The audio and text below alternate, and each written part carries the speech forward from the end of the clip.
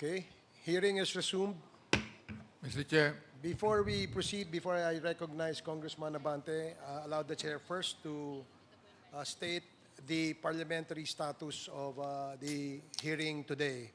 The parliamentary status is that we temporarily suspended deliberations on the issue earlier to give way to a motion that was unanimously approved by the body to allow Colonel Padilla, our witness, and grant him his request of an executive session. At the moment, we have already completed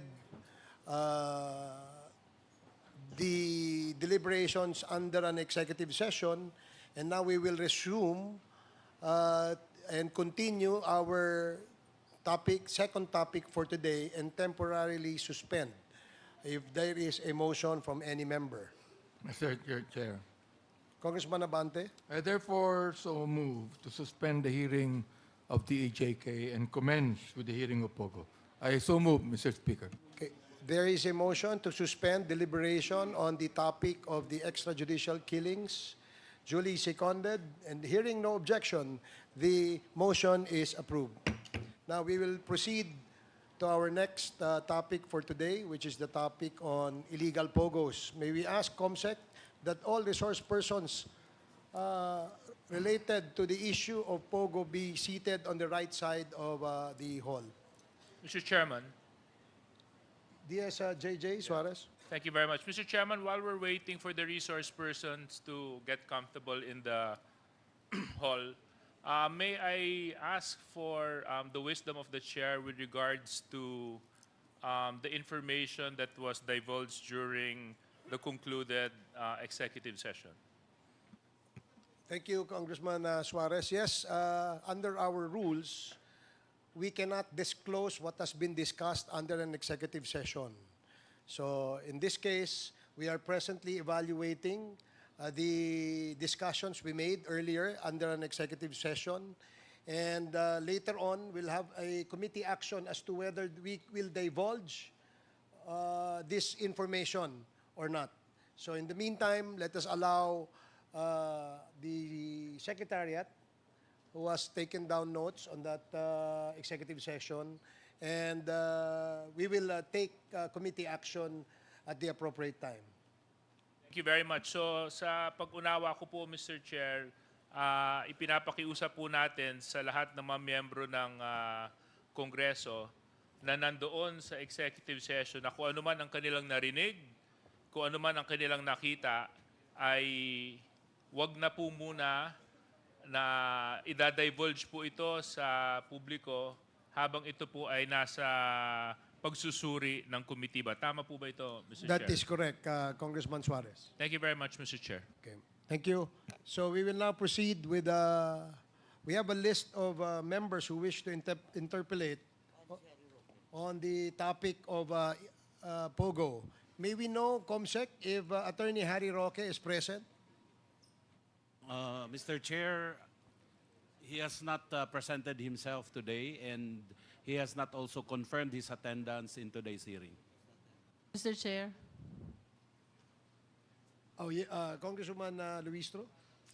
I wish to make a manifestation regarding Attorney Harry Roque. Please proceed. Of course, we are all aware that we invited him in today's hearing.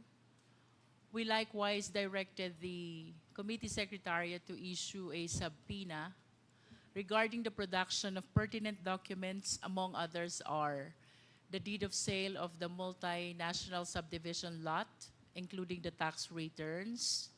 That includes also the ITR of Spouses Roque and Biancham Corporation.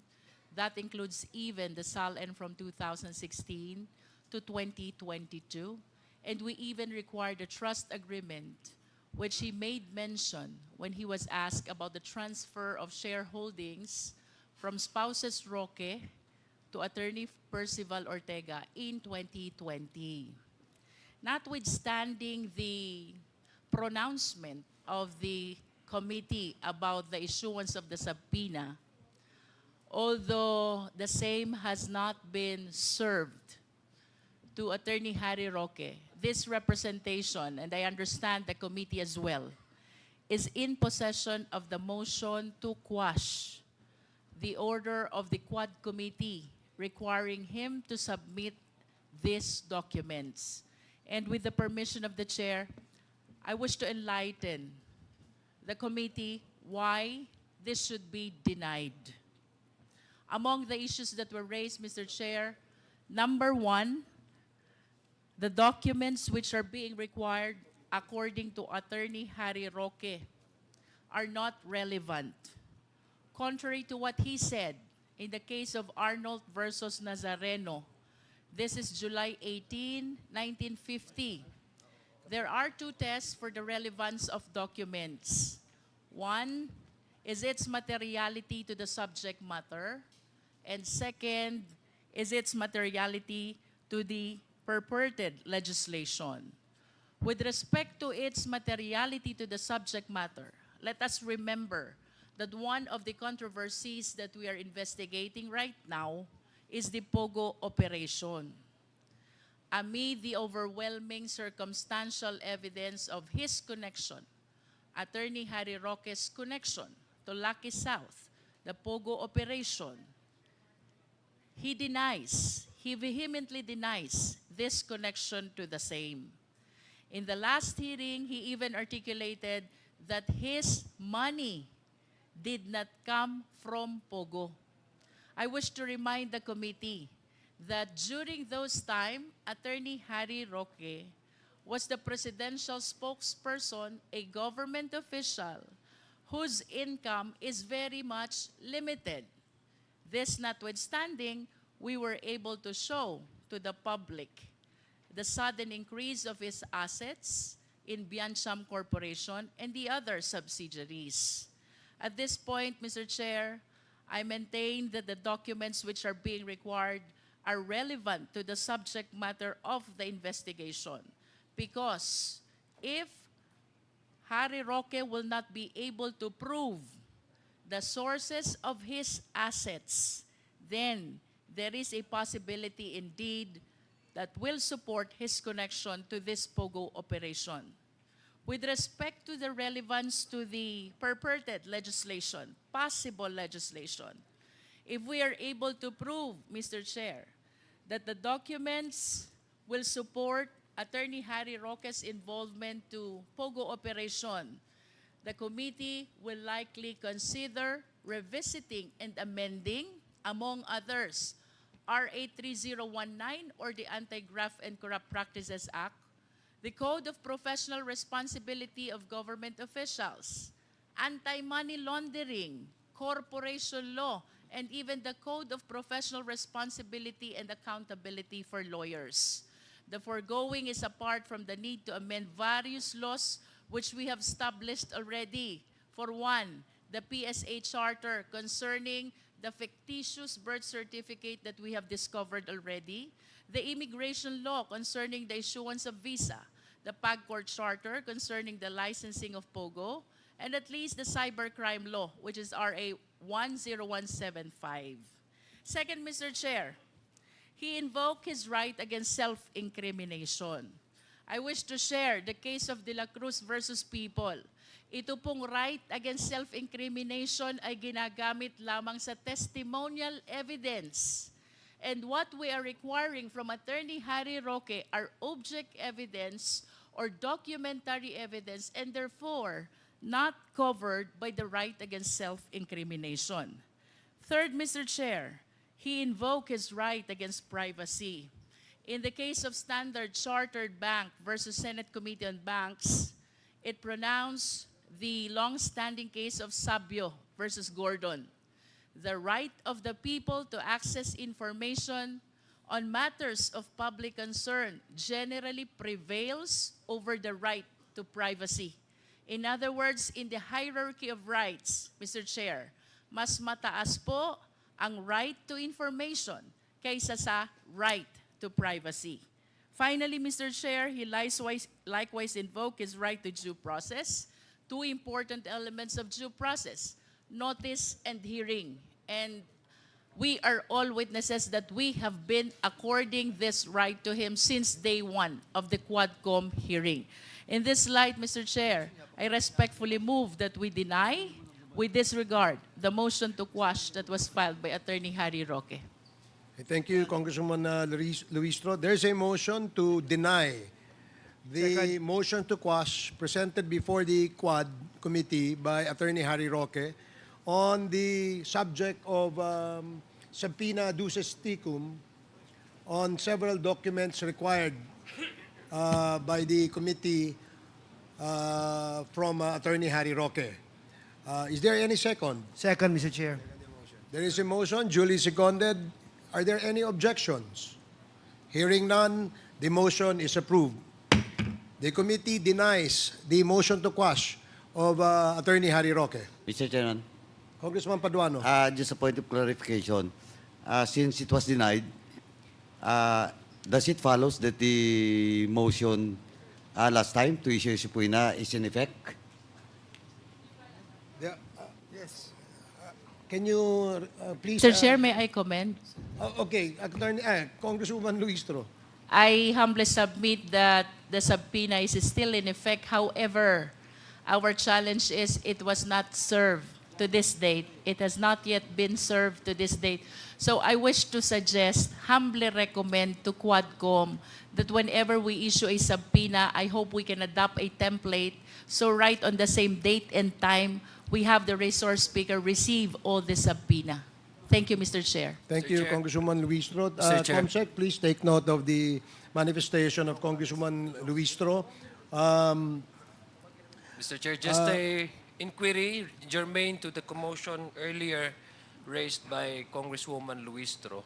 Since we have Let me just already state for the record that the committee has not, the motion to quash of Attorney Roque is not in a proper motion because he has not received any subpoena yet or any, none of the subpoenas has been served by the committee secretariat yet at that point. So yes, Congressman Adyong. Thank you. Nevertheless, Mr. Chair, I would just like to inquire from our secretariat because I believe during the past committee hearings when all these documents were requested for Harry Roque to submit, he was here during those committee hearings. And may I confirm from the secretariat, based on our records, did Harry Roque in fact heed and accepted the request of this committee for him to submit all these documents? Can Mr. Chair, the secretariat, confirm this? Comsec? He has committed, right? Yes, Mr. Chair, Your Honors. During the August 22 public hearing, the committee requested Attorney Roque to submit all those documents mentioned, and he promised, he committed that he will submit it.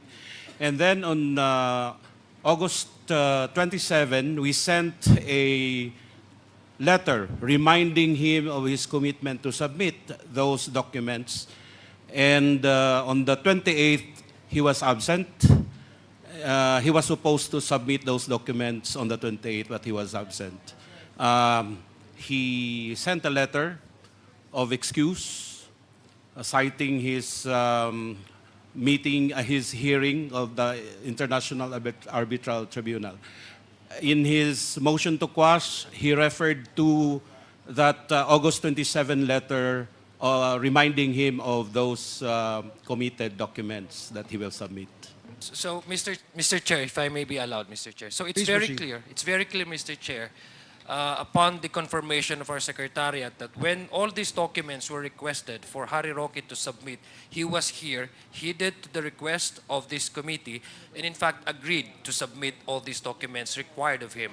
So in the case, in his pleading to the committee by due process, I agree with the Congresswoman Luistro that that one of his reasons that he is not granted due process, our records will show, Mr. Chair, that we have been extending due process. In fact, he himself accepted and never gave or never raised any objection to the request when it was made at his presence, Mr. Speaker, during those dates that were mentioned by the Secretariat. So that is my manifestation, Mr. Chair, that all those motions, all those reasons that were cited by Mr. Roque were in fact hindi po mag-a-apply.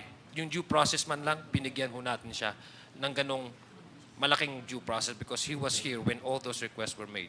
Thank you, Mr. Chair. Thank you, Congressman Adjong. Congressman Paduano? Yes, Mr. Chairman. Kaya nga I asked the chair if the subpoena issued to all those documents to Mr. Harry Roque is still in effect. Though it was not sent to him last week, but there is a motion that time and was approved unanimously by this committee that a subpoena should be issued to Mr. Harry Roque for all those documents being requested by this committee. So, Mr. Chairman, I do believe that the subpoena is still in effect. All we have to do is send to Harry Roque that subpoena, Mr. Chairman. Thank you. It is still in effect, Congressman Paduano. In fact, upon the motion of Congresswoman Luistro, we denied already the motion to quash of Attorney Roque. Therefore, he's still compelled to submit all these documents that was required of him during the last committee hearing of the Quadcom. So we will now proceed with the interpellation. Mr. on Chair, Mr. Chair. I just would Congressman like to- Abante. Just like to find out, we have invited Attorney Harry Roque here, but did he submit to us a letter explaining his absence? None that the committee has received from Attorney Harry Roque, Congressman Abante. And I would like to make a motion, Mr. Chair, that we issue a show cause order on Tony Harry Roque and compel him to attend this hearing next time. I so move, Mr. Chair. Okay, there is a motion to issue a show cause order for the absence of Attorney Harry Roque in our committee hearing today. Duly seconded. Hearing no objection, the motion is carried. Comsec, please take note. Mr. Chair, last concern, Mr. please. Chairman. Okay, Congresswoman Luistro and then Congressman Fernandez. May we know from the committee secretariat if we were able to verify the veracity of his excuses during his last absence from the Quad Committee's hearing? Madam, Mr. Chair, Your Honor, we contacted the International Arbitral Tribunal in Singapore. I have emailed them, messaged them through the contact us because they have no available email. So for now, that's the effort of the committee. Mr. Chair, I just wish to manifest that we acknowledge the technical gaps which are being encountered already by the committee secretariat. So I hope we can provide some interventions to make these measures and remedies happen. Thank you. Comsec, take note of the manifestation of Congresswoman Luistro. Now we proceed with the interpellation on the topic of illegal POGOs. The first to interpellate, where's the list? Nasaan yung list? Congressman Dan Fernandez. I'm Mr. sorry. Chairman, since we are discussing already those people who have not been cited for, subpoena ba yun? Kanina, sinabi mo? Show cause order. Are we going to discuss also the issue of Mahila Roque? We haven't discussed it yet, Mr. Chairman. Mr. Chairman, Yes, Congressman Paduano. just to clear about it, during the previous hearing, Harry Roque committed to this committee that he will submit the medical certificate on both surgery. And until now, he's not submitted. That's why, to give due process on that matter, maybe we will wait for the official document or the statement coming from Harry Roque. Because Miss Myla Roque sent us a letter. But this letter is not, supposedly is not the issue or the subpoena that was given to him last hearing, Mr. Chairman. So as of now, the status is we will wait for the official certificate, medical certificate coming from the doctors of Miss Myla Roque with regards to the surgery. Kasi yun po yung yung importanteng bagay. Thank you, Mr. Chairman. Thank you, Congressman Paduano. Does that satisfy No, Congressman I Fernandez? think that they have submitted to us the no certificate that submitted to... okay. Sige, thank you, Mr. Chairman. That clarifies everything. Thank you, Congressman Fernandez. So we now proceed with the interpellation on the topic of illegal POGO. The first to interpellate is Honorable Johnny Pimentel. You are recognized. Kasi yun, dito na pala.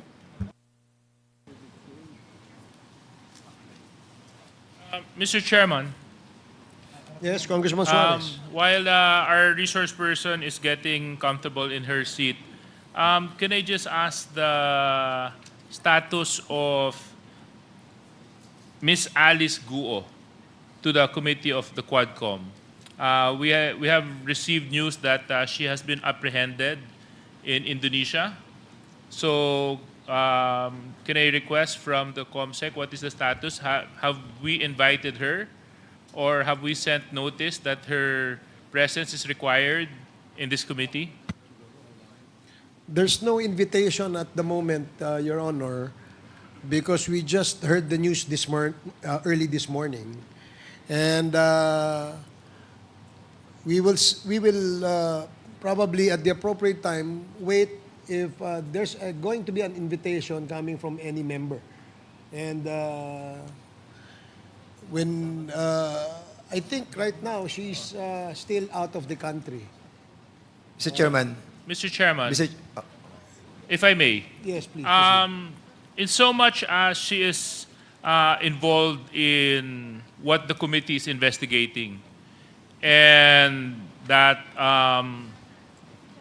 she is now in the process of coming back to the Philippines, and being an integral resource person to the Quadcom, I therefore move that we invite Ms. Alice Guo to serve as a resource person to the Quadcom. So move, Mr. Chair. Second.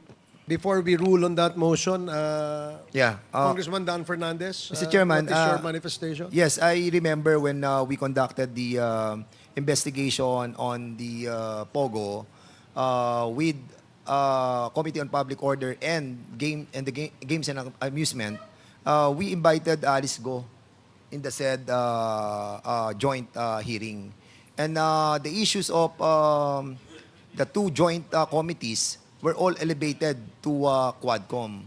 Thereby, I think there are pending motion with regards to the presence of Ms. Alice Go, Mr. Chairman. Thank you, Congressman Fernandez. If that is the case, then the invitation made in the previous committees prior to the creation of Quadcom still stands. She has an invitation from this committee, and we will coordinate with the Senate as to her availability in order to be able to attend our committee hearings on the issue of illegal POGOs. Does that satisfy Congressman Suarez? Yeah, well, the intention was for her to present herself, and if that is if that is the direction that Quadcom will take, and I'm satisfied, Mr. Chair. Thank you, Congressman Suarez. We now proceed with the interpellation. Congressman Pimentel, Thank you are Mr. recognized. Chair. I would like now to direct my questioning to Ms. Cassandra Ong. Cassandra, kamusta ka na?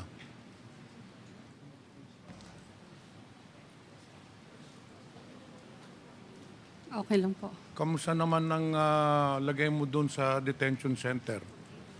Pinapakain ka naman Opo. 3 beses isang araw. Opo. Nananghali ka na. Yes po. Ngayon, anong tawag siya ng mga kaibigan mo? Anong palayaw mo, nickname mo? Kasi po. Kasi, okay. Kasi ang abogado mo po dito na kasama palagi si Atty. Topacio, hindi po ba? Yes po, pero today po si attorney. Okay. Ang tanong ko lang, paano mo nakilala itong si Atty. Topacio? Hindi ko po siya totally kakilala. Nakita ko lang po siya sa sa social. Sa social media. Yes po. So, Mr. Chair, paano mo na-contact si Atty. Topacio? Kasi pagdating mo dito, naalala mo, tinurn over ka muna sa NBI, hindi ba? may proseso kayo, tapos dinala ka na dito kaagad sa Congress. Pagka umaga, or the next day, I think, we had a hearing, nandun na kaagad si Topacio. So, kailan mo na-contact si Atty. Topacio? Nakontak ko po si nakuha ko yung email nila, yung Topacio Law Firm sa Google po. Sa Google. Yes po. Tapos So, in-email kailan ko po mo sila. sinearch si Atty. Topacio sa Google nung nasa NBI ka o nandito ka na sa detention center? Nung panahon na in-email ko siya is around like last month, June. Ay no, June po. Last month. Kinontrata mo na si Atty. Topacio last month, hindi ka pa nahuhuli dun sa... Hindi po kinontrata. Nag-email lang po. Nag-email ka Wala lang. pong tawag dito, walang engagement. So, ibig mo sabihin na gratis amortis itong libre, itong pag-aabogado ni Atty. Topacio sa'yo? Hindi po siya libre. Nag-down payment po ako nung time na nasa MBI po ako. So, nung panahon nung nasa NBI ka, sigurado ka kasi na ikaw ang nagbigay ng pera o baka naman may nag-contact kay Atty. Topacio, binigay sa iyo na abogado si Atty. Topacio at sila ang nag-down payment? Hindi po. Sigurado po ako po yung nag-contact sa kanya, ako din po nagbayad sa kanya. Mr. Chair, kasi bakit mo naman naisipan na si Atty. Topacio ang kukunin mong abogado? Nakita ko siya sa internet, magaling, tapos matapang po. Sigurado ka walang nag-recommendar sa iyo kay Atty. Topacio na ayun ang kukunin mo? Sigurado po. Okay. Dito tayo kasi. Sabi mo, ikaw ay pinanganak sa San Juan, hindi po ba? Yes po. Doon ka lumaki. Sa San Juan. Sa Binondo po. Hindi. Ang San Juan, magkaiba sa Binondo. Pinanganak po ako sa San Juan. Pero doon ka na lumaki sa Binondo. Tama po. Saan ka nag-aral? Hindi po ako nakapag-aral. Hindi ka nakapag-aral? Nag-aral po, pero hindi po nakapagtapos. Hanggang high school, nakatapos ka ba ng high school? Pwedeng hindi ko na po muna sagutin. Anyway, hindi ka rin nakadating ng college. Okay, wag mo na sagutin yon. Tinatanong ko lang yon dahil ako ay namamangha dito sa mga reports na ikaw ay magaling pala sa negosyo. So, if somebody is really good in business, she must have a very good educational background, hindi po ba? Kasi may mga lumabas sa mga artikulo na ikaw ay magaling sa negosyo. In fact, meron kang milk tea shop sa San Juan. Ano? Hindi po. Hindi walang katotohanan to. Sa Angeles, Pampanga, meron kang binuksan na isang aesthetic center. Opo. Kailan mo ito binuksan?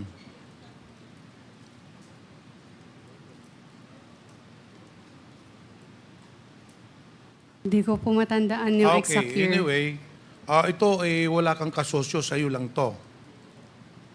Itong aesthetic center sa Pampanga, Angeles, wala kang kasosyo o may kasosyo ka rito? Pwedeng hindi ko po siya sagutin. Kasi hindi naman po siya related. Walang problema yon.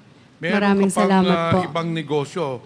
Sabi nga sa artikulo, ikaw bata ka pa lang, nagninegosyo ka na, marami kang negosyo, and then meron ka ring isang cafe-restaurant sa resort doon, hindi po ba? Meron po. Ayun ba ay nag-ooperate pa hanggang ngayon?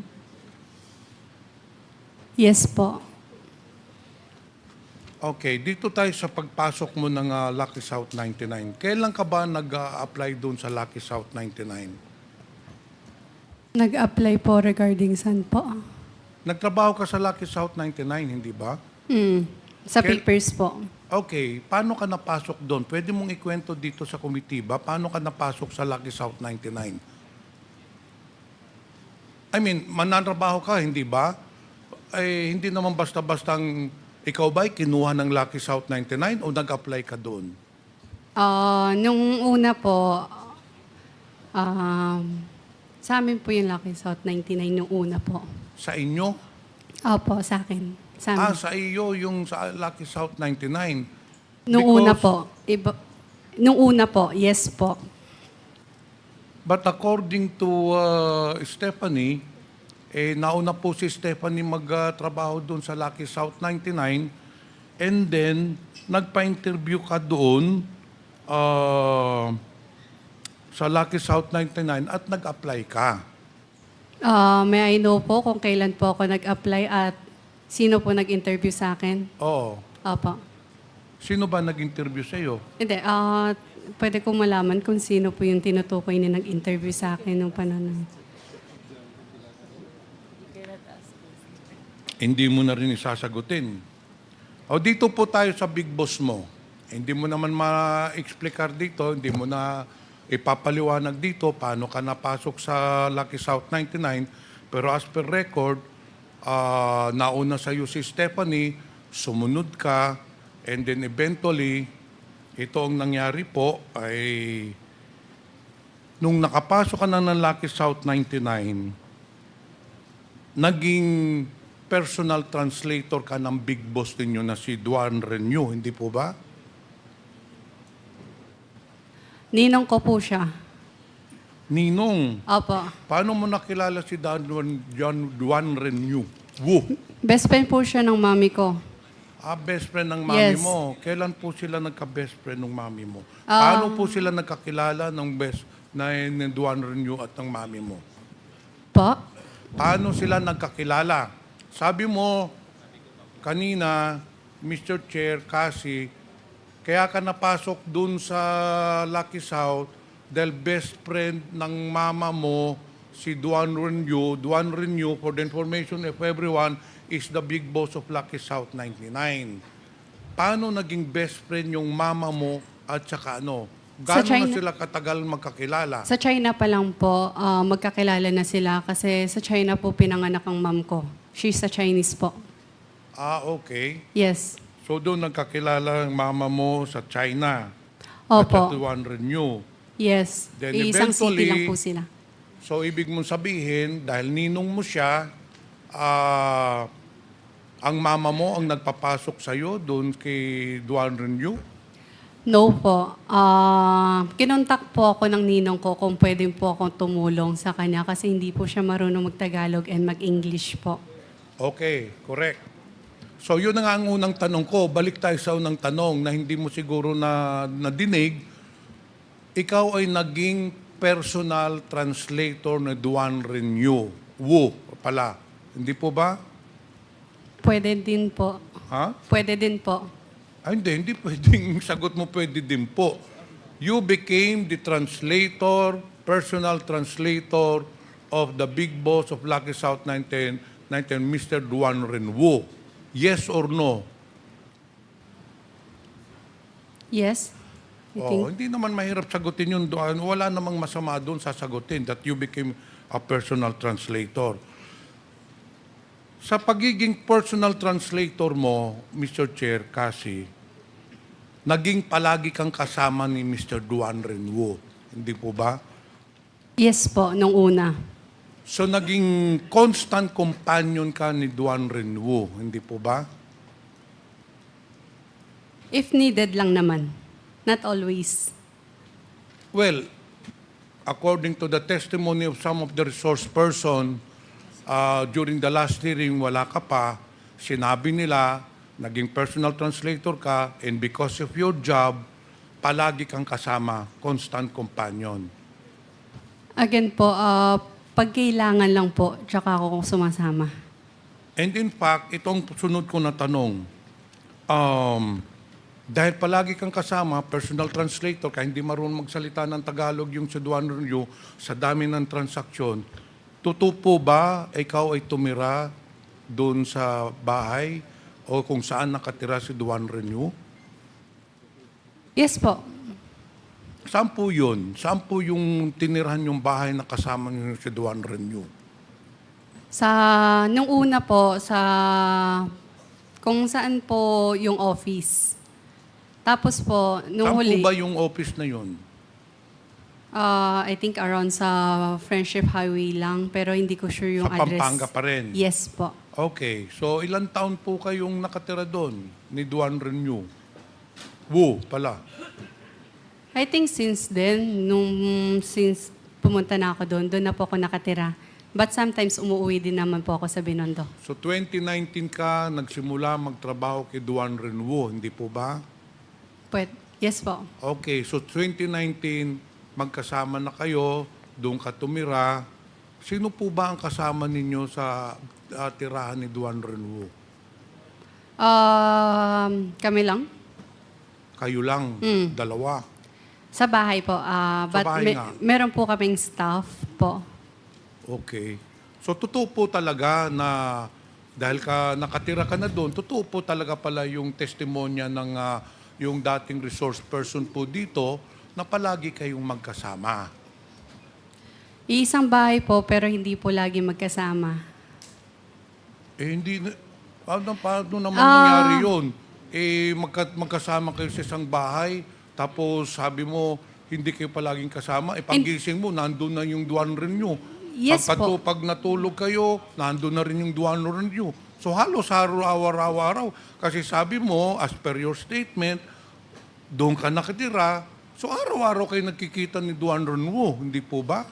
Hindi araw-araw nagkikita. Iisang bahay po kami. Pero may sariling lakad po siya. May sariling lakad din po ako. So sometimes, hindi po kami nagkikita sa isang bahay. Kahit magkasama po kami sa isang bahay. May tanong po ako, Opo. Mr. Chair. Sana ay wag po kayong magagalit, ano? Yes po. Sana wag mong masamain ito, no? Yes po. Pero hindi natin maalis sa pag-iisip ng mga tao. You're living in one roof. You are a woman. Duan Renew sa man. Ang tanong ko po, wala ba kayong relasyon ni Mr. Duan Renew? Wala po. Kasi alam mo, na yung mga kasama mo sa trabaho dito, na nakausap namin, nauna po si Stephanie sa inyo, Mascareñas, magtrabaho, hindi po ba? Pero pagdating ho ninyo, you became very close to Duan Renew. And eventually, si Stephanie Mascareñas, medyo naalis, hindi po ba? Pagpasok nyo, after a few months, nawala na si Stephanie. Hindi po totoo yan. Alam niya po sa sarili niyan. Well, anyway, that's a word of yours against hers, no? But anyway, yun ang tinestify niya dito. Ngayon, pagkawala ni Stephanie, Mascareñas, you started to become powerful dun sa Lucky South 99. Naging confidante ka ni Mr. Duan Renew to the point na ginawa kang incorporator, to the point na ginawa kang yung mga cheque nilagay na sa mga pangalan mo, to the point na ikaw na po ang nagdidesisyon ng mga lahat ng galaw, lahat ng mga gawain doon sa Lucky South 99, hindi po ba? Correction lang po. Nag-invest din po ako doon. Naglabas po ako ng money for that po. Magkano naman po ang ininvest ninyo doon? Pwedeng hindi ko po sabihin. Medyo, it's private po eh. Pagpalagay po natin, ballpark figure lang, nasa 1 million, nasa 100 million, nasa 500 Pwedeng hindi ko po million. sabihin. So ilang porsyento po kayo doon? Saan po? Which company po? Yung Lucky South 99. Yung Lucky South 99, nung una, maliit lang po. Pero po, again, hindi po ako naging incorporator po ng Lucky South. So anyway, dun sa investment mo, Yes po. paano ho ang, kasi investment yan. Yes. A person invest in a business, ang objective ay para kumita. So I'm sure na almost 5 to 6 years, doon ka sa Lucky South 99, sabi mo nag-invest ka, so gano ang dividendo ninyo or yung income mo nung doon sa investment mo, ilang beses ka binibigyan sa isang taon? Pwedeng hindi ko muna i-disclose po yan. Well, but we have to Pasensya assume, na po. we have to assume that you were earning a substantial amount because yung operations ng Lucky South 99 ay napakalaki, no? In fact, the assets, everything malaki po. Dito po tayo sa meron nung ni-raid sa Porac, Pampanga na yung mansion complex. Alam niyo yon, di ba? Yes yung po. merong mga villas, yung may lake, tapos may villa sa gitna. Yes po. As per record po, lumalabas yata na sa inyo po yon. Opo. Lahat ng investment namin, lahat ng kinita po namin nasa Pilipinas po. Hindi, tinatanong ko lang. Sige, wala na. Tinatanong ko lang, sa iyo yun, gano'ng kalaki po yun? Opo. I think 3 hectares po. 3 2 to hectares. 3 hectares. Sa tingin mo, magkano na ang halaga nun? Hindi ko po sigurado. Sa tingin ko po at saka sa assessment ng ibang ahensya po, ay nagkakahalaga po ng 2.5 billion pesos ho yun. 2.5 billion pesos. Napakalaking halaga for a 24-year-old. So, yun po ang isang mga katanungan po dito sa komitiba na lumalabas. You have ikangang kumita ka talaga na malaki doon sa operations ng Lucky South 99. Again, To have that investment of 2.5 billion pesos, malaki ho ang kinita nyo sa Lucky South 99. And it just shows, Mr. Chair, that Cassie is heavily involved in the operations of Lucky South 99. The fact that her name appears in the several documents, the fact that she has amassed several billions of pesos of properties just shows that she is really part owner of Lucky South 99. Hindi po ba? wala po akong kinalaman sa operational ng Lucky South 99. Again, nagpapaupa lamang po kami at wala na po. Maliban sa paupa, wala po akong kinalaman sa Lucky South 99 or any POGO or operational ng POGO po. Okay, doon po tayo kasi, Mr. Chair, nagpapaupa lang kayo sa Lucky South 99. Opo. Magkano bang upa ng Lucky South 99? 500 per square meter. Ilang square meters yun? Sa bahay po yun. Yung bahay is 3 hectares, around 2 to 3 hectares po. Ano ba, klaruhin natin, ano bang pinaparentalan mo? Yung sa Porac, Pampanga o yung sa Porac, mansion Pampanga complex? po. Yung sa mansion complex? Hindi po. Iba po yung mansion, iba po yung office po. Okay, yung sa office, ilang hectares yun? Ilang square meters? Yung sa office, I think, nasa 7 hectares. 7 hectares? Pwede ka po i-double check. That's the land area. Kung 7 hectares, 7 Pero yung mismong, ano po, i-check ko po para sigurado. Ano yung 500 per square meter? Every month ba yun o yearly? Per month. Per month? Aba, sa 7 hectares, 70,000 square meters times 500, that's 35 million. I-double check ko po kung gaano kalaki po yung building mismo. Hindi, yun na yung sinabi mo. So you're, Opo, you're yung lot, 35 yung million. lot po is 7 hectares po. Kayo I pa think- ba may-ari nun, nung 7 hectares na yon? Hindi po. Sa Cruz family po. paano ikaw, bakit ikaw ang nagpaparenta noon? Sa Cruz family pala yun.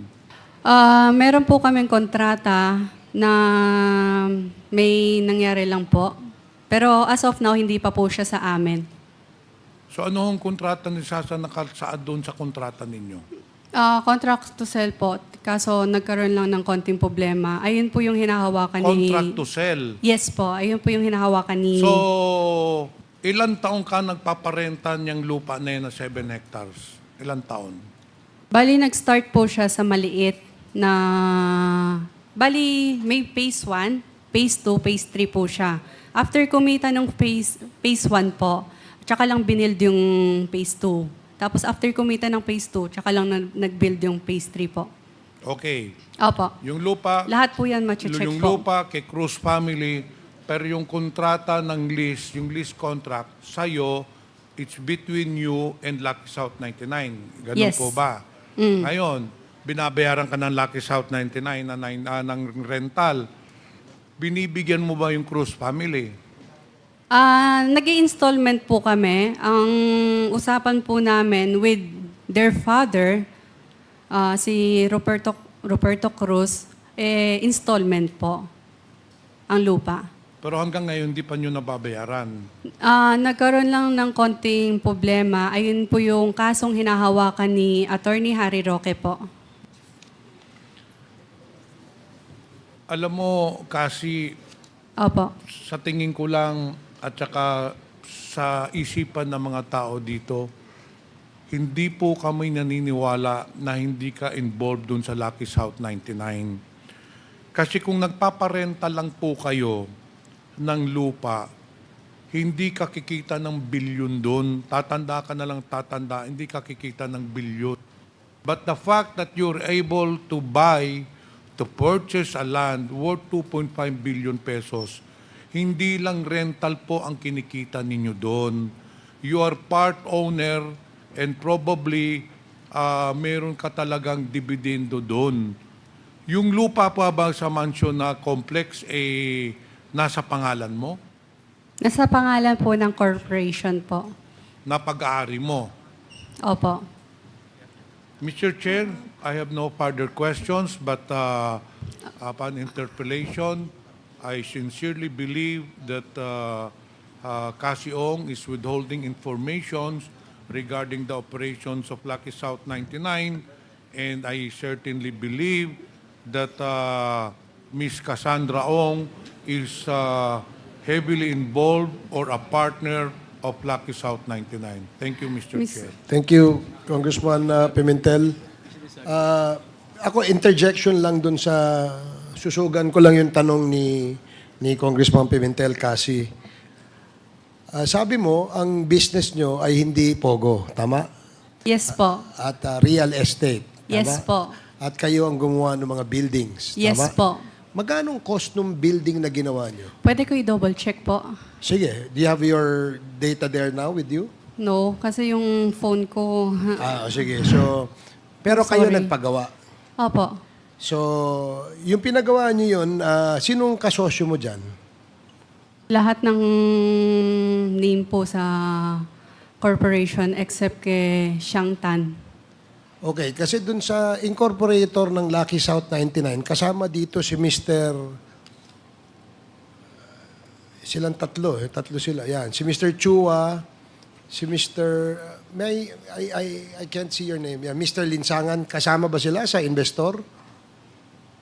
Hindi ko po sila kilala. Kasi sabi mo, yung incorporator ng Lucky South 99, sa records na hawak namin, sila ay isa sa mga may-ari ng Lucky South 99. Ang alam ko po, ang may-ari po ng Lucky South 99 is yung nangungupa po dati sa amin. Tapos ngayon siya na yung owner, si Mr. Cheng. Chinese. Yes. Chinese, Gonna update you po sa pangalan. Okay. Hingiin ko lang po. So, Alamin ko lang. sige. So, yun ang kayo ang nagpatayo. Kasama ka kasi may investment ka kamo doon, di ba? Opo. So, kasama ka doon sa nagpatayo ng mga building. At Opo. sa ngayon, hindi mo kayang masabi sa amin kung magkano yung cost ng mga building na yon. Pero I'm sure malaki yon kasi ang daming building di ba? Ilan total number of buildings doon sa area? 40 plus. 40 plus buildings. Opo. At hindi pa kasama yung mga mansions. Kasama na po siya sa... Kasama siya dun sa 40 plus buildings? Opo, iba po yung sinasabi ni Mr. Chair na mansion na sa Porac and iba po yung sa office po. Okay. Tanong ko lang, no? Kasi puro mga Chinese yung kapartner mo dyan sa real estate na negosyong yan. Tama? Oo. Sa tingin mo, saan galing yung pera nila? Mr. Chair, lahat ng pera po namin is galing po sa hard-earned money po namin. Saan? Sa Pilipinas din po. Sa Pilipinas? Again, yung lupa po namin is installment po. Hindi po namin fully paid ang lupa. Yung perang ginamit nyo pagpatayo ng mga building, saan galing yung pera na yun? Yung part ko is tawag dito, sa mom ko. Ah, mami mo. Yung part ko po. So, Yes. ang mami mo ay may business. Ano lang po, wholesale. Wholesale. Opo, Ng Chinese po kami. Wholesale ng Ng mga iba-ibang product. parang goods coming from China, ganon. Yes kasama. po. So, ibig sabihin, dahil dun sa negosyo ng mother mo, nag-invest ang mother mo tsaka ikaw. No po, wala na po nung time na yun, wala na po yung mother ko. Pero yung pera ng mother mo, na kanino? Nasa akin po. Ilang kayo magkapatid? Dalawa po. Dalawa. So, yung mas matanda ka.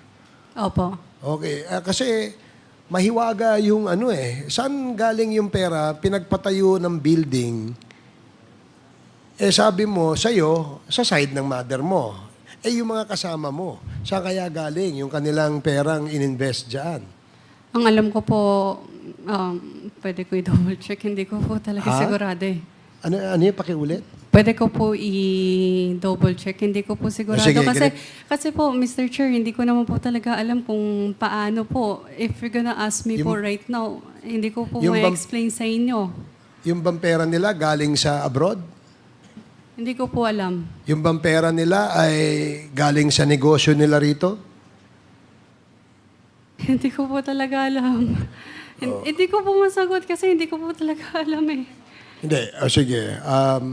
Kasi para importanteng malaman namin saan galing yung pinagpatayo nyo no dahil hindi yun basta-basta eh. Diba? Gaya ng sinabi mo, nung tinanong kita, mga investor, no? Parang ikaw, investor. Kaya tinasabi mo, yung mga incorporators ng Lucky South. Sila, incorporator sila ng Lucky South eh.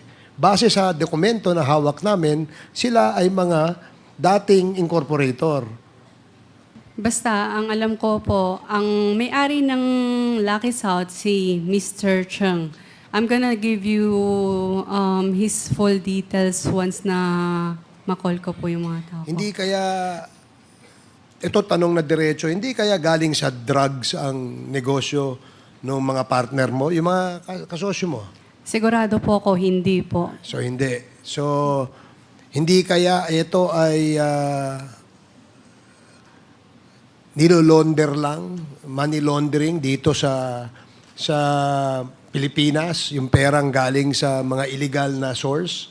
If you're gonna ask me po, hindi po. Gano'n For mo me. kakilala yung Mr. Wu? Close kami pag pumupunta po siya sa Pilipinas. Kasi ninong mo. Opo. Except nung bata ako, nung nasa China po ako, Oo. nagbe-vacation lang po. Nakikita ko po So, ito bang si Mr. Wu, ilang taon? Mga ilang taon ito?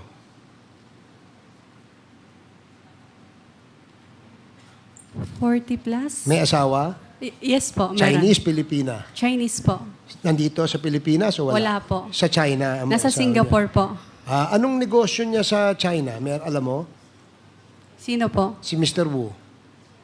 Wala. So, hindi mo siya ganun kakilala to know... Ang alam ko lang po is nagtatrabaho siya sa government agency noon. Tapos nag-resign na po after.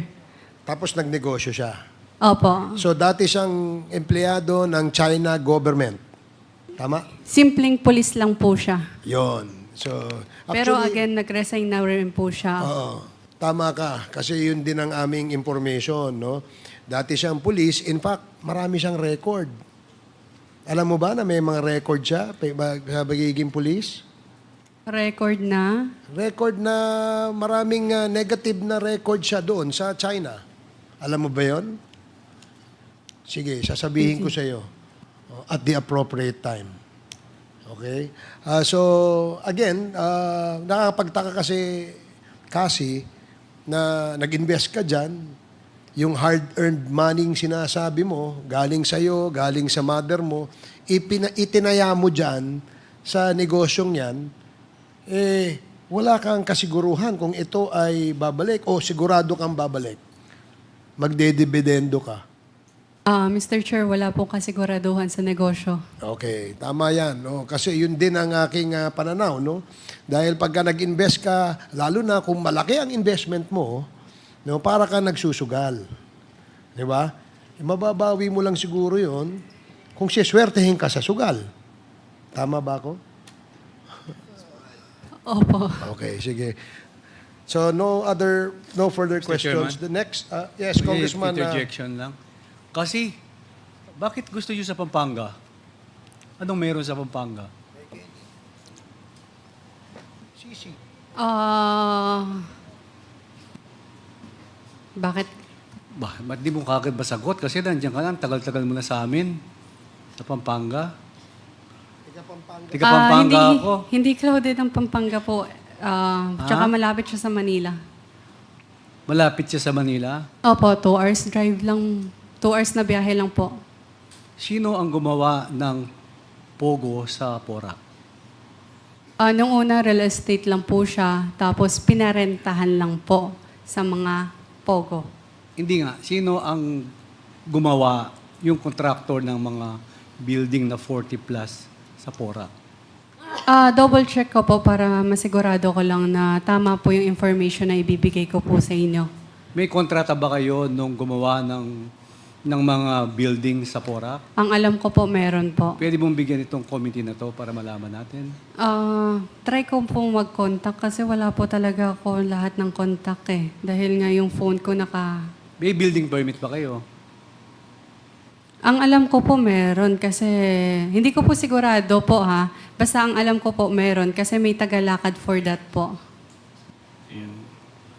Well, anyway, kaya tinawag ko to kasi masyado nang kawawa yung probinsya po namin. Masyadong sikat araw-araw. Alam niyo po, kaya nandito yung Quadcom.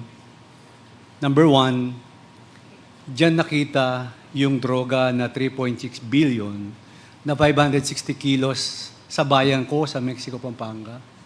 Pangalawa, dyan nangyari ang bentahan ng lupa, ang nakabili mga Chinese na korporasyon and all incorporators ay Chinese.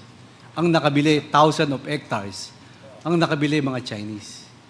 Kaya yung public accounts nandito. Pangatlo, yung POGO, nakita natin sa Porac, sa Bamban. Kaya nandyan si Chairman Dan Fernandez. Pangapat, kaya sinasabi ko to, nalulungkot kami, maraming tumatawag sa akin, anong nangyari sa probinsya natin, sa Pampanga?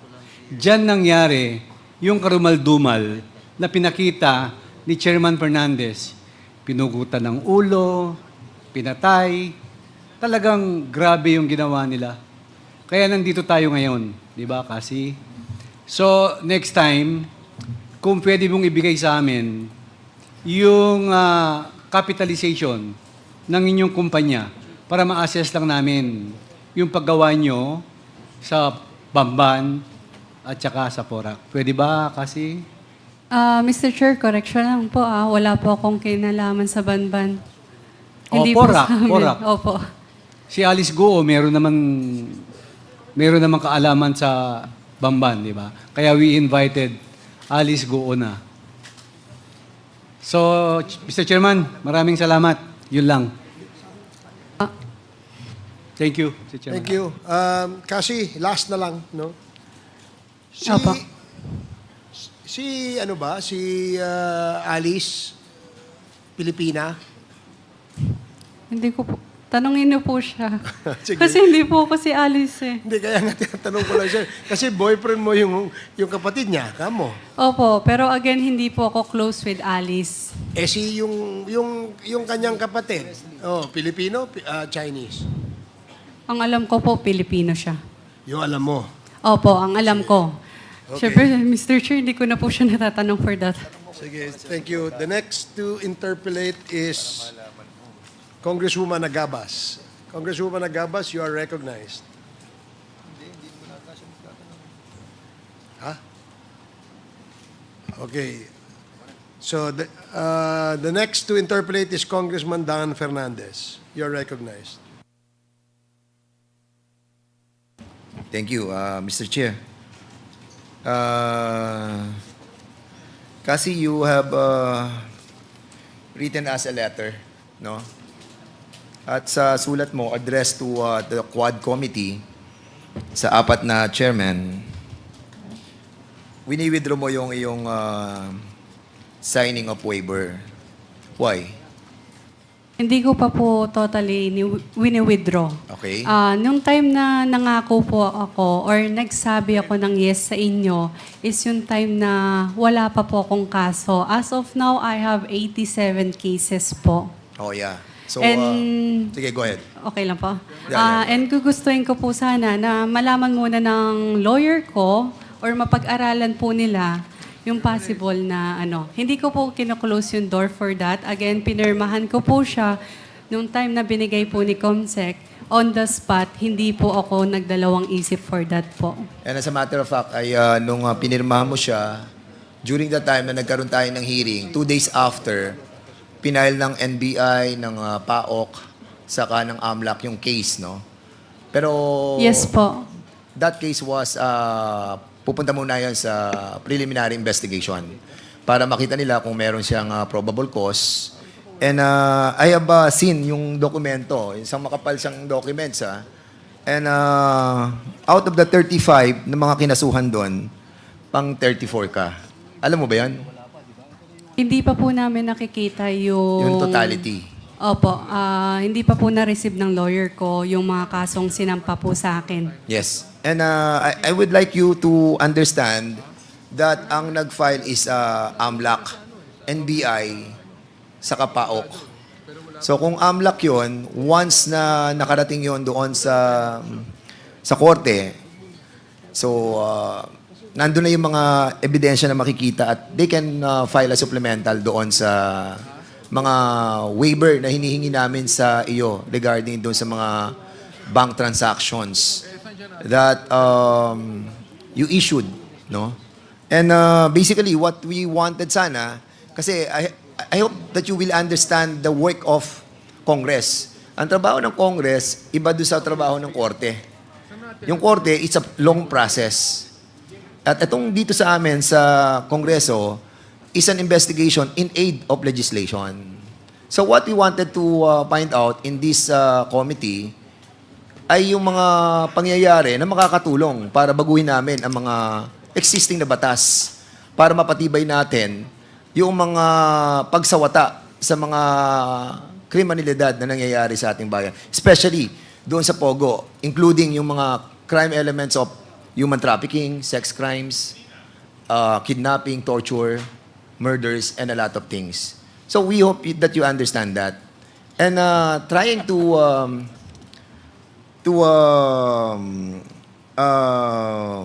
what do you call that? Isang tabi mo muna yung waiver will derail the purpose of this investigation. Do you know that? Na medyo, siyempre, kung hindi ka mag-waiver, so eventually, hindi namin makikita yung mga bank transaction mo na maaaring doon namin makita yung mga sinasabi naming malalaking tao na involved sa operation ng POGO. Kasi doon kami nagkakaroon ng standoff eh. Once na, like for example, kay Ronaldin Baterna, pinaprocess na namin yung waiver na in-issue niya. Samantalang yung sa iyo, hindi namin ma-process because you have issued a temporary withholding the notarization of your signed waiver. So, baka kasi maano ka ng mga event na once na ang AMLAC nagpadala na dito ng tinatawag natin mga bank transaction mo because they have already elevated that to the court, magiging useless na rin yung waiver na ibibigay mo sa amin. Alam mo ba yan? So, you need to discuss that with your lawyer, Cassandra. Pag-aaralan po ng hindi ko naman po again kino-close yung door for that waiver, but gusto ko po sana na mapag-aralan po muna ng aking mga abogado yung kasong sinampa po sa akin ng government agency po.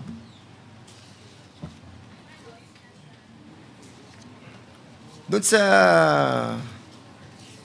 46 buildings that naandun sa Porac. Kasi sabi mo kanina, 40 plus, di ba? 46 yung buildings doon eh. At doon sa 46 buildings na yon, kasama doon yung mansion? Hindi po. Hindi kasama yung mansion. Okay. So, kanina may binanggit si Mr. Representative Johnny Pimentel that the assessment of that property already recent from before na hundreds of millions. But according sa assessment, it recent to 2.5 billion. Tingin mo, umaabot na ng 2.5 billion yung property, including the lots, the buildings, the structures, the golf courses. Merong golf courses yun, di ba? Walang golf course? Wala po. Mga bilas lang. Mga bilas. Bahay lang po. Mga bahay saka mga buildings. Buildings, iilan lang po siya. So do you think aabot siya sa 2.5 billion? Ipa-double check ko po dun sa accountant po. And if you have a 58% stake do sa Whirlwind Corporation, which own the real estate property, kung titingnan natin 58%, so kung for example, gawin na lang natin 2 billion yon, so meron ka ng more than 1 billion. Tama ba yan? Kasi 58% ka eh. If ganun po yung compute, tama po. Pero hindi ko po sinasabi na 2 billion. i-double check ko po. Sige. Okay. Anyway, doon po sa Porac, have you encountered a personality in the name of Rose Nonolin? Pwede pong pakiulit. Rose Nonolin. Hindi ko po sigurado, pero hindi familiar yung name sa akin. Pamilyar. Hindi familiar. Hindi siya pamilyar. Rose Nonolin. Maybe sa face po. Okay. Possible. Nung June 4, yung Lucky South 2024 was raided by government operatives. Do you remember the time na na-raid to ng DILG? Yung mansion po ba yun? Lucky South 99, located in Porac, Pampanga, was raided in June 4, 2024. Na-raid siya. Are you familiar with this raid? Opo. Okay. And after that, nagpatuloy pa rin ang operasyon.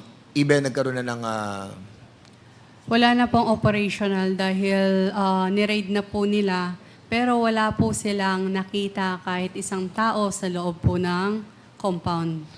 So in other words, nung ma-raid siya nung June 4, ay nagpatuloy pa rin kayo ng operasyon.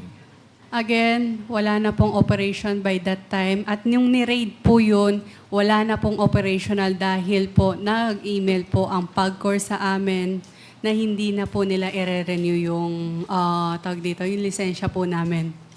So hindi na siya nag-operate after June 4? Yes po. And pwede na po akong bigyan ng chance mag-explain regarding dun po sa pinakita niyo last time sa akin na torture. Yes, sige, go ahead.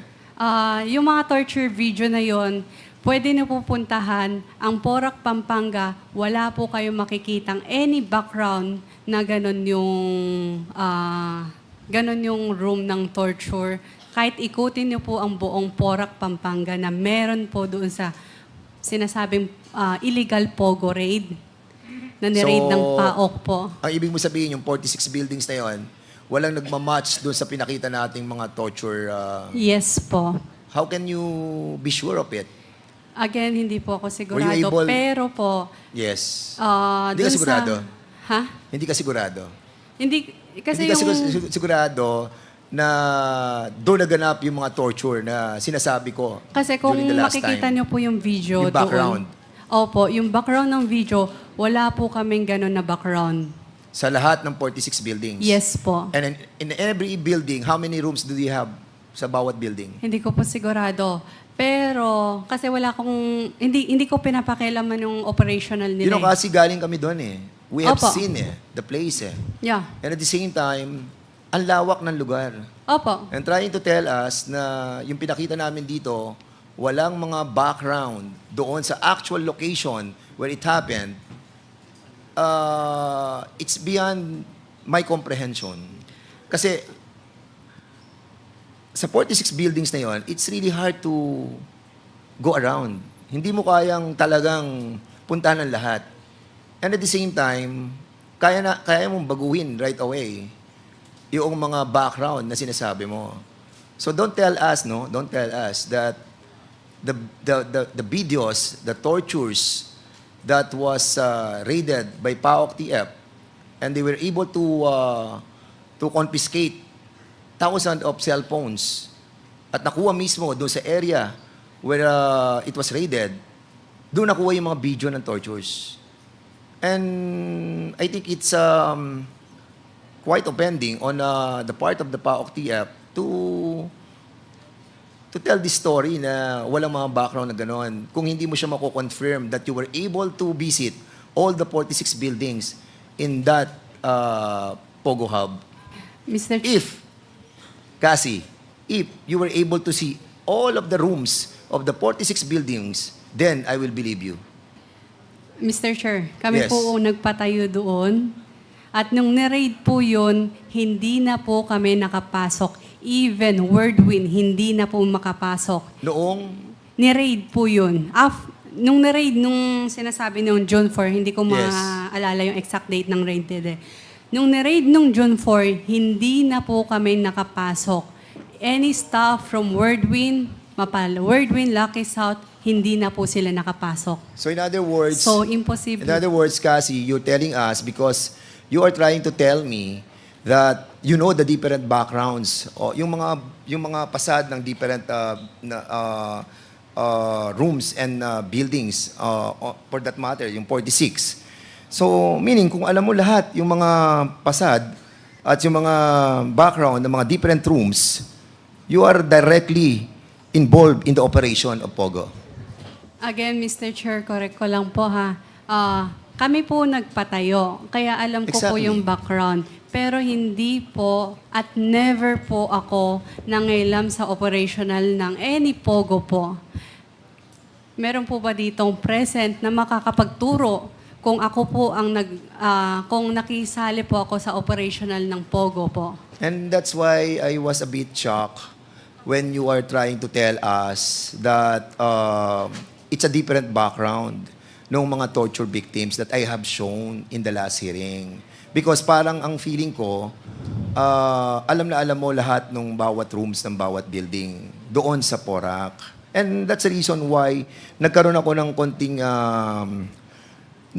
doubts sa sinasabi mo that you are not an operator of the Lucky South 99. And for that matter, Cassie, ikaw ang authorized representative ng Lucky South, correct? Yes po. From to 2019 up to present. From 2019, meron naging ilan years na hindi po ako naging authorized po. Yeah. Yes po. Nung huli lang po. So, bali, And Mr. 2019 Chair- up to present, ikaw yung consultant. Nakalagay dito sa PDS mo that was submitted sa PAGCOR. 2019 to present, Lucky South 99 Outsourcing Incorporated, consultant ka. Correct? 2019 po, and meron po sa pagitan ng 2019 hanggang present, wala po ako. So you lied.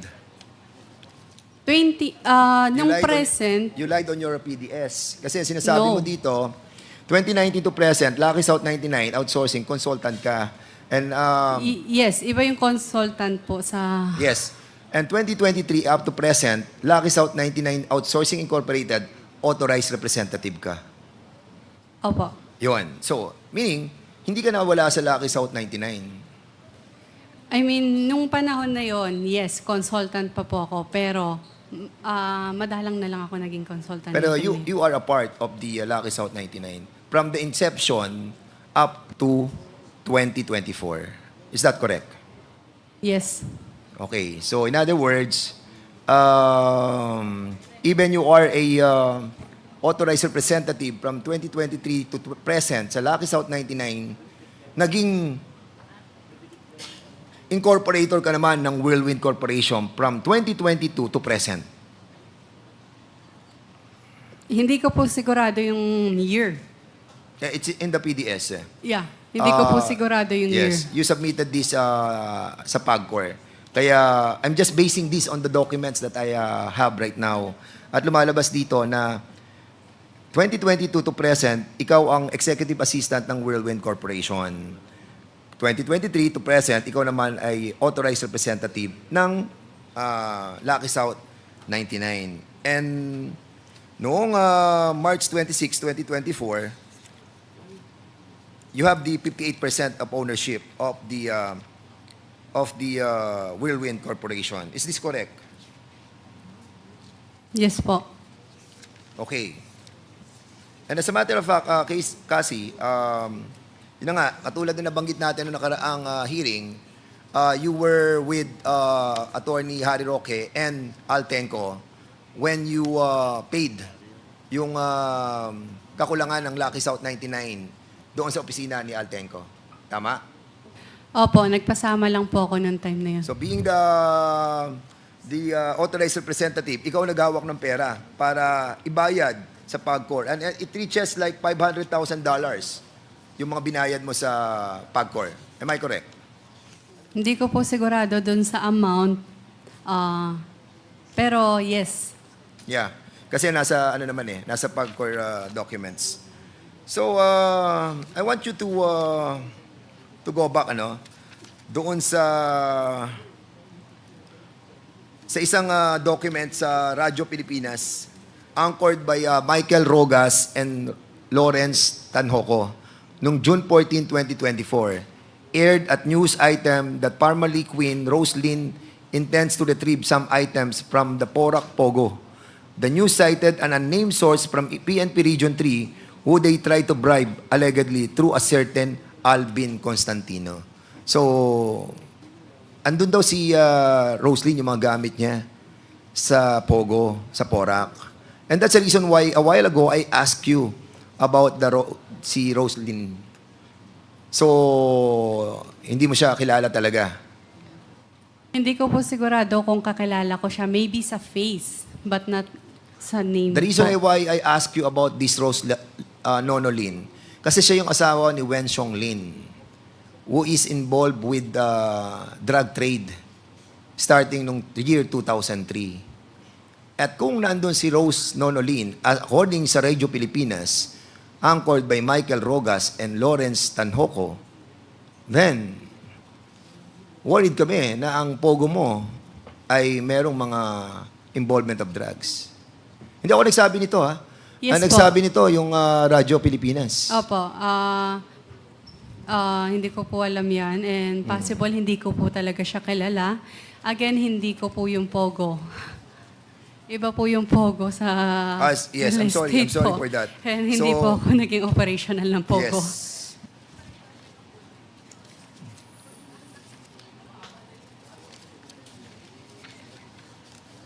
Okay. Kasi, are you aware of Section 4 of Republic Act 6981?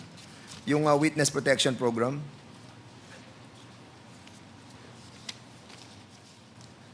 Pwede kong tanungin yung lawyer ko for that. Hindi ko po alam eh. Ang Witness Protection Program ay dito under sa Section 4, may kapangyarihan ang committee ito na irekomenda sa ating speaker na ikaw ay mag-under sa Witness Protection Program.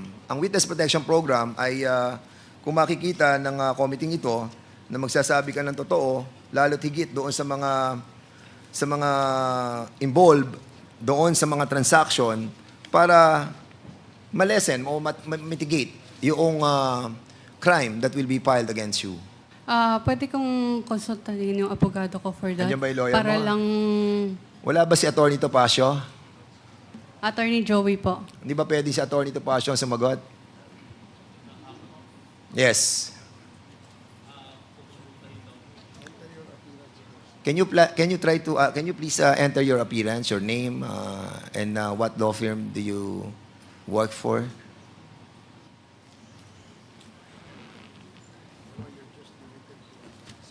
Yeah. Good afternoon, Your Honor. I am Joselito Lumangaya. I am the law partner of Attorney Ferdy Topacio. Unfortunately, Attorney Topacio is... You are limited to just give her a legal advice, okay? Yes, Your Honor. So try to talk to her for 30 seconds and explain the WPP.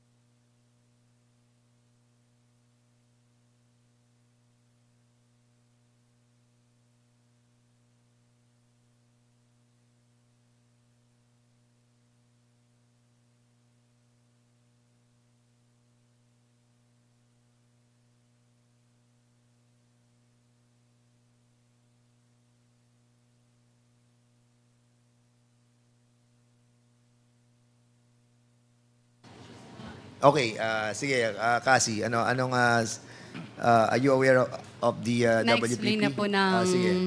lawyer ko po. Ano sabi? Ah, Na-explain na sa'yo? Yes po, in-explain ano niya po masasabi mo sa WPP that under Republic Act 6981?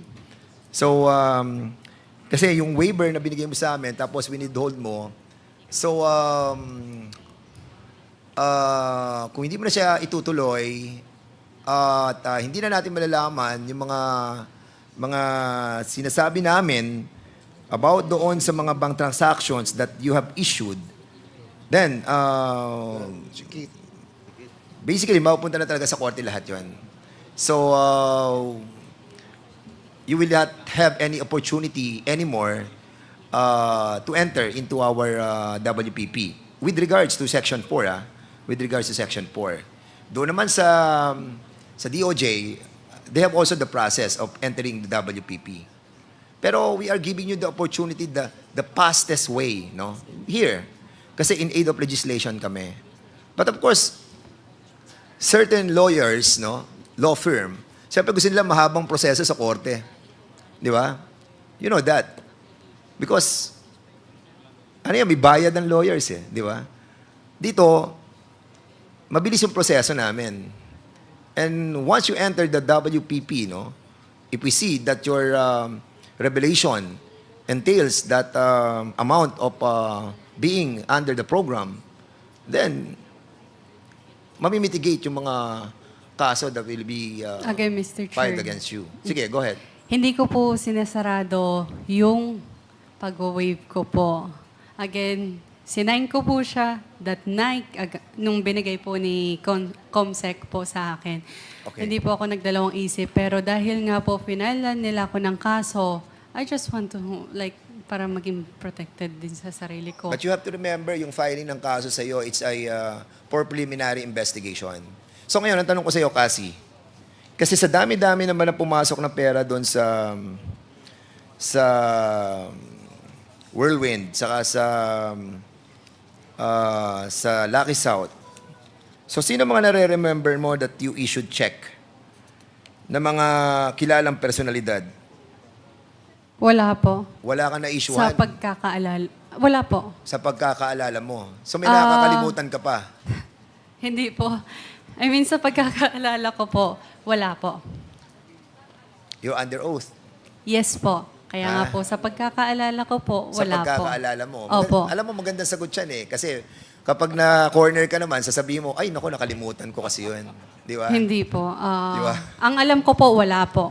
Wala kang naaalala na politiko, senador, gobernador, mayor, congressman. Wala po. Wala po. Wala. Wala po. Okay, cash. Yung binigay mong cash. Saan po? Sa mga tao sa likod ng POGO. Connected sa POGO po. Oo, yes. Again, Mr. Chair, Wala din. hindi po ako Ang nagbibigay. operational ng POGO. Okay, so we're trying to make it sure, no? Kasi, ha? Ayan, sabi ni Chairman Ako, talaga. Alam mo kasi kasi, Kindly wrap up. we wanted to help you, no? Kasi 58% yung ownership mo ng Willwind.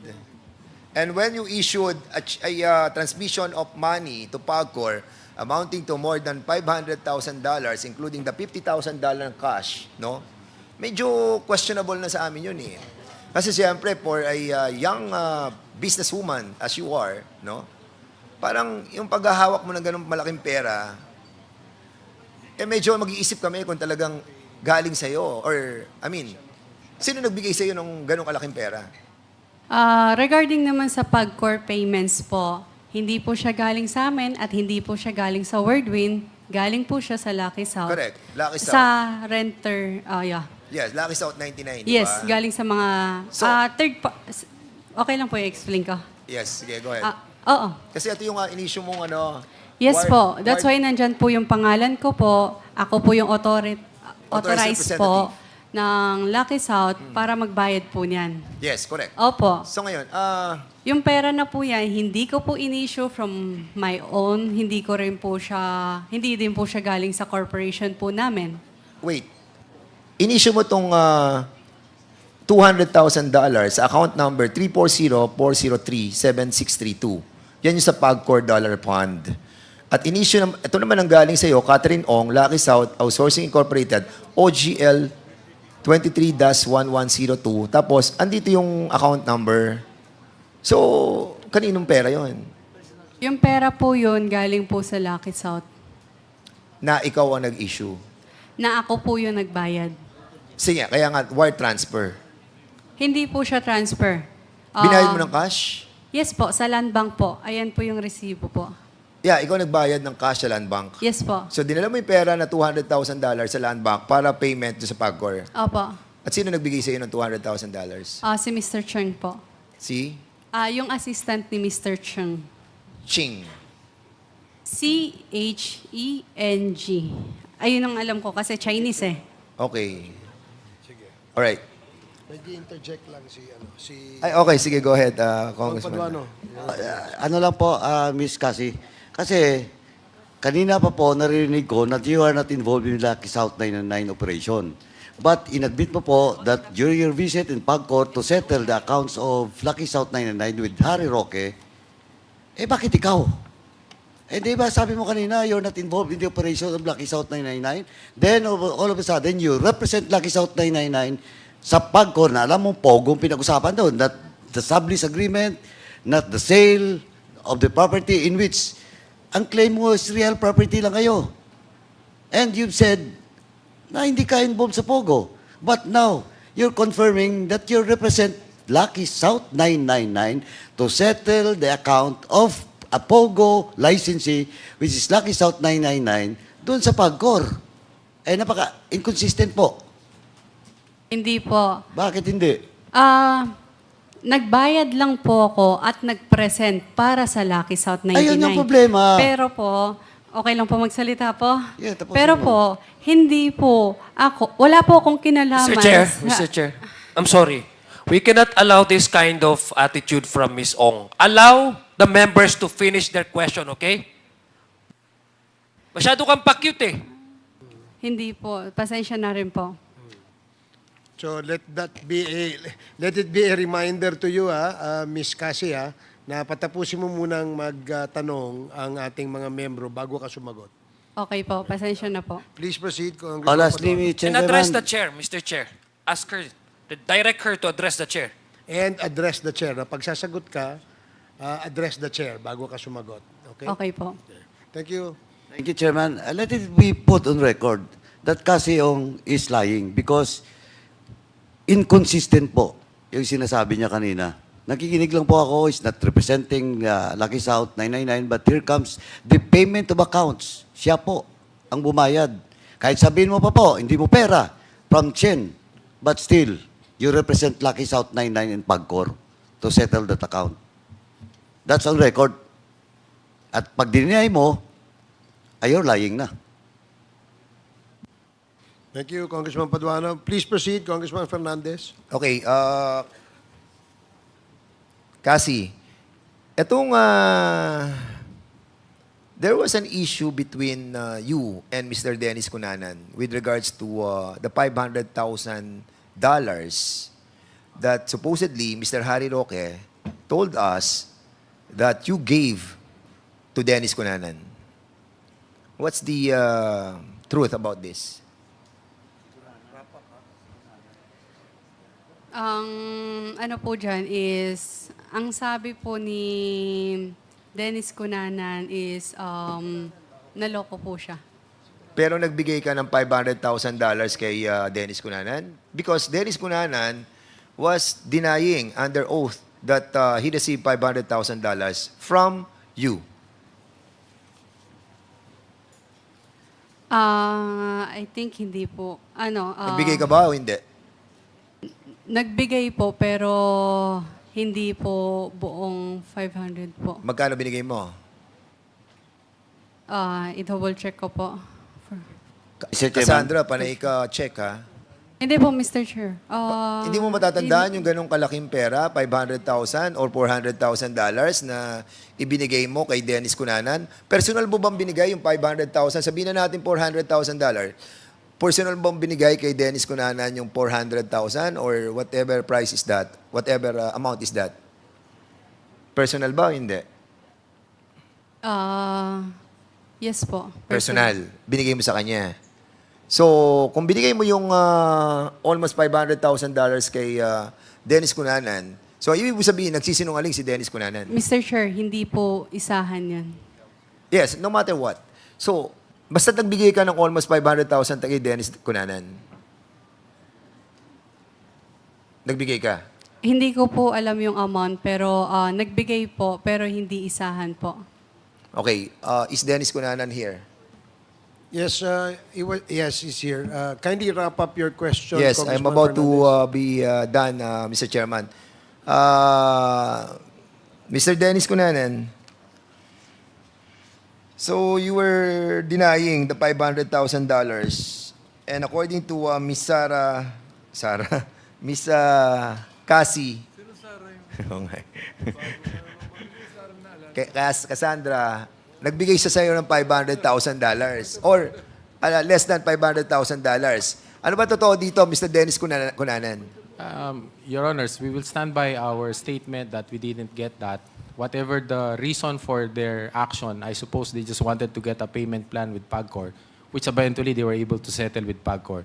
So I suppose, Your Honors, on that aspect of the fund that they were talking about, nothing was missing with the government agency, and I suppose that is something that they have to deal with me personally, and we will act on it based on how it is being presented, Your Honors. Because as far as we are concerned, since that time on until this point in time, nothing legal have been happened on our part.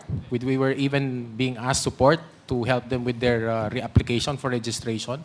So if that thing happened, I suppose they will not even call back on me and ask for support, particular to their re-registration, Were you able reapplication for to- registration. Yeah, okay. Were you able to hear what she just said on this committee regarding the $500,000 that you misuse the money of $500,000? Is that correct, ano? Cassie? Ang pagkakaalam ko po is parang naloko po siya. Naloko ka daw. Opo, pero hindi, ang alam ko po is hindi po. But you are denying that you accepted money from Cassie Ong.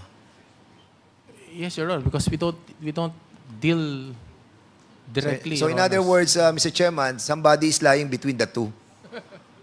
Maliwanag na maliwanag. May nagsisinungaling sa inyong dalawa. Hindi namin malaman kung ikaw o si Cassie. Your Honors, if I may, when I was working for them as their liaison, particular to their application for registration, we did. We helped them facilitate their fees with PAGCOR, and these were properly documented. That's why they got their license. Okay, thank you. Cassie, meron ka bang what you call this acknowledgement, receipt that you have given him the staggered amount of $500,000? Mr. Chair, bali, naging witnesses lang po ko noong mga panahon na yon. Naging Pero- what? Naging what? Naging witness lang po. Chair. Pero, Point of order. Yes, sir. What is the point of order of Congressman Akop? The resource person has not been recognized by the chair and she is answering. Yeah, That's the rule that I stated this morning, Mr. Chair, that before a resource person can answer or say anything, he must ask permission from the chair. Attorney, can you please advise your client for the last time that she has to first be recognized by the chair, second, address the chair before she replies to any question propounded by the member. Okay, thank you. Last warning. So again, Cassie, I will repeat my question. Do you have an acknowledgement receipt regarding the your giving the staggered payments to Mr. Dennis Cunanan? pwede na po. You ask permission. Pwede. Mr. Chair, you Mr. always Chair, say pwede You na always po. say Mr. Chair. Mr. Chair. Sige, sagutin mo siya and then you say, Mr. Chair, Mr. Chair. sagutin mo siya. Okay po. Pasensya na po. Mr. Chair, always Yes po. start with your statement with Mr. Chair. Okay. Okay, Mr. Chair, bali po, naging witnesses lang po ako noong mga panahon na yon na to prove na parang na ako lang, tawag doon, dumaan po talaga yung money kay Mr. Dennis Cunanan po. Hindi, what do you mean by witnesses? I mean, naging witness ka. Pero ang sabi mo kanina, ibinigay mo staggered yung pera. So paano ka naging witness sa isang bagay na pagbibigay mo? Sinong... I Bali can't po- get it. I cannot get it. Mr. Chair, pwede mo po magsalita. Mr. Chair, bali po, may ibang tao nag-aabot sa kanya, nandun lang po ako. Is this true, Mr. Dennis Cunanan? Again, Your Honors, whatever were entrusted to us at that time were properly documented and were properly, because they will not have their license if we haven't done our part and our role. So whatever the transactions that went through with them internally, by the time I was out, wala na po akong alam doon sa mga nangyari. Mr. Chair, quick manifestation. Mr. Cunanan is not being responsive to the Honorable Dan Fernandez because he was asking for a confirmation if it is true that Cassandra Ong was only witnessing the handing of money to Dennis Cunanan. No, ma'am. So it is Your not Honors, true. ma'am. Yes, ma'am. Yes, Your Honor. Okay. So, kung naging witness ka lang, Cassie, nung pagbibigay ng pera kay Dennis Cunanan, Mr. Chair, it was denied already by Mr. Dennis Cunanan, with all due respect. Mr. Chairman, Okay, all right. Mr. Chairman, Sige. if, with the indulgence of Congressman, again, let me put in record that, again, he's lying. Ms. Cassie is lying because a while ago, he said, while Dennis Cunanan is not present during the time, she said that he gave the money to Dennis Cunanan. And now, sinasabi niya na naman na witness lang daw siya. Again, she represents Lucky South 999, paying such amount to Dennis Cunanan. And of course, Dennis Cunanan is now refuting that. But if Cassie Ong will stand on that statement, she's lying. Dalawa na po. Dalawang instant na. Nung una, sabi niya, real estate lang, wala siyang pakialam sa operation ng Lucky South 999. Nagpag-core sila, then, eto na naman, kay Dennis Cunanan. Sinabi niya kanina, nandito tayo lahat. You check the record. Sabi mo, binigay mo kay Dennis Cunanan yung pera. Now, you're telling us again, bago na naman na you're just a witness. So you're lying. Just for the record, Mr. Chairman. Dalawa na yan. Thank you. Pag pangatlo, baka mapilitan ako that I will move to cite you again in contempt. Pinagbigyan ka na po noong nakaraan. Thank you, Mr. Chairman. Thank you, Congressman Paduano. Congressman Fernandez, And as a please matter of wrap fact, up. yeah, this will be my last question. And as a matter of fact, Miss Cassandra Ong, no, we have to remind you to be truthful. We've been very, very lenient with you. And we hope that you will try to answer all the questions truthfully. Otherwise, this committee, again, will cite you in contempt. As a matter of fact, the reason why we withdraw you being cited in contempt, because you agreed that you will sign the waiver. And unfortunately, hindi mo itinuloy and you were still thinking about it. And we might think also that we will be citing you in contempt if ever that you continue to lie. We hope, Miss Cassandra Ong, you will come to your own senses and try to help this Quadcom. Because, unfortunately, parang napapansin namin na nagiging complacent ka with the treatment that we are giving to you. Don't. Please. Because the reason why we tried to be lenient, because you are so young, and we don't want you to be put in jail with that age. And accordingly, kapag nag-file na yung mga victims ng human trafficking, we are telling you, walang bail yan. Right away, ikukulong ka. So, Mr. Chair, I want to give to Ms. Cassandra Leong this Republic Act number 6981 para for her to contemplate while she's in our custody. Kasi, basahin mo mabuti to. We are helping you. Huwag ka maniwala sa mga lawyer mo. Daily lamang gusto ng mga yan. Hindi, I mean, let's face it. They want to prolong your cases. Why? Of course. We know that. Kaya si Atty. Topacio, alam mo yan si Atty. Topacio, ayun, ang daming banat kay Congressman Abante. Ang daming banat kay Jinky Luistro. Ang daming banat sa akin lingkod. So, it's our time to get even. No?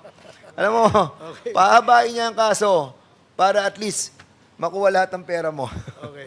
Sige. Thank you. Thank you, Congressman Fernandez. The next to interpolate is Congressman Keith Flores. You are recognized. Thank you, Mr. Chair. Ms. Cassie Ong, I just want to be clarified on certain matters, specifically about Whirlwind and Lucky South 99. You testified earlier that you are 50% owner of Whirlwind Corporation. Tama po ba? 58 po, Mr. Chair. 58%. Okay, ang 58% na to, how much po ang binigay nyo or binayad nyo for the shares of stock representing 58% of Whirlwind Corporation? Mr. Chair, pwedeng hindi ko po sagutin yan. At bakit naman po? For privacy lang po. Well, you know, you have to understand that Whirlwind Corporation is involved in a very serious investigation with regards to the POGO incident. Tama po ba, di ba? And that's why we want to find out also, since you are the majority stockholder, how much you put into that corporation. And that's why I think the question is also important for you to answer. Pasensya na po. I invoke. Pasensya na po, Mr. Chair. Sige, sige po. I'll let it go for the meantime. No? Pabalikan ko yan. Now, ang Whirlwind naman po ang may-ari ng mga buildings in that POGO hub. Tama? Yes po, yung Kayo po ang buildings po. nagpagawa, no? Kasi? Kami Ang po. Whirlwind ang nagpa-construct Whirlwind po, opo. structures na yun. Now, in the construction of these buildings, na numbering about 45 buildings, no? How much ang nagastos ng Whirlwind Corporation? We'll double check it po, Mr. Chair. You being the majority stockholder does not know how much you spent for the 46 buildings? At least a ballpark figure man lang? Mr. Chair, na 3 times, bali, nung una pinatayo is phase 1 po, tapos sumunod yung phase 2 and phase 3 po. Okay nga. So give me a ballpark figure for phase 1. Sabihin natin. Magkano ang ginastos niyo? Ito-double check ko po, Mr. No, Chair. give me a ballpark figure. You're the majority stockholder. It's impossible na hindi mo alam anong ginastos nyo. Yes po, pero i-double Yes? check, i-double check ko po, Mr. Chair, for So that. wala kang Balikan ko po idea? kayo. Magkano ang ginastos nyo? Yung exact amount po, Mr. Chair, wala Ballpark po. nga eh. Hindi nga exact amount. Double check ko po, Mr. Chair. Double check pa rin. Opo. Okay, sige. Nakadalawa ka na ah. Okay. How about Lucky South 99? Are you a stockholder of Lucky South 99? Hindi po, Mr. Chair. Hindi. But sometimes you are the authorized representative of Lucky South 99. Tama? Yes po. Tama. Now, are you going to maintain that Lucky South 99 and Whirlwind Corporation are two separate and distinct entities? May I explain po, Mr. Chair? Sige. Nung una po, yung Lucky South and Whirlwind po is iisa lang po. Okay. Pero po, nung huli, naibenta mo na po si Lucky South. And when did that happen, Ms. Ong? Last year po. Last year lang nabenta. Apa. So from 2019 to 2023, they were one and the same. Yes po. So one and the same. Pero hindi siya totally different owners po, Mr. Different Chair. owners but Pero one and the po, same. Parang I'm confused. Again, Ms. Ong. way back 2019, nauna po si Lucky South po, Mr. Chair. Nauna si Lucky South. Opo, Mr. Chair. Tapos nung huli po, tsaka nagkaroon ng Whirlwind po, Mr. Chair. So same owners ang Whirlwind Corporation and Lucky South? Yes po, nung una po, Mr. Nung Chair. una? Opo. So you were also an owner of Lucky South 99, kung ganun man.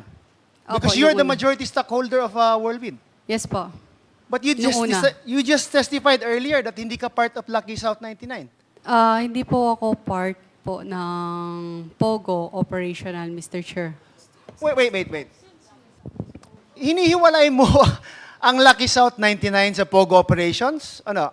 Kasi Mr. Chair, si Lucky South, pinaparental lang po talaga niya sa mga POGO po. Okay.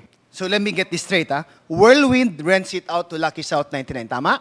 Yes po. Okay. And Lucky South rents it out to somebody else. Yes, to the Chinese po. Okay. But then you said earlier that Lucky South and Whirlwind are one and the same. So you meaning you're renting it to yourself? Konsultahin ko lang po yung abogado ko. No. kung paano po You yun. answer it. I mean, ikaw yung may-ari, majority stockholder ng Whirlwind. Ikaw din yung stockholder ng Lucky South 99. At hindi mo alam na you're just renting it from each other, na you're saying na it's one and the same? Different owner po kasi sila. You just said earlier na it's one and the same. It's one and the same po nung una. Pero, i-double check ko po. Double check na naman. Parang lumaki ka ba sa farm? Hindi. Anyway, again, just listen to your lawyer first. Go ahead. Advice.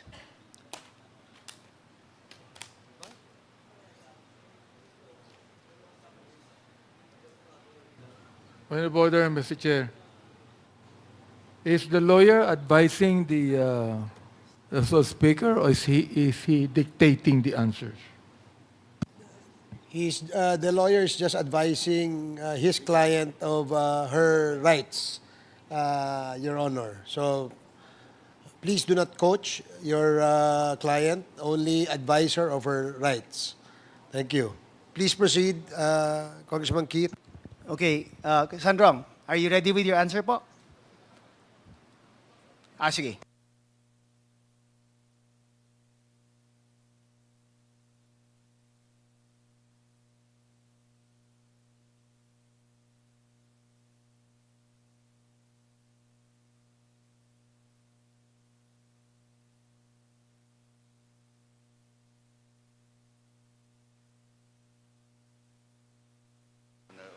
Mr.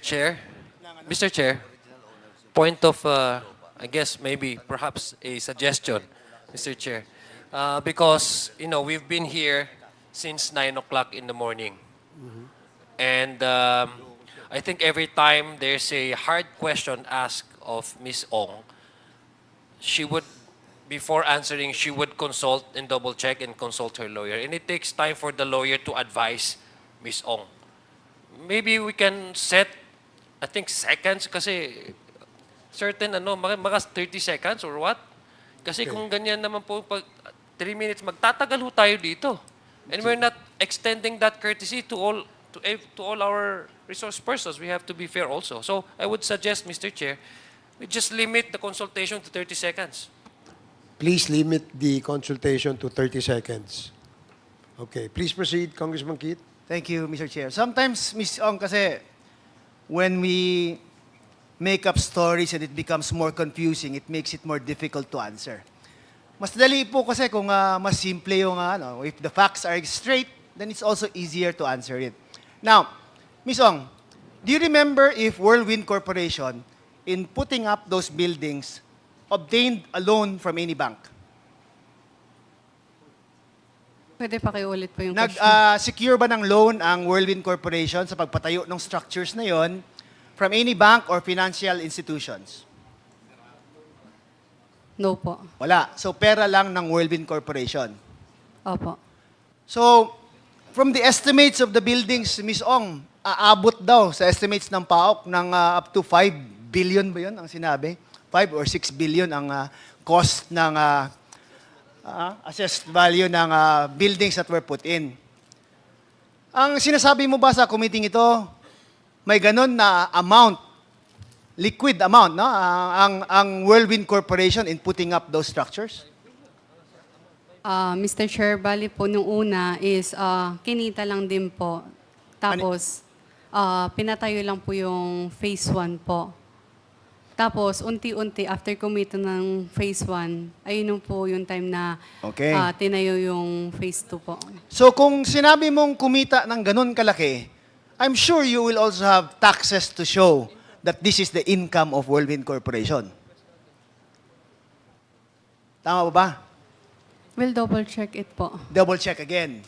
So, hindi mo alam kung magkano income ng Whirlwind Corporation na kumita siya ng ganun nga amount to finance on its own the structures that were built in that place?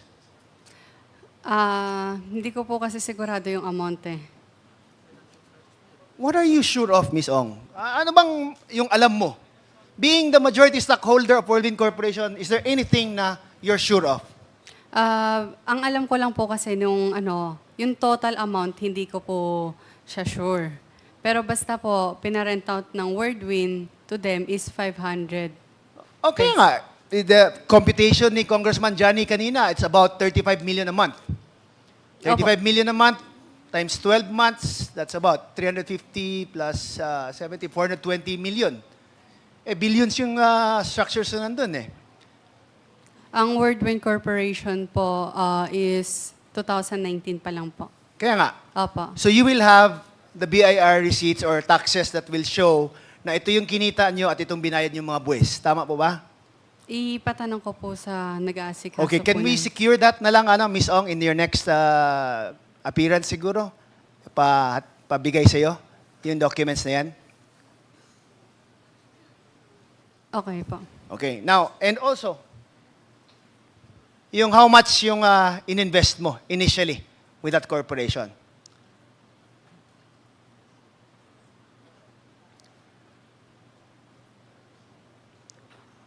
Now, Ms. Ong, I hope you understand na why parang impossible to believe na from your answers kasi na hindi ka sure of this, hindi ka sure of that. No? And I'm sure significant amount yung ininvest mo. Tama po ba? Dito sa corporation na to. Seryosong amount. Opo. Oh, di ba? So now, for someone to invest something like that and not know how the corporation is being run, not know how the corporation is spending their money, not know how much the income is of the corporation, parang nakakaduda na is it really you who is the majority stockholder of that corporation, or are you just acting as a front for somebody else in that corporation?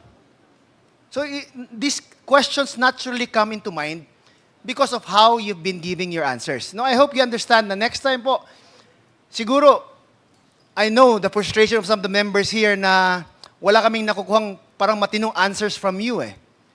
No, and if somebody would really force the issue and make a motion, I would be more than inclined to support it. Thank you, Mr. Chair. Thank you, Congressman Flores. The next to interpolate is Congressman Paduano. You're recognized. Congressman Abante. Thank you, Mr. Chair. Ako rin po magtatanong.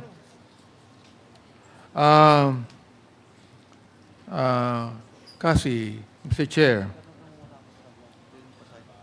why do you refuse to answer Congressman Pimentel when he asked you about your schooling? Mr. Chair, hindi Why? hindi po kasi ako nakapagtapos. Hindi naman nakakahiya, hindi ka nakapagtapos eh. Gusto lang namin malaman kung saan ka nag-aral. Yun naman ang tanong, di ba? Hindi naman tinanong na kung Yes saan po. ka nagtapos. Ang kitatanong natin, kung saan ka nag-aral. Oh, pwede mo sagutin mo yun? Mr. Chair, marami po akong school na pinag-aralan po. Wala kang school na pinag-aralan o doon ka nag-aral sa China, hindi sa Manila? Kick-out student po ako. Kick out ka. Magaling. I mean, ngayon lang ako nakakita ng hindi nag-aral at kick out na magaling sumugot sa hearing na ito. Ang mga kausap mo, mga congressman, pero ang galing mong sumagot, ang galing mo kami paikutin dito. Ngayon lang ako nakakita, Mr. Chair, ng isang babaeng 24 years old na walang pinag-aralan, drop out, na nakakasagot ng kanyang klaseng sagot sa hearing na ito. Pakisagot mo nga, Miss Cassandra Ong.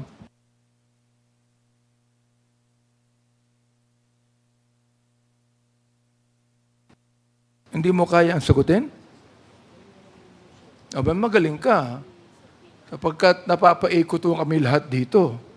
Oo. O, siguro mamaya si Congressman Romy ako magtatanong sa iyo. Pero ito, sabihin ko kaya na pa ako nakikinig Mr. Chair O, at nakikita ko na marunong ka May alam ka. Edukado ka.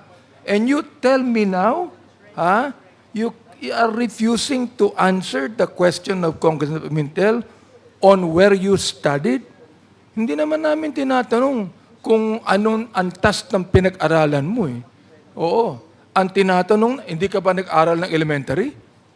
Let me ask you. Nag-aral ka ba ng elementary? Hindi. Opo.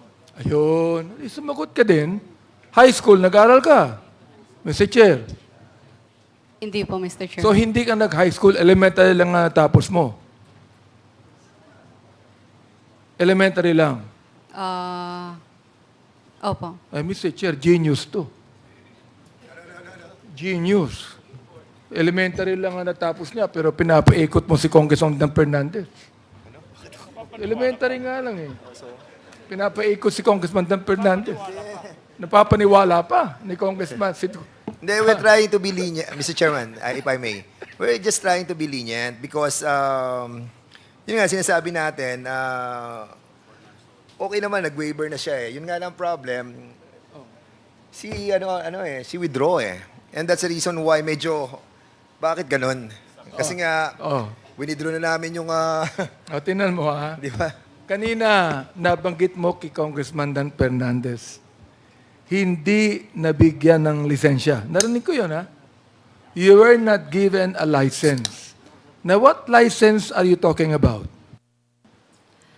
Nag-email po si, Mr. Chair, nag-email po si PAGCOR sa email ko dahil ako po yung authorized po. Kaya sa akin po nag-email. Ang sabi po ni PAGCOR po is hindi po sila magbibigay ng lisensya. Or, Sa hindi PAGCOR. siya mag-renew. PAGCOR. Opo, Ang Mr. Chair. PAGCOR, hindi nagbibigay ng lisensya sa mga building. Nagbibigay ng lisensya sa POGO. Di ba? Opo, bali po, Kanina binabanggit mo na wala kang kinalaman sa POGO eh. Mr. Chair, may I explain po?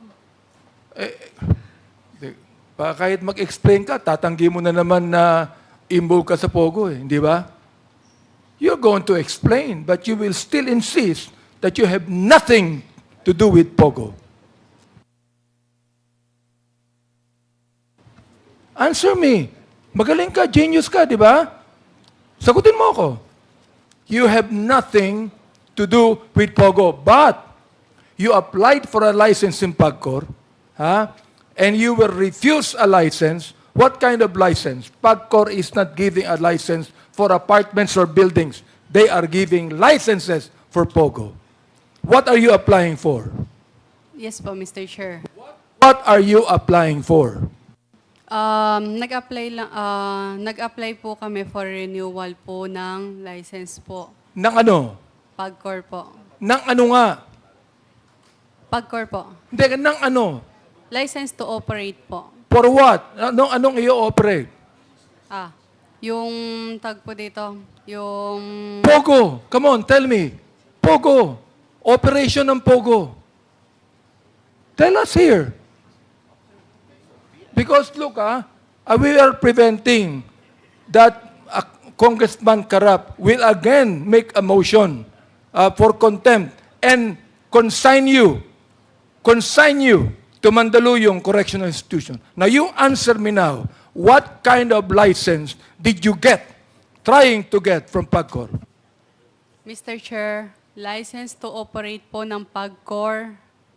Ano? Anong Ng to business operate po. ng PAGCOR? Hindi pwedeng to operate ng PAGCOR. You applied for a license from PAGCOR. To operate what? To operate POGO po. Yun. Ibig sabihin, involved ka sa POGO.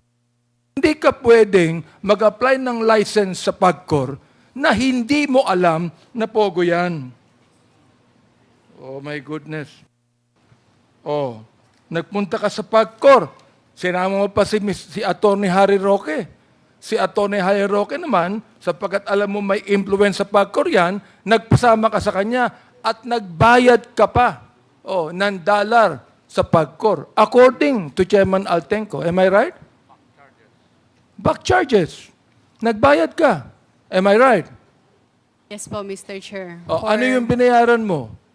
Utang po. Utang ng Lucky ano? South. Utang mo? O No. utang ng po ano? ng Lucky South sa Therefore, PAGCOR po. kung hindi ka kasama sa Lucky South, bakit ikaw ang nagbabayad ng utang ng Lucky South sa PAGCOR, Mr. Chair? Pwede po, Mr. Sige, Chair. go pwede- ahead. Go ahead. Mr. Chair, authorized representative lamang po ako. Whatever it is, authorized representative ka, utusan ka, pero ikaw ay inutusan ng Lucky South, magbayad ka sa PAGCOR ng back charges sapagkat ikaw mismo ang nag-apply sa PAGCOR ng POGO. Yes or no? Hindi po, Mr. Chair, hindi po ako mismo yung nag-apply sa POGO. Renewal lang nung pumunta Hindi po ba kami. kasama ka ni Atty. Jairo sa Yes PAGCOR? po, for renewal po. Ibig sabihin, ikaw ang nag-renew o nag-apply, whatever it is. Basta napunta ka sa PAGCOR. Am I right? Yes po. Ikaw ang nagbayad. Am I right? Yes po, Mr. Chair. At ang binayaran mo sa PAGCOR, ukol yun sa POGO. Am I right? Yes or no? Huwag kang mag-isinungaling dito. Yes po, Mr. Kahit Chair, genius kasi- ka, hindi mo kayang paikutin. Kaming dalawa ni Congressman Romy Acop. Si Congressman Dan, kaya mo pa pinapaikot yan eh.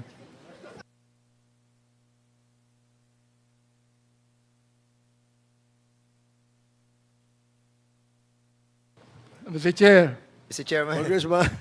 Congressman Abante. Alam mo, Mr. Chairman, this is not a laughing Yes, matter. yes, Congressman Dan. No, I just wanted to also to clarify my position is to really to find out yung nalalaman ni Miss Cassandra Ong. Yun lang naman ang intention natin, to find out the truth, to help us ease the problems that we are encountering on trying to link each and every one of those who have perpetrated the crimes on this POGO hub. And I thought, and we thought, that she'll be cooperating with us. But unfortunately, it seems that she doesn't want to cooperate. I hope, Cassie, that you will change your mind. Thank you, Mr. Chair. Noted. I know that Congressman Dan is so kind with beautiful women. Okay, are you done? Mr. Chair, no, Congressman? I'm at the time. I about have Okay, two please questions wrap more. up. Thank you. Yes. Ms. Cassie Ong, Mr. Chair, may I ask, do you know Rainier Chu?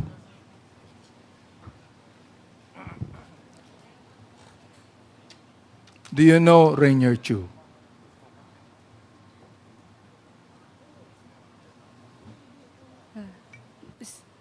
Kilala mo ba si Rainier Chu?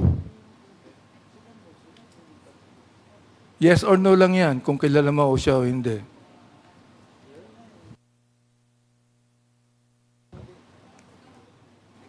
Do you refuse to answer if you know? Tanungin natin, Kilala mo ba si Rainier Chu? Mr. Chair, I invoke my right. Ha? I invoke my right to remain silent. No, you cannot invoke your right. That is not, this is not a court. This is a hearing in Congress. Chairman. She invoked her right not Chairman. to answer. Tinatanong kita, kilala mo ba si Rainier Chu? Okay, before that, Congressman Abante, is this a interjection? Yes, Mr. Chairman. If the good congressman... Although Abante our will- ground rules does not allow interjections, but the chair will allow you to speak. Thank you, Chairman. Congressman Paduano. Mr. Chairman, matanong ko lang po, that was the advice of your lawyer? No, that's yours. Now, ang ano kasi dito sa House, sa inquiry in aid of legislation, if the question and your answer will be incriminating to you.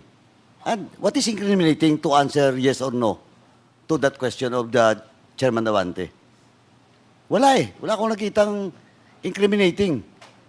Tinatanong ka pa lang naman kung kilala mo hindi. O yes or no lang.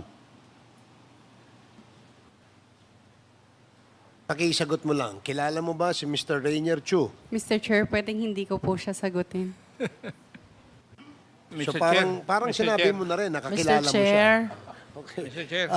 Again, sige, Congressman Acop.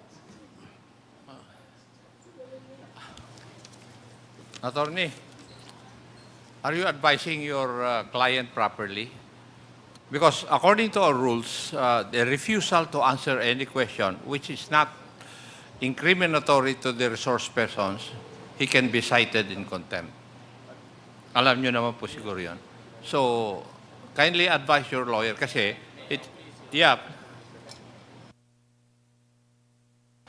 May I, Mr. Chair, repeat the question? I just would like Ms. Cassie Ong please to answer me right now and to answer the committee, yes or no. Kilala ba Chair. niya si Rainier Chu? Sapagkat if she will not answer and invoke her right to silence, ibig sabihin, Mr. Chair, kilala niya si Rainier Chu. And I know, Mr. Chair, that She refuses to answer if she knows because there are some sensitive things that she knows about POGO.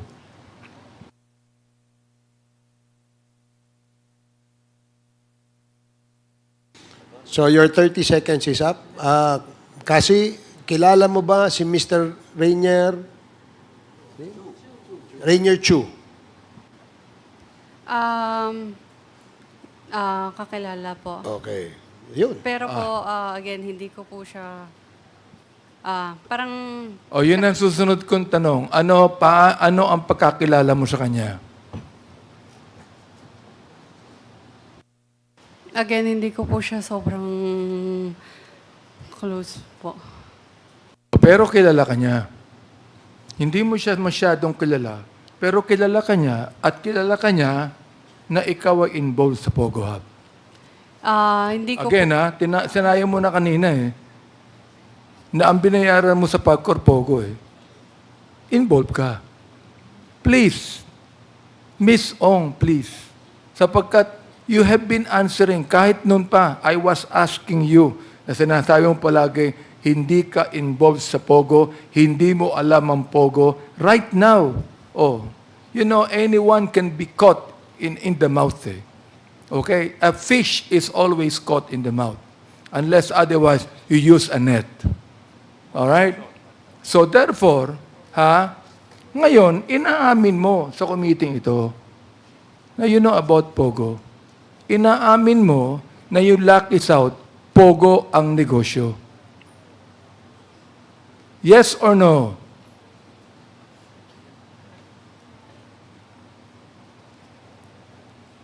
pwedeng pakiulit yung question. Mr. Chair, ang lakas na ho ng boses ko para hindi nyo marinig yung sinabi ko Mahina din ba tenga mo?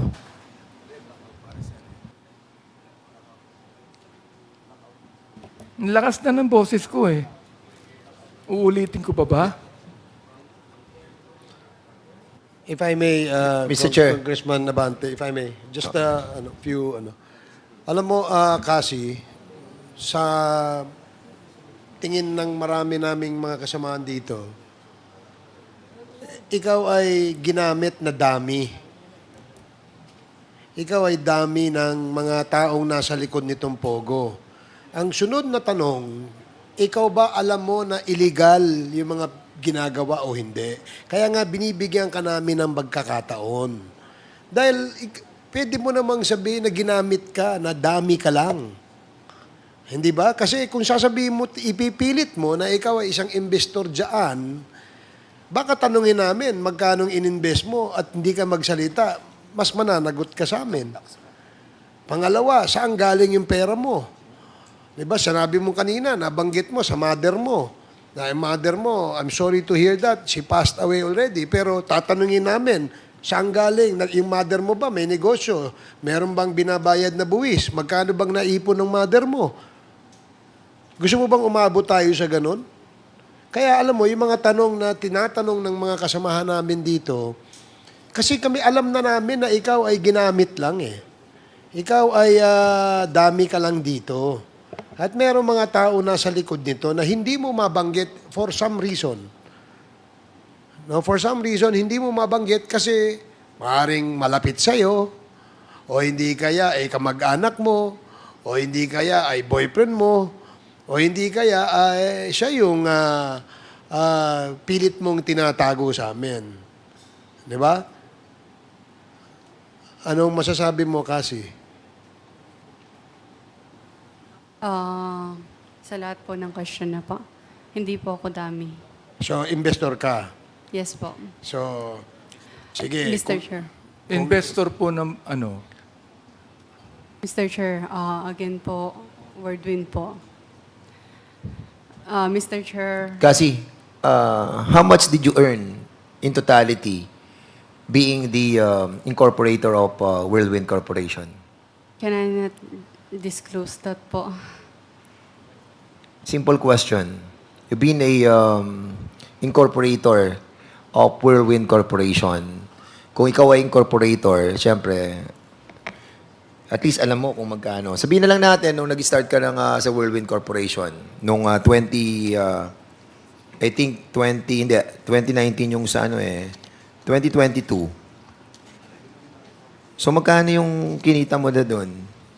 Nagbabayad ka ba ng income tax? Do you have an income tax return? Ipatanong ko po sa tao ko. Basta, Kasi you're handling so much money. Tapos, a simple income tax return, hindi mo masagot. So, be cooperative. Magsabi ka na kasi ng totoo sa amin. Kasi yun lang kami makakatulong sa'yo. Natatakot ka ba sa mga tao na kapaligid sa'yo? Hindi ka natatakot? Hindi ka natatakot makulong? harapin ka ng boss, Ha? Mr. Chair. Ano na? If ever po there's a case against... Haharapin mo na lang yung kaso. Opo. So in other words, you don't want to be protected by being cooperative to this committee, and you will face the music with the court. Is that what you're trying to say? Ay, ibig sabihin, mas gugustuhin mo pang harapin talaga yung kaso mo sa korte kaysa bigyan ka namin ng pagkakataon na maging parte ng aming pinaglalaban dito sa quad committee ito na mag-cooperate ka sa aming investigasyon. So, in other words, you will not be you will not be cooperating anymore by naming names. Yun lang naman hinihingi namin sa iyo kasi mga pangalan Wala po akong may bibigay na pangalan, Mr. Chair. Mr. Chair, Sige, Mr. Chair, Congressman Abante. I'd like to make a motion that we invite Mr. Rainer Chu in this hearing, Mr. Chair. I so move. There is a motion to invite Mr. Rainier Chu. Any second? Second, Mr. Chair. Julie seconded. No objections. Hearing no objections, the motion is carried. Comsec. Oh, Mr. Chair, isa na lang tanong, no? Sinabi mo kanina, Mr. Chair, Miss Cassie, na ang involvement mo ay yung income rentals ng Whirlwind. Am I right? Oo. Yes po, Mr. Chair. Tanong ko lang ganito. Yung income rentals per square meter, di ba? And per ulo operator. Am I right? Per ulo operator protection. Protection dito sa iyo at kay Mr. Wu. No po. Hindi. Hindi po. Wala Wala Sapagkat ikaw ang kumukolekta Ikaw ang kumukolekta ng income rentals per square meter plus yung protection para kay Mr. Wu. Pakisagot na po. Wala po. Okay. Well, lastly, Mr. Chair, is your lawyer here right now an associate of Attorney Topacio? You are. Yes po, Mr. Chair. May I ask, Mr. Chair, why Attorney Topacio is not here today? Can the lawyer answer, please? Your Honor, please, he has a previous commitment. He was supposed to be ready for yesterday's hearing, but unfortunately, it was transferred to today, Your Honor. Well, Congressman Dan mentioned about what Attorney Topacio did to us. No? Would like to ask from you if Attorney Topacio owned this, I do not know if this is Facebook or whatever it is. It is called Yes, Yes, Yo. Does Attorney Topacio own this? I understand, Your Honor, that he has a radio program, but I don't know if that is the one, Your Honor. Oh, yes. It says right here, yes, yes, yo. Have a great weekend. And this is what Attorney Topacio is saying. You know, he is trying to appear like he is a young brat when he is actually a very good lawyer. And he is a friend even of this committee. I do not know why he has been saying things against us and bad things about us. Anyway, Alam mo, may kasabihan tayo, attorney, Mr. Chair. Meron akong nabasang kasabihan. You know, never approach a bull in front, and never approach a horse behind, and never approach an idiot in any direction. Oh, bahala ka na, attorney, kung anong gusto mong isipin tungkol doon, no? And the thing is, we're not going to, in a way, attack him for this. Gusto ko lang sabihin sa kanya that we have a copy of all of this. I'm not actually offended, no?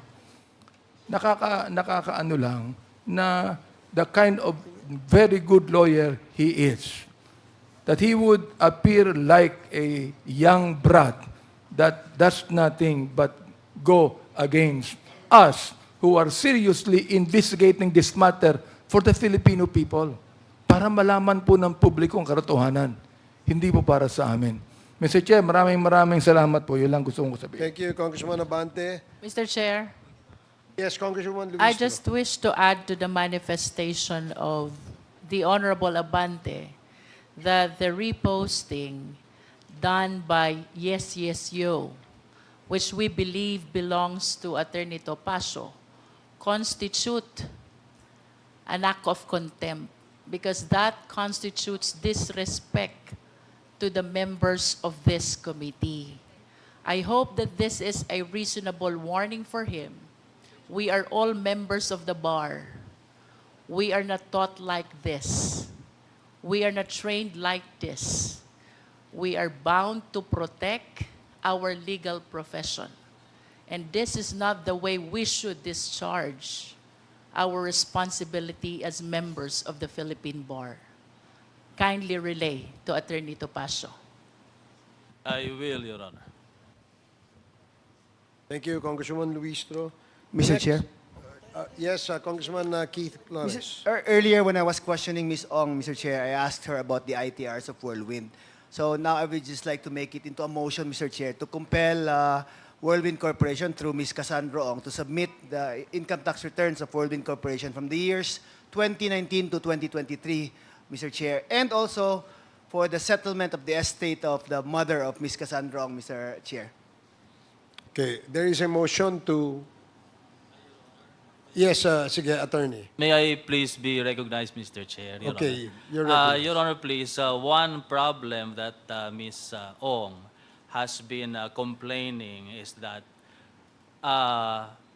her cell phone, Your Honor, contains so many of the documents, personal documents, official documents, and she has no other way to access this information. It is in her cell phone, in her iPad, Your Honor, please. It is in these devices are in the custody of the NBI. We have twice requested, Your Honor, from the office of Director Jaime Santiago. I am not sure if the answer of one of the NBI officers is official, that they will abide by the order of the Senate or of the Congress, of this Honorable House, if there is an order to return the said gadgets, Your Honor, please.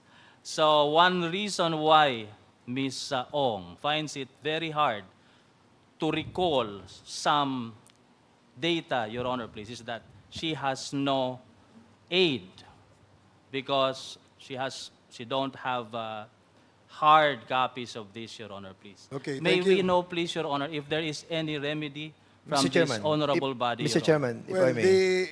the Quad Committee will make representations to DOJ and NBI and perhaps ask whether we can have the gadgets of Ms. Cassandra Ong be turned over to her. Of course, we will abide by what the DOJ would advise us. So, but be assured that the Quad Committee will make representations to DOJ and NBI.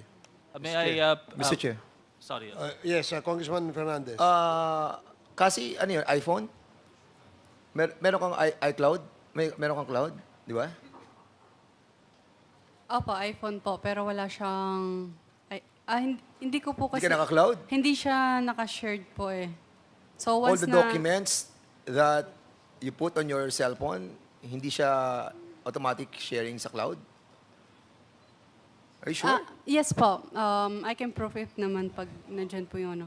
Okay. Mr. Chair, let me amend my So- motion, Mr. Chair. Yes, Congressman Flores. So that we will not interfere with the investigation of the NBI and not retrieve the cell phone, maybe just direct the BIR office concerned, Mr. Chair, Okay. to furnish us with copies of the ITR. Is BIR here? Meron bang representative ng BIR? Yeah, in the last hearings, ito.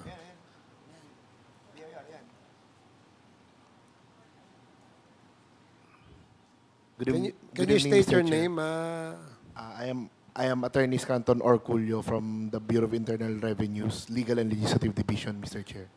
Okay, there is a request from Congressman Flores with respect to the ITR of the Whirlwind Corporation and Miss Cassandra Ong on the periods 2019 to 2023, Mr. Chair. 2019 to 2023. Can you provide this committee those information? Unfortunately, Mr. Chair, they are protected by Section 270 of the Tax Code, which prohibits the BIR or any of its officers from divulging tax returns and other information of a taxpayer to anyone, sir. It is a criminal liability for us. But if we could ask Mr. Chair for a written permission from Miss Cassandra Ong, and also as an heir of her mother's estate, we can provide this committee, Mr. Chair. Okay, Miss Cassie Ong, kailangan ng permiso mo para mag-release ng dokumento ang BIR doon sa hinihingi ni Congressman Flores na income tax return mo ng Whirlwind Corporation at saka yung estate ng mother mo, yung mother mo. Naintindihan mo ba yun? Yes po, Mr. Chair. Pwede ko pong konsultahin muna yung lawyer ko about that po, Mr. Chair. Attorney, please advise your client. And let us wait for the letter of Cassandra Ong to giving permission to the BIR to release these documents. In the meantime, we would like to ask the lawyer to please advise your client that before the day ends, before this hearing ends, may we be informed as to the decision of your client. Salamat. Thank you. Mr. Chair, Congresswoman Luistro. can I have a short inquiry with AMLA? Okay. Please proceed. May we know the status of the cases filed already against Cassandra Ong?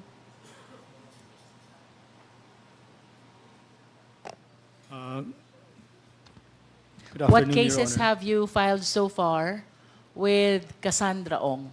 Good afternoon, Your Honor. For Cassandra Ong, we have filed a money laundering complaint last Friday, Your Honor.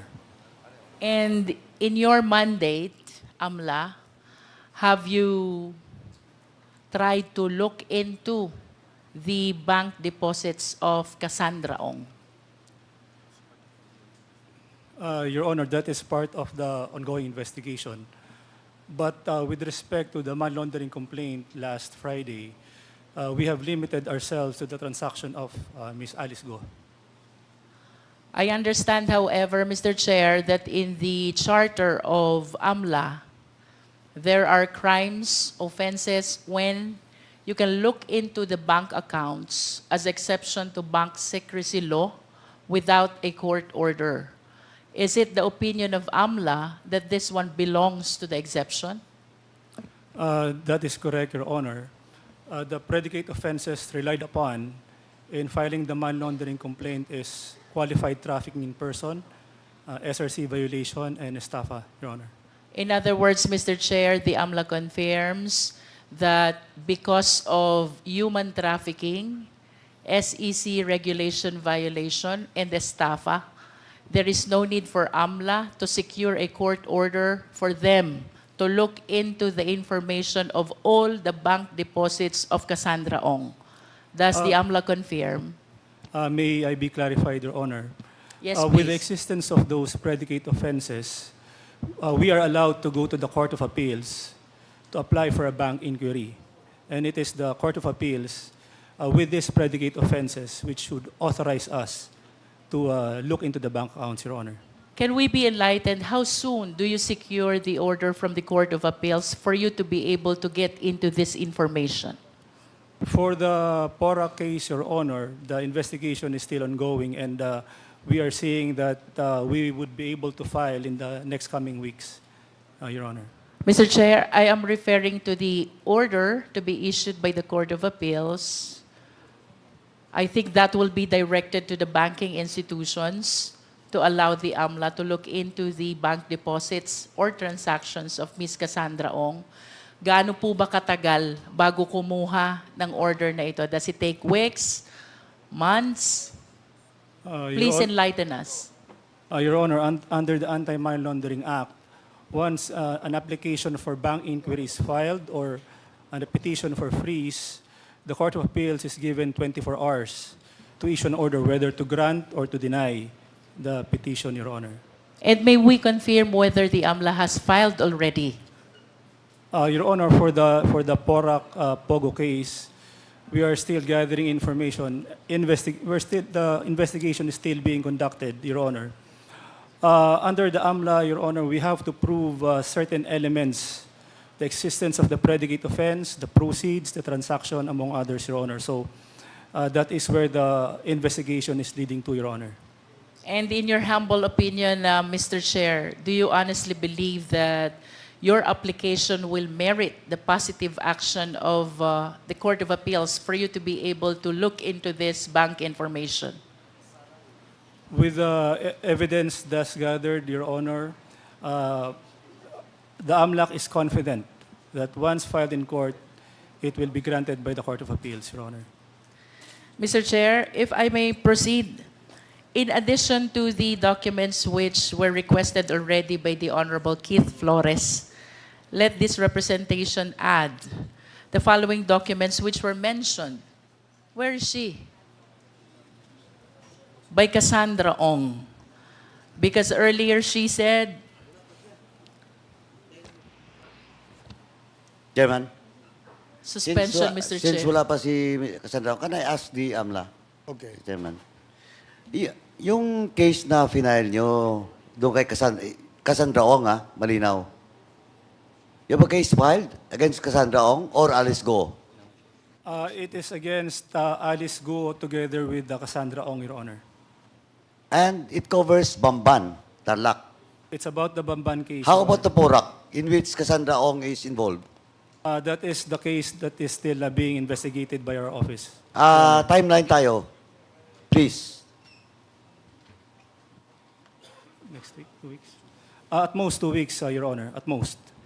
2 weeks from now. Then, the next is Court of Appeals na. Hopefully within the next 2 weeks, Your Honor, we'll be filing a bank inquiry petition before the Court of Appeals, Your Honor. So, ito for the record, ulit, Bamban pa lang po. Sinama nyo na si Cassandra Ong. Yes, Your Honor. It's a joint investigation by the AMLAC, by the NBI, and PAOK, Your Honor. Sa Porac, Pampanga, sinong mga subject dun? For the PORAC, Your Honor, with your kind indulgence, we cannot disclose the persons Okay, being since investigated, Your Honor. just this morning you asked for an executive session to appraise us. So, Mr. Chairman, we'll just schedule an executive session with the AMLAC. Ang request lang po namin, bilisan po natin. Kasi, nakafocus pa kami sa budget. Ang Quadcom, this is now the fourth hearing. Hopefully, sana, in the fifth or sixth hearing, medyo na-file na natin, tapos may reply na from the Court of Appeals. Will do po, Your honor. Thank you, Mr. Chairman. Thank Mr. Chair? Yes, please proceed. I just wish to clarify from AMLA because my understanding is Cassandra Ong is implicated in Porac, Pampanga. How come she was included in the case in Bamban-Tarlac? That is based on the investigation conducted by the NBI and PAOK, Your Honor, that she is part of this conspiracy in the commission of the crime in Bamban case, Your Honor. In other words, does AMLA confirm na wala pang kasong nakafile pertaining to Whirlwind and Lucky South? Insofar as the money laundering aspect, Your Honor, is concerned, none so far, Your Honor. Mr. Chair, can we pursue the waiver that was previously committed by Cassandra Ong to execute for herself and in behalf of the corporation?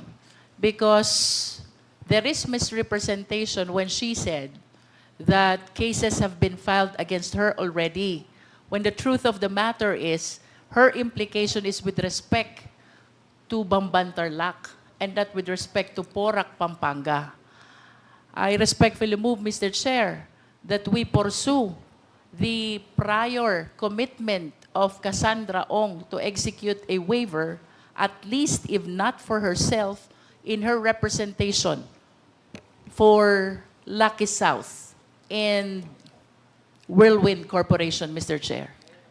We will ask her directly, Your Honor, as soon as she comes back, and ask for her commitment again, whether she is willing to sign that waiver in order for us to be able to examine. Mr. Chair, I just wish to express this frustration that during the last hearing, she seemed to be so sincere in her intention to execute the waiver, only for me to realize today that she just wanted us to withdraw the contempt order and the detention order in the Women's Correctional. So I find it actually as an act of contempt, Mr. Chair, but I understand the technical gaps, the challenges of the Secretariat. Nonetheless, I wish to manifest that we be ready with our templates so that if there are commitments expressed by the resource speakers, we have it signed right away, especially when the resource speaker is duly accompanied and assisted by her own lawyer, Mr. Chair. Yes, we take note of the manifestation of Congresswoman Luistro, and may I direct the COMSEC to please follow the suggestion of Congresswoman Luistro as far as the template for whatever commitment, whatever statement to be made by the witness before a committee hearing of the Quadcom. And Mr. Chairman, if ever that she will not take her oath on that sign waiver before a notary public, I will move to cite Ms. Cassandra Ong in contempt and assign her in the Mandaluyong correctional. At for the that matter, appropriate Mr. time, Chairman. Congressman Fernandez, at Yes, the appropriate time, Mr. Chair. we will decide on that after we exhaust all possible way to get information from Ms. Cassandra Ong. And if she does not cooperate and we feel that she has committed a contemptible act, then the committee will, if they so desire, will cite her for contempt. So, but before that, we continue with our interpellation, and the next to interpellate is Congressman Zia, and then Congressman Akop, and then Congressman Paduano, and then Congresswoman Swansing. Congressman Zia, you're recognized. Thank you, Mr. Chair. Assalamu alaikum.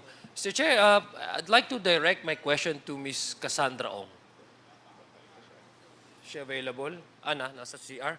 1 minute Why suspension. is the toilet break so long, Mr. Chair? This will agitate the Honorable Adjong.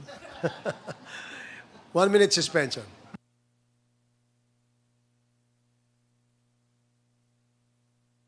Let me remind also the honorable members that we have several resource persons we invited for today's committee hearing.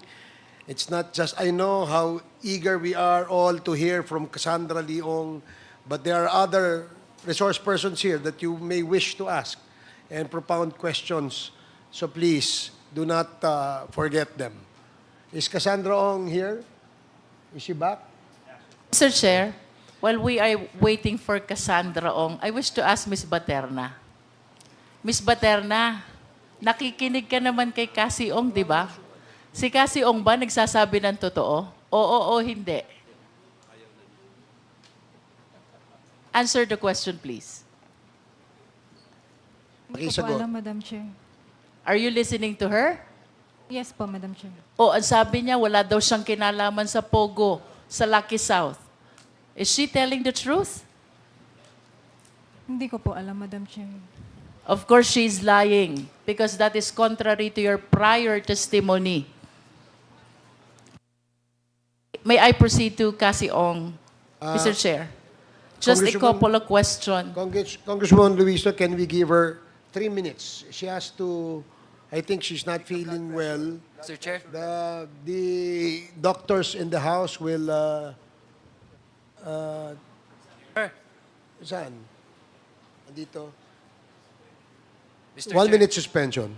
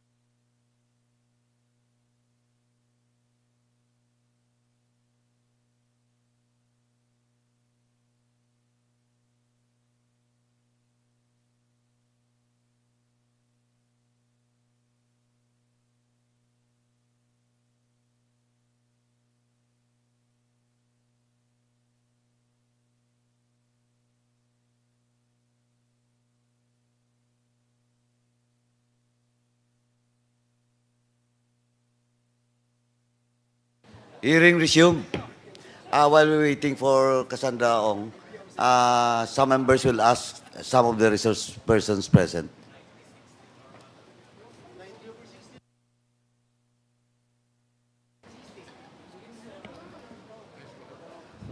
Mr. Chair. Yes, please proceed, This Vice is Chair. just in addition to the documents which are being requested by the Honorable Keith Flores to complete the picture of the one which is being created by Cassandra Ong in supplying so many strange answers. May I request as well that she produce the construction agreement and the building plan of Whirlwind Corporation, which was leased to Lucky South Corporation.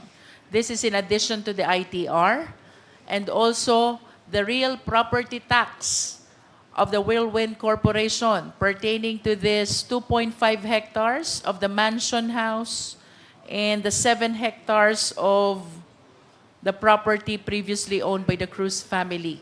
May I request as well, Mr. Chair, for the deed of sale of Lucky South to Mr. Cheng, the one she mentioned as well earlier, and the contract of lease, which she kept on saying when she said that she's merely subleasing, or Lucky South is merely subleasing the facilities to POGOs.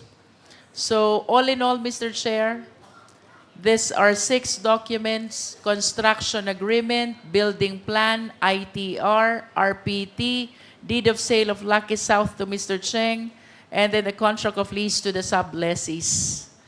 So move, Mr. Chair. Okay, so there's a motion by Congressman Luis Trio with all the documents pertaining to the Lucky South 99 and the Whirlwind Corporation. Any second the motion? Second. Duly seconded. Any objection? Hearing none, the said motion is now approved. So, next interpellator. Can we ask the in-house medical doctors to update us with regard to Cassie's, Miss Cassandra Ong's condition? Can you identify yourself, Doc? I'm Dr. Rafi Valencia from the Medical and Dental Service of the House of Representatives. Now, as of now, sir, mababa, sir, yung blood sugar. So that's the cause of the dizziness and the weakness. The BP, the vital signs are stable. What is the blood sugar level? Actually, sir, hindi nga binabasa na ng machine, which means that it's too low. Oh.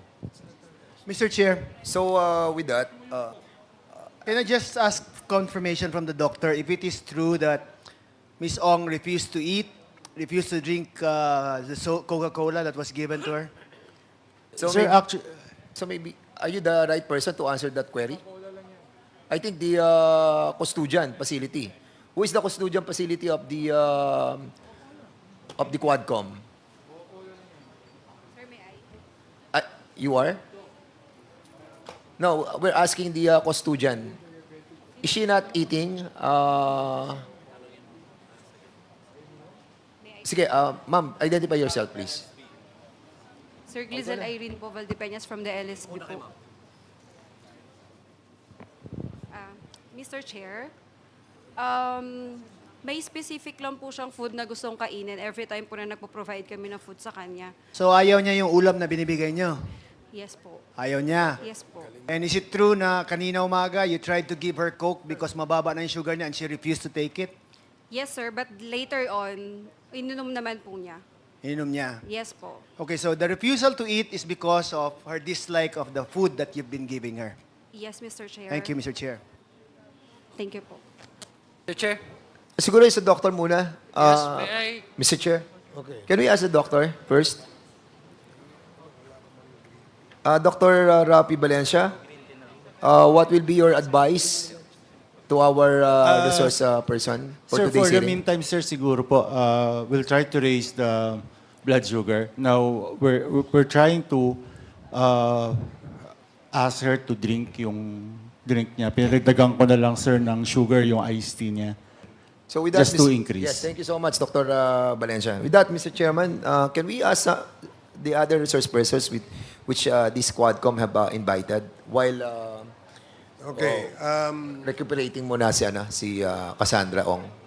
Well, in our list of interpellators, the next in line is Kong Zia. However, the Yeah, Mr. Chair, my questions basically are to Ms. Cassie Ong.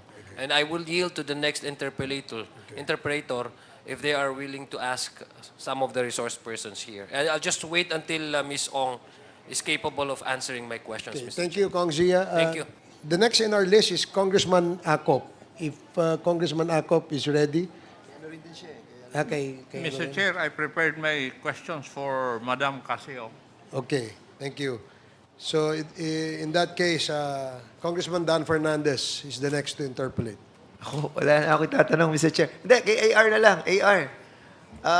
Good afternoon po, Mr. Chair. Good afternoon, AR. Meron sana akong gustong itanong sa iyo during that time nung the last time according to some report,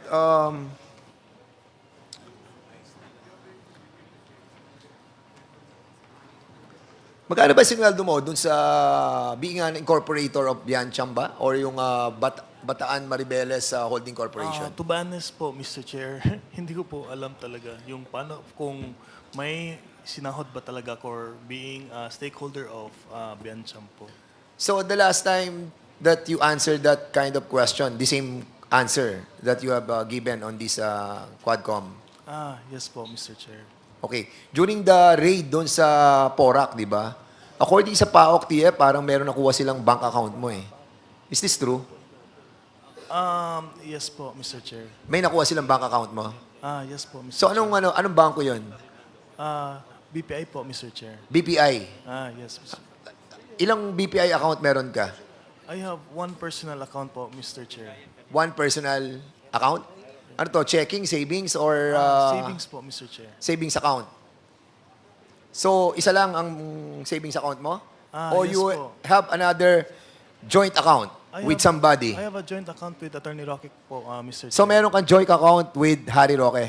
Yes po, Mr. Chair. How much? Magkano laman nung joint account nyo ni Attorney Harry Roque? As of today ba yun, Mr. Chair? No, today, how much? Sa pagkakalam ko, Mr. Chair, close na po yung account na yun.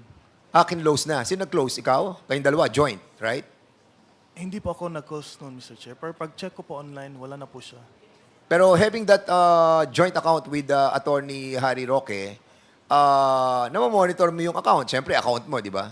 Yes, Mr. Chair. So, magkano yung pinakamalaking pumasok na pera? Sa pagkaalala ko kasi, Mr. Chair, that account was used for election po, Mr. Chair. So, how much ang pinakamalaking pumasok na pera? Around 3M or more, Mr. Chair. 3M. Yes, Mr. Chair. One transaction po. transaction. So, umabot ng magkano yung account na yun? Alam ko, that is the limit, Mr. Chair. Yung pinakamalaki po na deposit. Kasi pag nag-deposit... No, I mean the total, AR. Nung total na pumasok sa joint account nyo, how much? Yun ang hindi ko po masasagot, Mr. Chair. Bakit? Hindi ko po alam if magkano po lahat ang pumasok ko, Mr. Chair. Hindi mo nakikita account mo? Wala kang kopya? Wala kang online account? Hindi mo nakikita yung pasok? You're under oath. Ang klaruhin ko lang, Mr. Chair, ang tanong niyo is magkano lahat ang pumasok po doon, di ba, Mr. Chair? Yes, oo. Hindi ko po alam ano yung total amount po na pumasok doon, Mr. Chair. Pero ang pinakamalaki na nakita mo is only 3 million. Are you sure? Are you sure? Yes, Mr. Chair. Ang pinakamalaking pumasok is 3 million. Pwede ko i-check, Mr. Chair. Go ahead.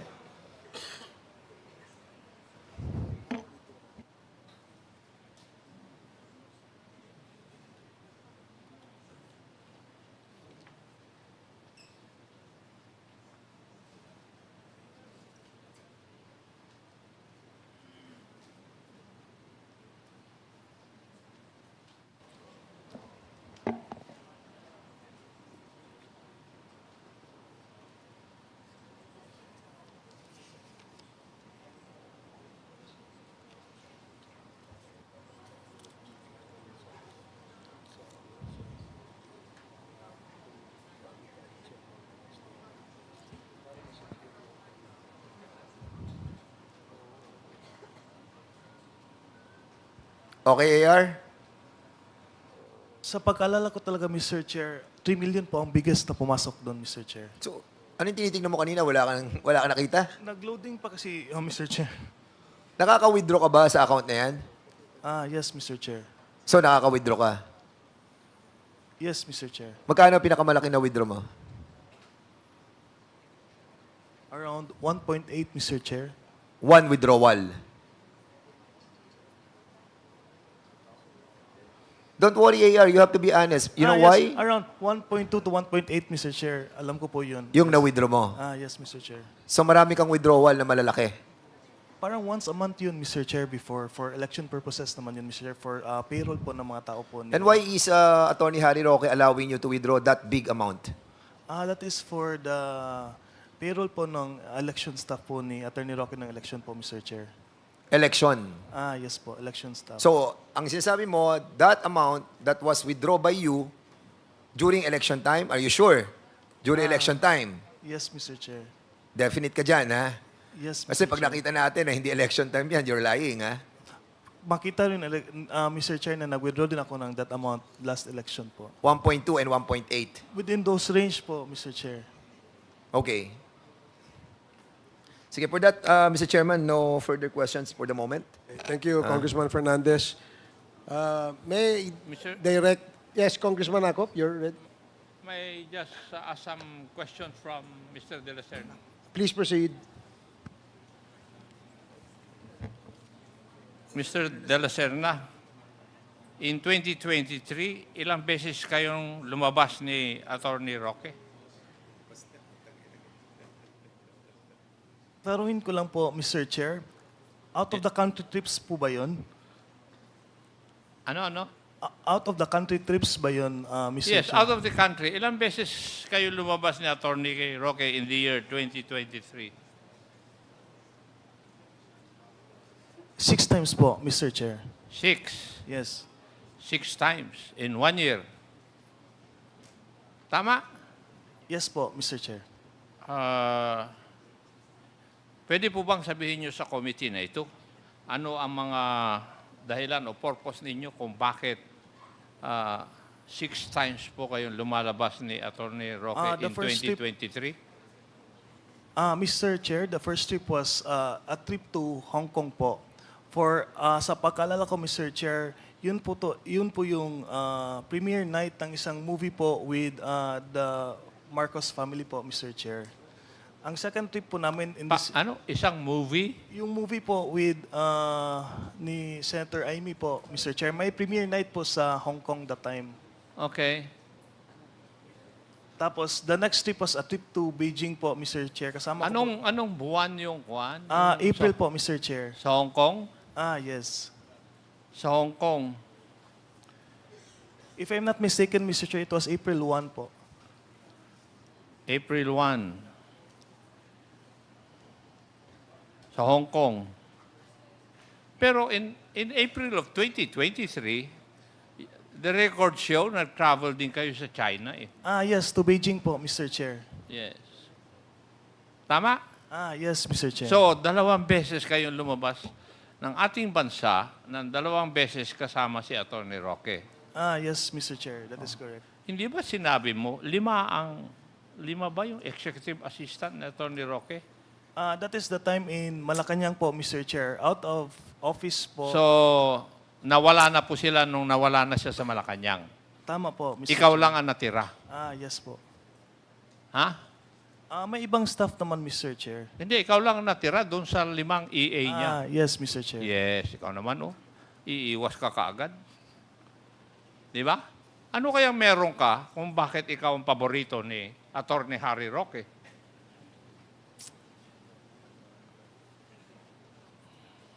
To my answer po, Mr. Chair, is sanay po kasi ako magtrabaho kasama po si Sir Harry po, Mr. Chair. Alam ko po yung medical needs po ni Attorney Roque. Madaming beses na po ako nagbiyahe sa kanya, not only abroad, but also here in the Philippines. Kasama ako sa Cebu, sa Davao, sa Dumaguete, even other parts of the Philippines po. Ako po yung kasama doon, Mr. Chair. Yeah, kasi you traveled to Japan and Singapore in September of 2023.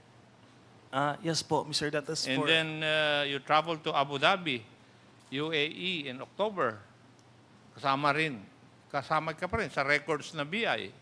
Yes, Mr. Chair.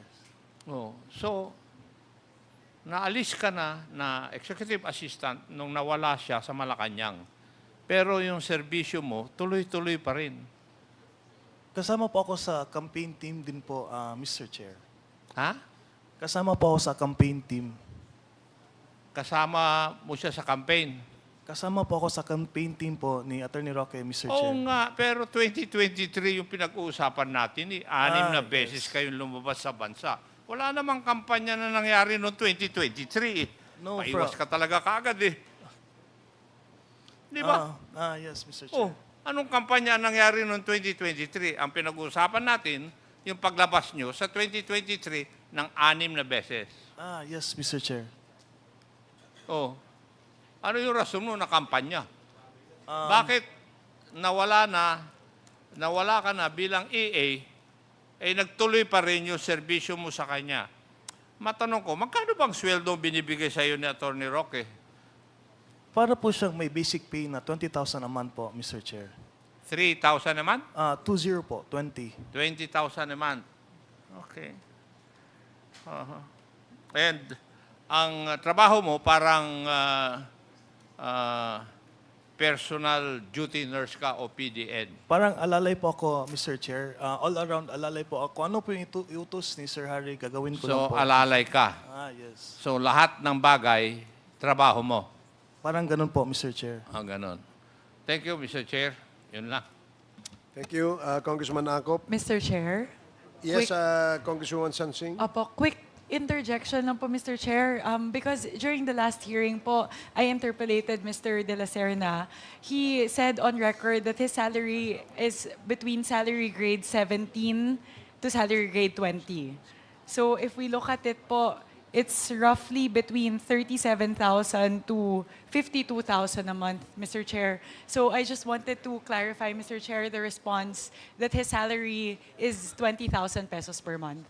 Mr. And Chair also, po. Mr. Chair, in addition to that, Mr. Chair, in the last hearing, Congresswoman Mika asked Mr. De La Serna what specific job description is he doing for Harry Roque. And he said he's in charge of the social media accounts of Mr. Roque. Now he's saying he's alalay all around.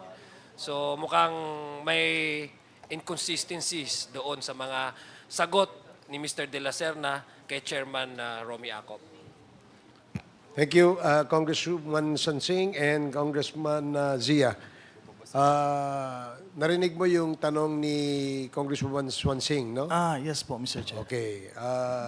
Anong sagot mo sa kanyang katanungan? Can I answer first the question of Congressman Adjong. Yes po. Yes. With relations to your question po, Your Honor, nag-start po ako as SOCMED ni Attorney Roque po noong 2020. Tapos naging EA po ako ni Sir Harry noong 2021 hanggang sa sinama niya ako as campaign after nung Malacanang stint. Sinama po ako sa election staff. After po ng election staff, iilan na lang po kaming natira to work in his office. I have one of them, pero ganun po talaga, pag sino yung naiwan, sa kanya din naiwan lahat ng trabaho. And to answer Congresswoman Swansing, the salary grade 17 to 20 was the salary grade in Malacanang, not in the private employment of Attorney Roque po. Mr. Chair, quick Please follow-up proceed. lang po.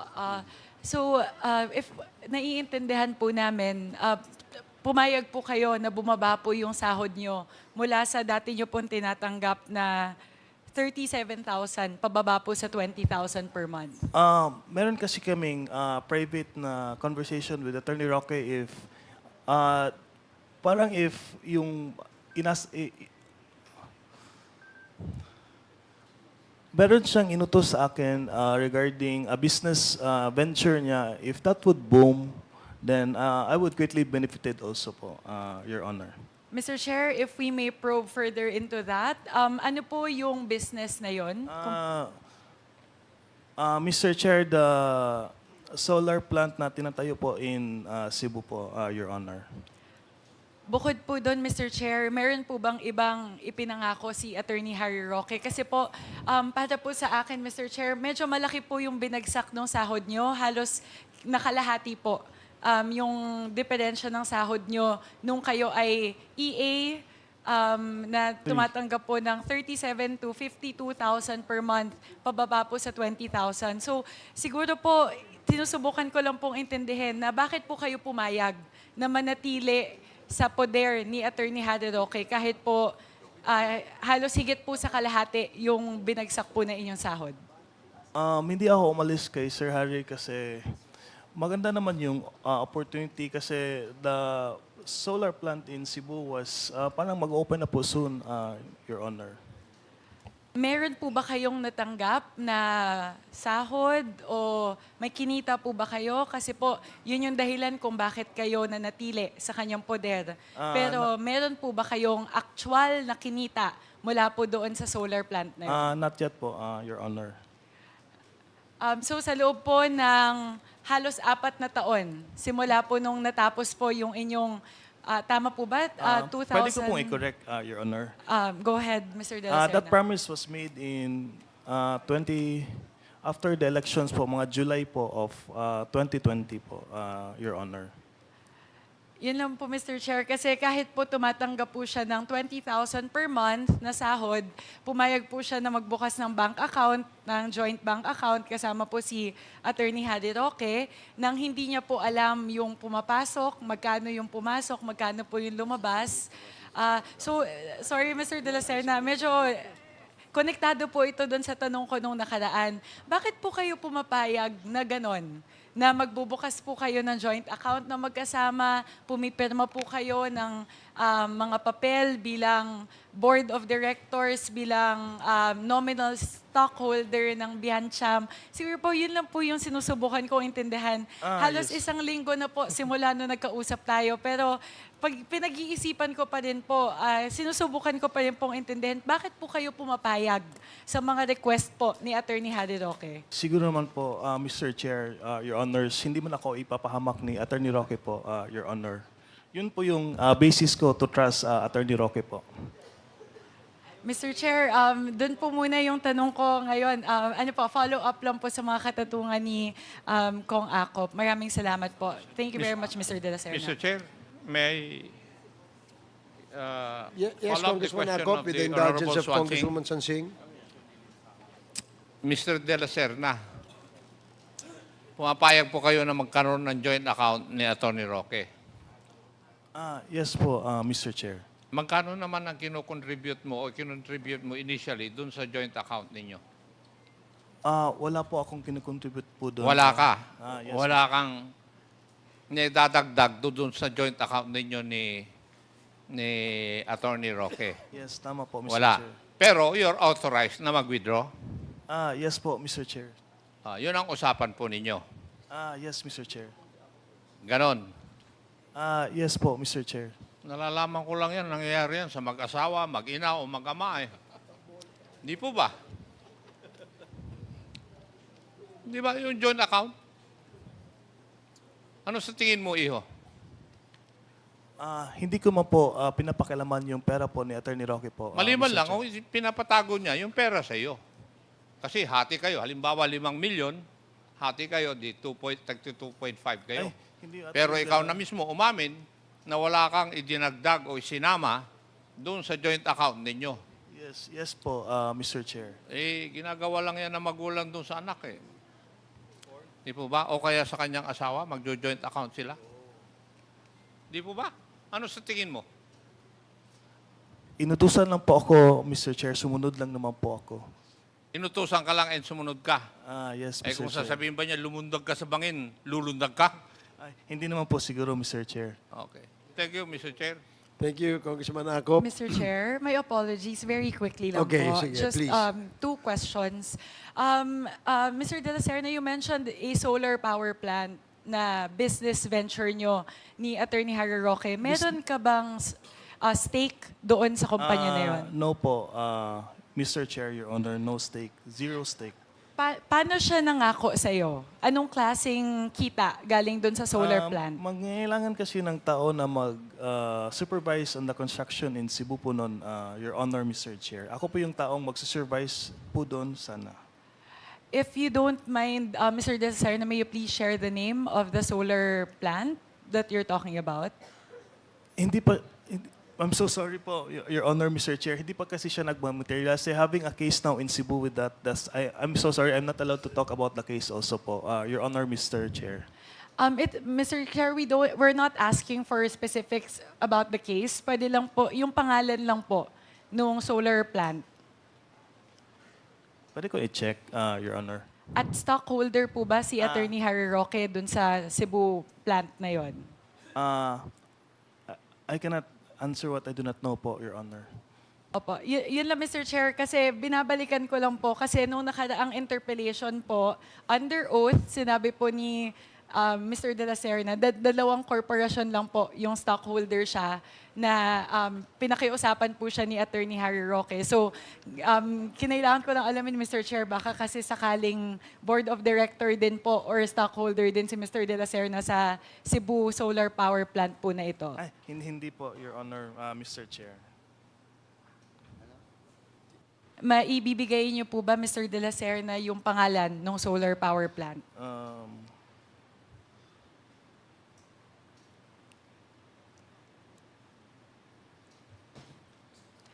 Mr. De La Serna, habang hinahanap niyo po, so ang expectation po ba ay habang nag-aviation school kayo sa Pampanga, ay mag-manage po kayo na solar power plant sa Cebu? Ganun po ba yung usapan? Magkalayo po yun? That was before deciding to pursue a career in aviation po, Your Honor. Okay. The name of the company would be Northern Cebu Renewable Energy Corporation Incorporated po. Sorry, Mr. De La Serna, can you say that slowly po?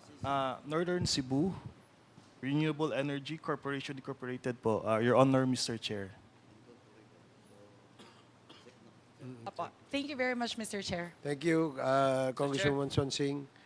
Yes, I have a follow-up question. Medyo na-intriga ako dun sa ano eh. Please proceed, Congresswoman Sia. Oo. Mr. De La Serna, can you confirm ano po itong joint venture ninyo ni Attorney Harry Roque pagdating sa solar energy? Wala po kaming joint venture with the company po, Your Honor, Mr. So Chair. ano yung participation mo doon, Mr. Chair? Attorney De La Serna. If magkakaroon po, ma-pursue po yung solar power plant po doon, ako po yung tatao for Attorney Roque in Cebu po, Mr. Chair, Your So Honor. stockholder ka din doon kumpanya? No, I'm not a stockholder there, Your Honor. So ano yung specific na participation mo? We'll just manage the construction of the solar panel po, Mr. Chair. Okay, To so- update po Attorney Roque, Okay. which is he will be in Manila. Ako So in ibig sabihin, pag ikaw ang tao niya doon, at least you have a basic knowledge of how solar business is being run. Am I correct? Ang pagkakaintindi ko po before, Your Honor, Mr. Chair, ako lang po yung mag-update kay Sir Harry on ano po yung nangyayari Hindi, po pero ang in sinabi Cebu. mo, Mr. Chair, kanina is you'll be the tao.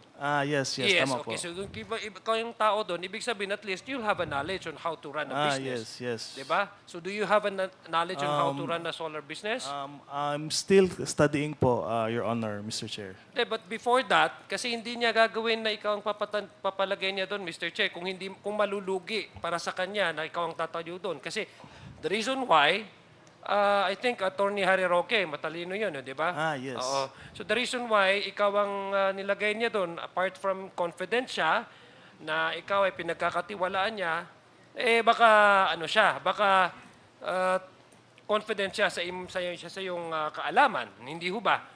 Ang pagkakaalam ko po, Your Honor, Mr. Chair, ang trabaho ko lang po doon is to update Attorney Roque po sa mga but you updates said- po in Cebu. So you said that you'll be the person in charge of the Ito yung sinabi mo, you'll be the person in yes. charge in Cebu to update, not only to update Harry Roque, but you'll be the alter ego of Attorney Roque. Mostly po ng work ko talaga po, Mr. Chair, Your Honor, is to update Attorney Roque po sa mga ventures Sinabi niya mo, po. okay, let me go back to my previous question. Tinanong kita, Yes. do you have a basic knowledge? Sabi mo, nag-aaral. So can you please update me, ano yung eksakto na, na aspeto ng solar energy ang investa ninyo or alam mong po pwede mong i-share sa committee ito? Ang alam ko po, they will be producing floating energy po in Cebu po. Is it is it generation? Is it distribution? Or do you also involve in transmission lines? Do you Generation po. Ano? Generation po. Sa generation.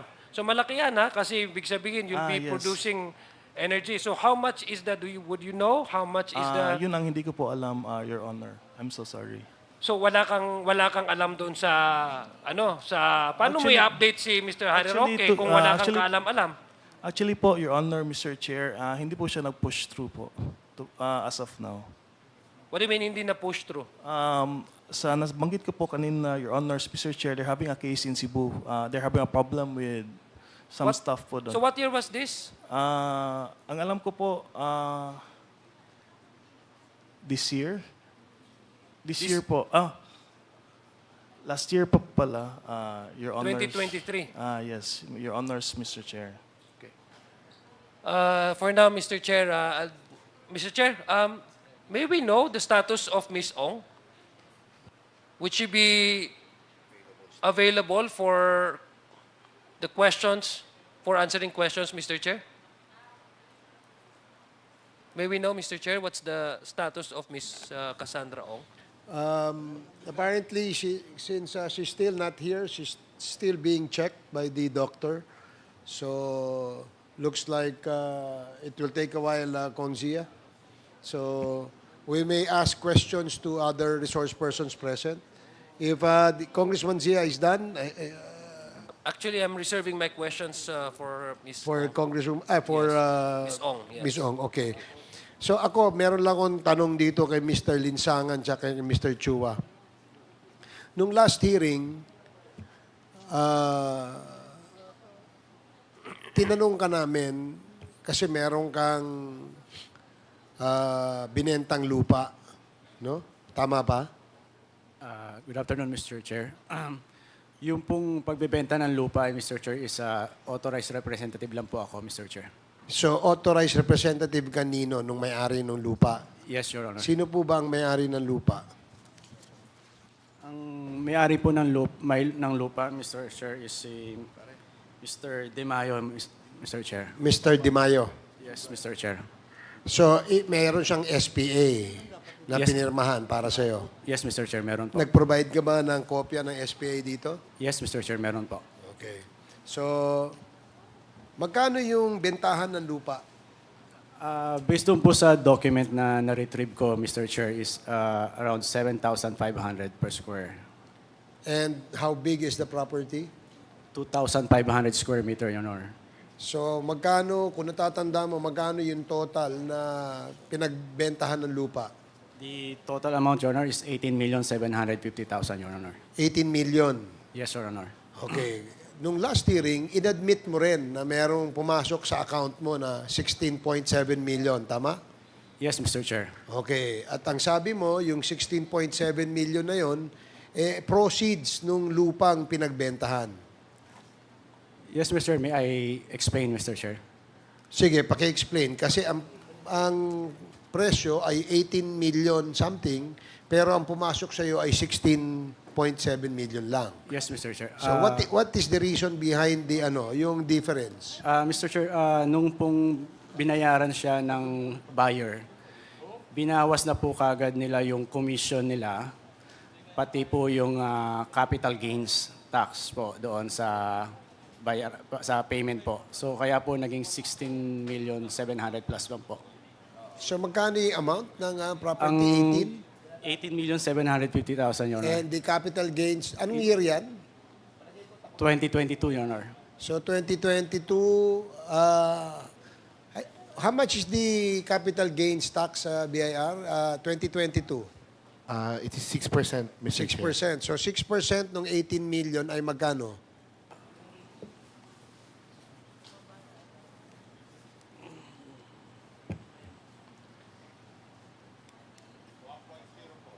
So 1.04 million yung capital gains. Yes, Your Honor. Tama? Yes, Your Honor. Okay. Magkano yung amount? 18? Plus the 5% commission, Your Honor.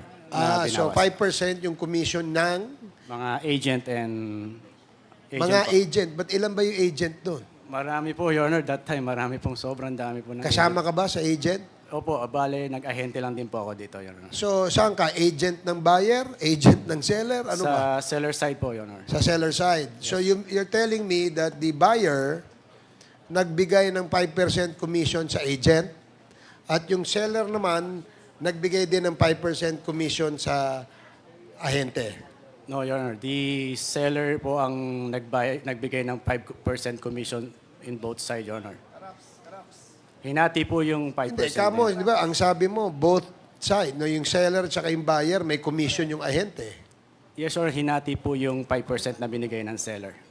And can you please give me a figure? Anong ballpark figure nung commission? Yung nakuha ng sa buyer side tsaka sa seller side? Si Mr. Chua ba ay ahente ka rin? Wala, hindi ka kasama dyan sa transaksyon na yan. Okay.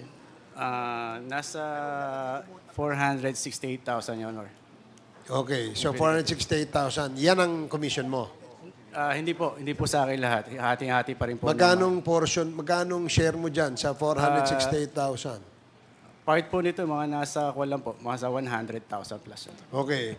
Ang tanong, bakit hindi ibinayad yung pera direkta sa seller ng property? Bakit dumaan sa account mo? Because actually, Your Honor, may overprice yung ibang agent, Your Honor. Teka. Yung nasa deed of sale, magkano? 18,750,000, Your Honor. So, ibig mo sabihin, yung 18 million na yan, overpriced pa yan. Yes, Your Honor, marami. May nag-overprice po. So, magkano ang actual, magkano zonal value dun sa area, more or less? Magkano yung price per square meter dyan? Wala po idea that time, Your Honor. Yung market value lang po dati, Your Honor, mas mataas pa. Pero, bakit yung 16 million na amount, sa'yo lahat na ibigay? Ikaw ba ang leader ng mga ahente? Yes, Honor. Actually, ako po yung naging facilitator and paymaster doon sa bentahan. Kausap ko po kasi yung may-ari that time. Actually, 3 years po ito in the making bago na benta. Kaya po, yung may-ari nag-agree na bigyan siya ng at least nasa 10 million, Your Honor, para okay na siya sa 10 million para ibenta yung property niya, Your Honor. So, hindi lang 100,000 ang kinita nyo. Yes, Your Honor. May additional pa po doon, Your Honor. Yun nga sinasabi ko sa'yo. Kasi nagtataka kami, kung may minus mo yung capital gains, i-minus mo yung commission, yung 5% commission ng mga ahente. Tapos ngayon, sinasabi mo, overprice. So, ibig sabihin, ganun kalaki ang tiwala sa'yo ng may-ari dahil sa'yo pumasok yung pera. Yes, Your Honor. Kasi po, matagal na po talaga nilang pinabebenta yung property, Your Honor. Basta mabenta po. Okay. Anong year yan nabenta? 2022, Your Honor. Anong year yung na-incorporate yung Lucky South 99? 2023, Your Honor. 2023. And during that time... May I correct, Your Honor? Sige. Yung na-incorporate po yung Lucky South? Oo. Based dun sa nakuha namin documents, Your Honor, is 2019, Your Honor. 2019. Opo. Then yung pangalan po namin, nakuha po nila ng 2023, Your Honor. 2019 na incorporate yung Lucky South, 2023 kamo ninakaw yung pangalan nyo. Yes, Your 2019 na incorporate eh. Ibig sabihin yung mga pangalan nyo ay nasa Lucky South na 2019, hindi mo pa nabibenta yung lupa. No, Mr. Your Honor, ang incorporator po talaga ng Lucky South, if you check the document, Your Honor, is sila Miss Mascareñas po ang mga incorporator. Sila po yung original incorporator. Then kami po, nanako yung name namin, nilagay po nila kami as shareholder and officer po noong 2023, Your Honor, September 2023. In that document, dun sa incorporation papers ng Lucky South, tumatama yung inyong TIN number eh. Tumatama rin yung inyong signature. So, ibig sabihin, kayo ang pumirma At kayo rin nagbigay nung TIN number. Kasi tama yung TIN number eh. Your Honor, nasa statement na po namin, nag-file na po kami ng complaint na tama po yung TIN number at nakapag-sign din po kami doon sa photocopy nung ID namin because isa po yan sa nirequire sa amin na as investor na i-present sa kanila, ibigay sa kanila. Okay, BIR, TIN number daw nila ay ginamit o ninakaw at inilagay doon sa incorporation papers ng Lucky South 99. Dalas bang nangyayari yan sa mga TIN numbers? No, Mr. Chair. TIN numbers are not usually used by other people because they are not public information. O yan, kagaya niyan. Ang BIR nagsabi, imposible na manakawan ng TIN number. So ibig sabihin, ikaw nagbigay ng iyong TIN number. Yes, Mr. Chair, hindi naman po namin dinida na yon. Yun po yung kasing ni-require sa amin ni Dan de la Cruz, which is inadmit naman po ni Ms. Cassandra Ong nung time na Kita mo ha. Sinabi mo ninakaw yung identity nyo at ginamit pag-incorporate ng Lucky South 99, hindi ba? I think hindi po kami ang nag-incorporate, Mr. Chair. Kami po ay nilagay nila nung September 2023 doon sa dokumento nila nung pinalitan po nila yung 5 existing na officers nila at ginawa po nila yon na 3 officers na lang plus si Miss Baterna po. I think sila po ang makakasagot nun na nung dokumento na yun kung paano anong ginawa nila. Paano magiging accurate yung TIN numbers na inilagay doon sa incorporation papers kung hindi galing sa inyo yun? Eh kayo lang naman nakakaalam nun. Yes, Mr. Chair. Yun nga po, binigay namin yung dokumento namin kay Mr. Dan de la Cruz, including the TIN number na and ID para po doon sa as investor po kami nung sabi niyang itatayong korporasyon. O yun. So pumayag kayo. Pero hindi ninakaw yung identity nyo. Dahil may consent kayo. The fact that you have given your TIN numbers and you signed the documents, pumayag kayo dahil sinabi sa inyo ni Mr. Dan de la Cruz ba? Yes, Mr. Chair. Na maging investor kayo dito, kikita kayo. Hindi ninakaw ang identity nyo. Kasi ang depensa mo, ang sinasabi mo, pilit, na hindi nyo alam na ginamit inyong mga pangalan sa pag-incorporate itong Lucky South 99. Hindi po sa pag-incorporate, Your Honor. Inilipat po nila yung, ginamit nila yung pangalan namin, inilipat sa amin lahat yung share ng dating mga may-ari without our consent, without our knowledge, Your Honor. Mukhang... Kung makikita po niyo yung dokumento, Your Honor, if I may, Your Honor. We ask you to submit documents to the committee secretary tungkol dyan, hindi ba? Yes, Your Honor, meron na po kami sinubmit and makikita niyo po doon sa documents, forged po lahat yung pirma namin doon sa director certificate. And doon po sa ginawa nilang amendment, iba na po yung nakalagay din po doon sa amendment na pinail nila sa SEC Tarlac, na nakuha namin documents sa SEC Makati, na forged po lahat yung pirma namin doon. At the same time, pinalalabas po nila na kami na raw po yung officers as of November 2023, Your Honor. And yun din pong notary, upon filing po ng kaso against kala Ms. Baterna and Ms. Cassandra Ong sa Angeles City, we confirm na yung notary po doon na ginawa nila is fake din po and hindi siya commission ng Angeles City. Kasi po doon yung notaryo. Fake? Yes, Your Honor. Wala daw pong existing na ganong commissioned lawyer doon sa Angeles City, Your Honor. Mr. Chair, may I? Ronaldin, narinig mo yung sinabi ni Mr. Linsangan na kayo ay magkakasama bilang incorporator dun sa Lucky South 99? Yes po, Mr. Chair. So doon sa papeles ba, nakikita mo yung mga papeles? Nakita mo ba yung pangalan ni Mr. Linsangan? Parang nabasa ko po minsan. Si Mr. Chua? Di ko na po matandaan, Mr. Chair. Sino yung meron pa isa eh? Mr. Ang, Miss Edwin Ang, Your Honor. Mr. Ang, si Mr. Ang, Edwin Ang. Parang yung kay Linsangan po medyo familiar. Mr. Chair, if I may. Sige. Yes, Mr. Chair, may Congressman I? Abante. Yes, kayo po yung tatlo, Mr. Chair, yung tatlong nasa hearing namin, I think it was the first time, Yes, Mr. Chair. yung tatlo na pinakontempt ko pa nga kayo, winidraw ko lang, di ba? Yes, Mr. Chair. So, kumusta na, Mr. Chair, yung kaso na inyong final laban po sa talagang incorporator ng Mr. Chair, yung po Lucky sa... South 99? Mr. Chair, doon po sa Makati, submitted for resolution na daw po. Then, doon po sa Angeles, wala pa po kaming nare-receive kung meron na po kaming hearing. We filed that last August 15, noong time pong may first Quadcom po sa Pampanga. Andun po kami naman sa court ng Angeles City para mag-file ng second case against them. Mr. Chair, anong demanda ang final ninyo? Anong demanda at ilang demanda, Mr. Chair? Mr. Chair, doon po sa Angeles City po, we filed falsified documents and forgery. Kay Edwin Ang po is 3 counts.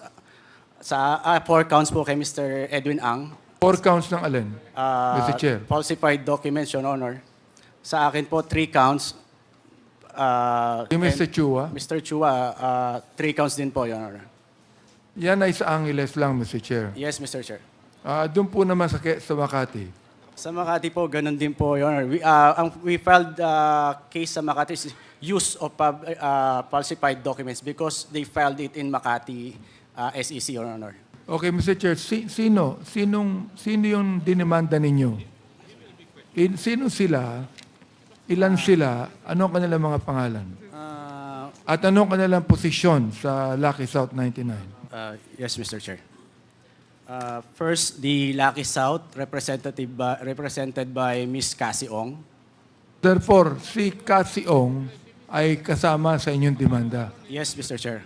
O ibig sabihin, Mr. Chair, kayo, pwede kayong maging witness dito na sinasabi ninyo, Mr. Chair, na si Cassie Ong, alam niya na POGO Hub ang Lucky South 99. Mr. Chair, yun po yung ang binanggit lang po niya during the video. Yes or no lang yan eh. Ang tatanong ko sa inyo, alam niyo ba? Sapagkat dinemanda niyo si Miss Cassie Ong eh. Di ba?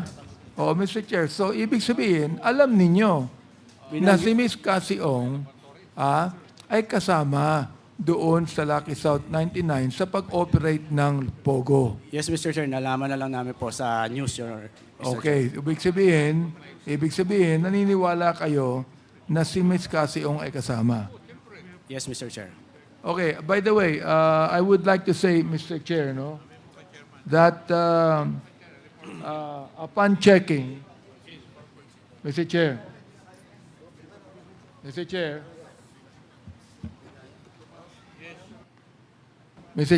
Yes, Co-Chair Abante, please proceed. upon checking on Miss Cassie Ong, her blood sugar is 167, which is above normal.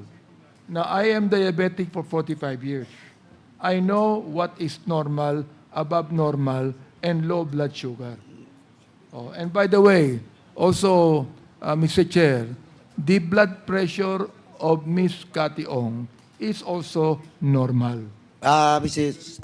Congressman, Chairman Abante, with the intelligence, the doctor is now briefing Chairman Barbers, and let us ask the doctor to. Yeah, I'd like just to manifest this, Mr. Please Chair, proceed. because we do not want that we'll have a wrong notion of Miss Cassie Ong. No? Anyway, I'd like to continue my question. Your manifestation with regards to the medical situation of Ms. Cassandra Ong is duly noted. Please proceed.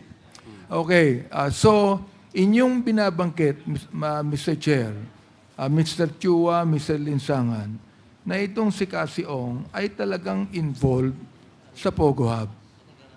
Yes, Mr. Chair, based doon sa mga nakita naming news, Mr. Chair. Okay. Palagay nyo, ilang taon na siyang involved sa Lucky South 99? Ilang taon na? Mr. Chair, wala po kaming idea. Ngayon lang po namin nakuha yung information. Okay. Kailan po kayo naging incorporator na hindi nyo alam? Nung nakuha po namin nung June 28, Your Honor, yung documents from SEC Makati. June 28, ano pong year? 2024, Your Honor. Doon nyo lang nalaman na kayo po ay naging incorporator na hindi nyo alam. June Yes. 28, 2024. Yes, Mr. Chair, nung nakita na po namin yung documents na ni-request namin sa SEC, Your Honor. Well, kailan kayo naging empleyado ng Lucky South?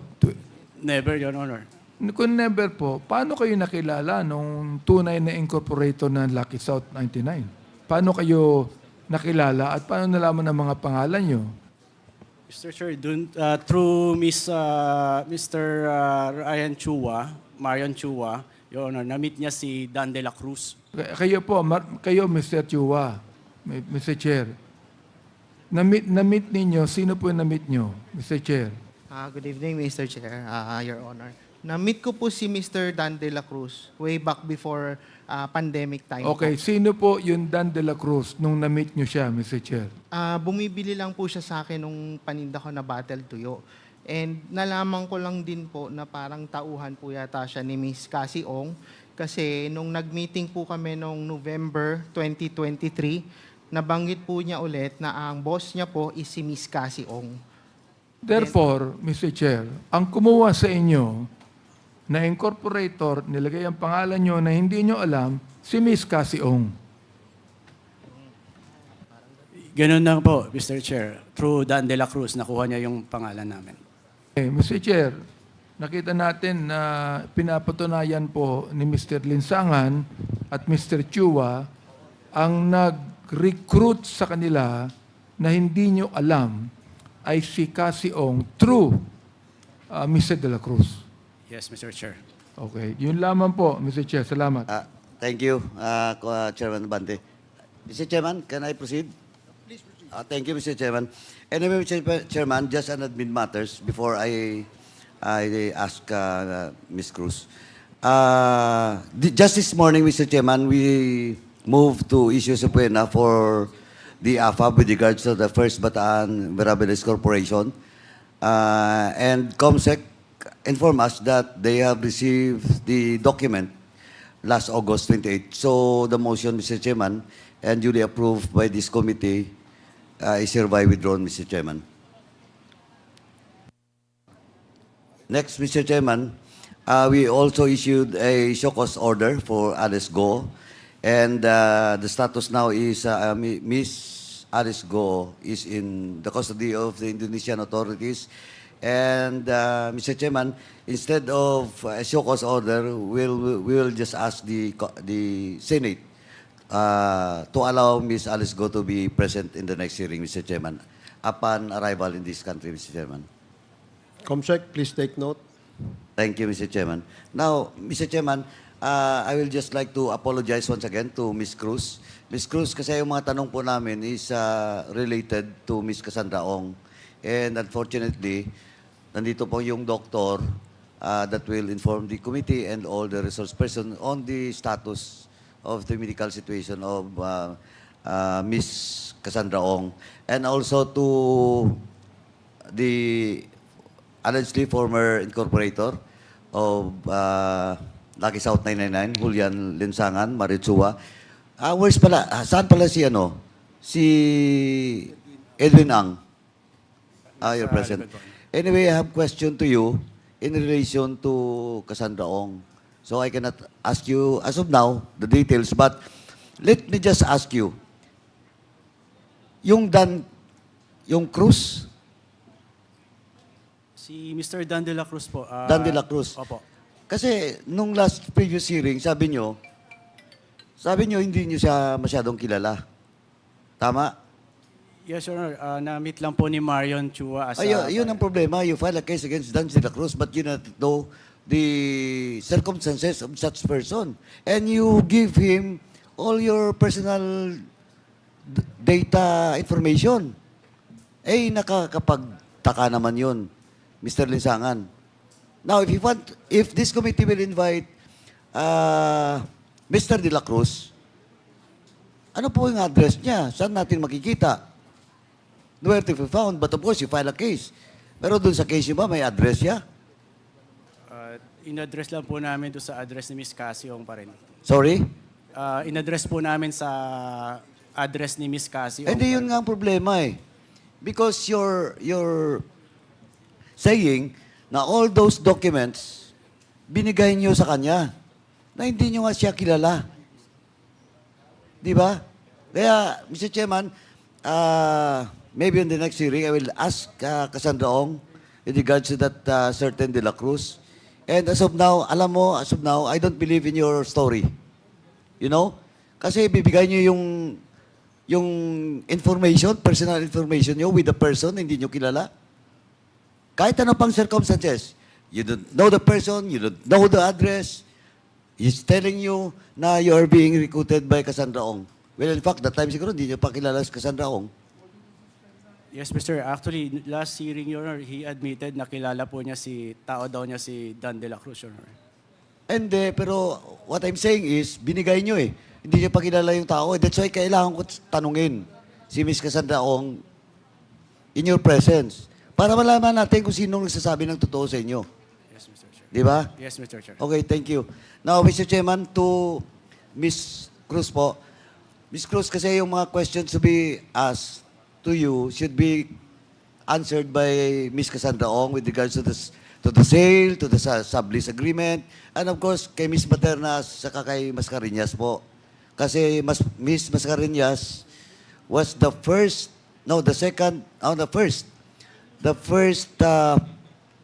person that signed that sublease agreement representing Whirlwind. Pero backtracking, ay sinasabi niyo po noong nakaraan, there is no such thing as the board resolution and there is no such thing as lease agreement with Whirlwind, di ba? Tama po? Opo, wala po kaming lease agreement with Whirlwind Corporation. Kahit ano pong lease agreement, wala po kami. Pero your purpose for that property of yours is sale. Tama?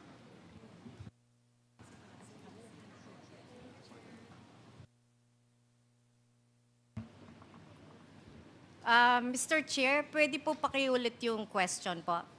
Hindi po renta, but the purpose of the family is to for sale, the land. Yes, Mr. Chair.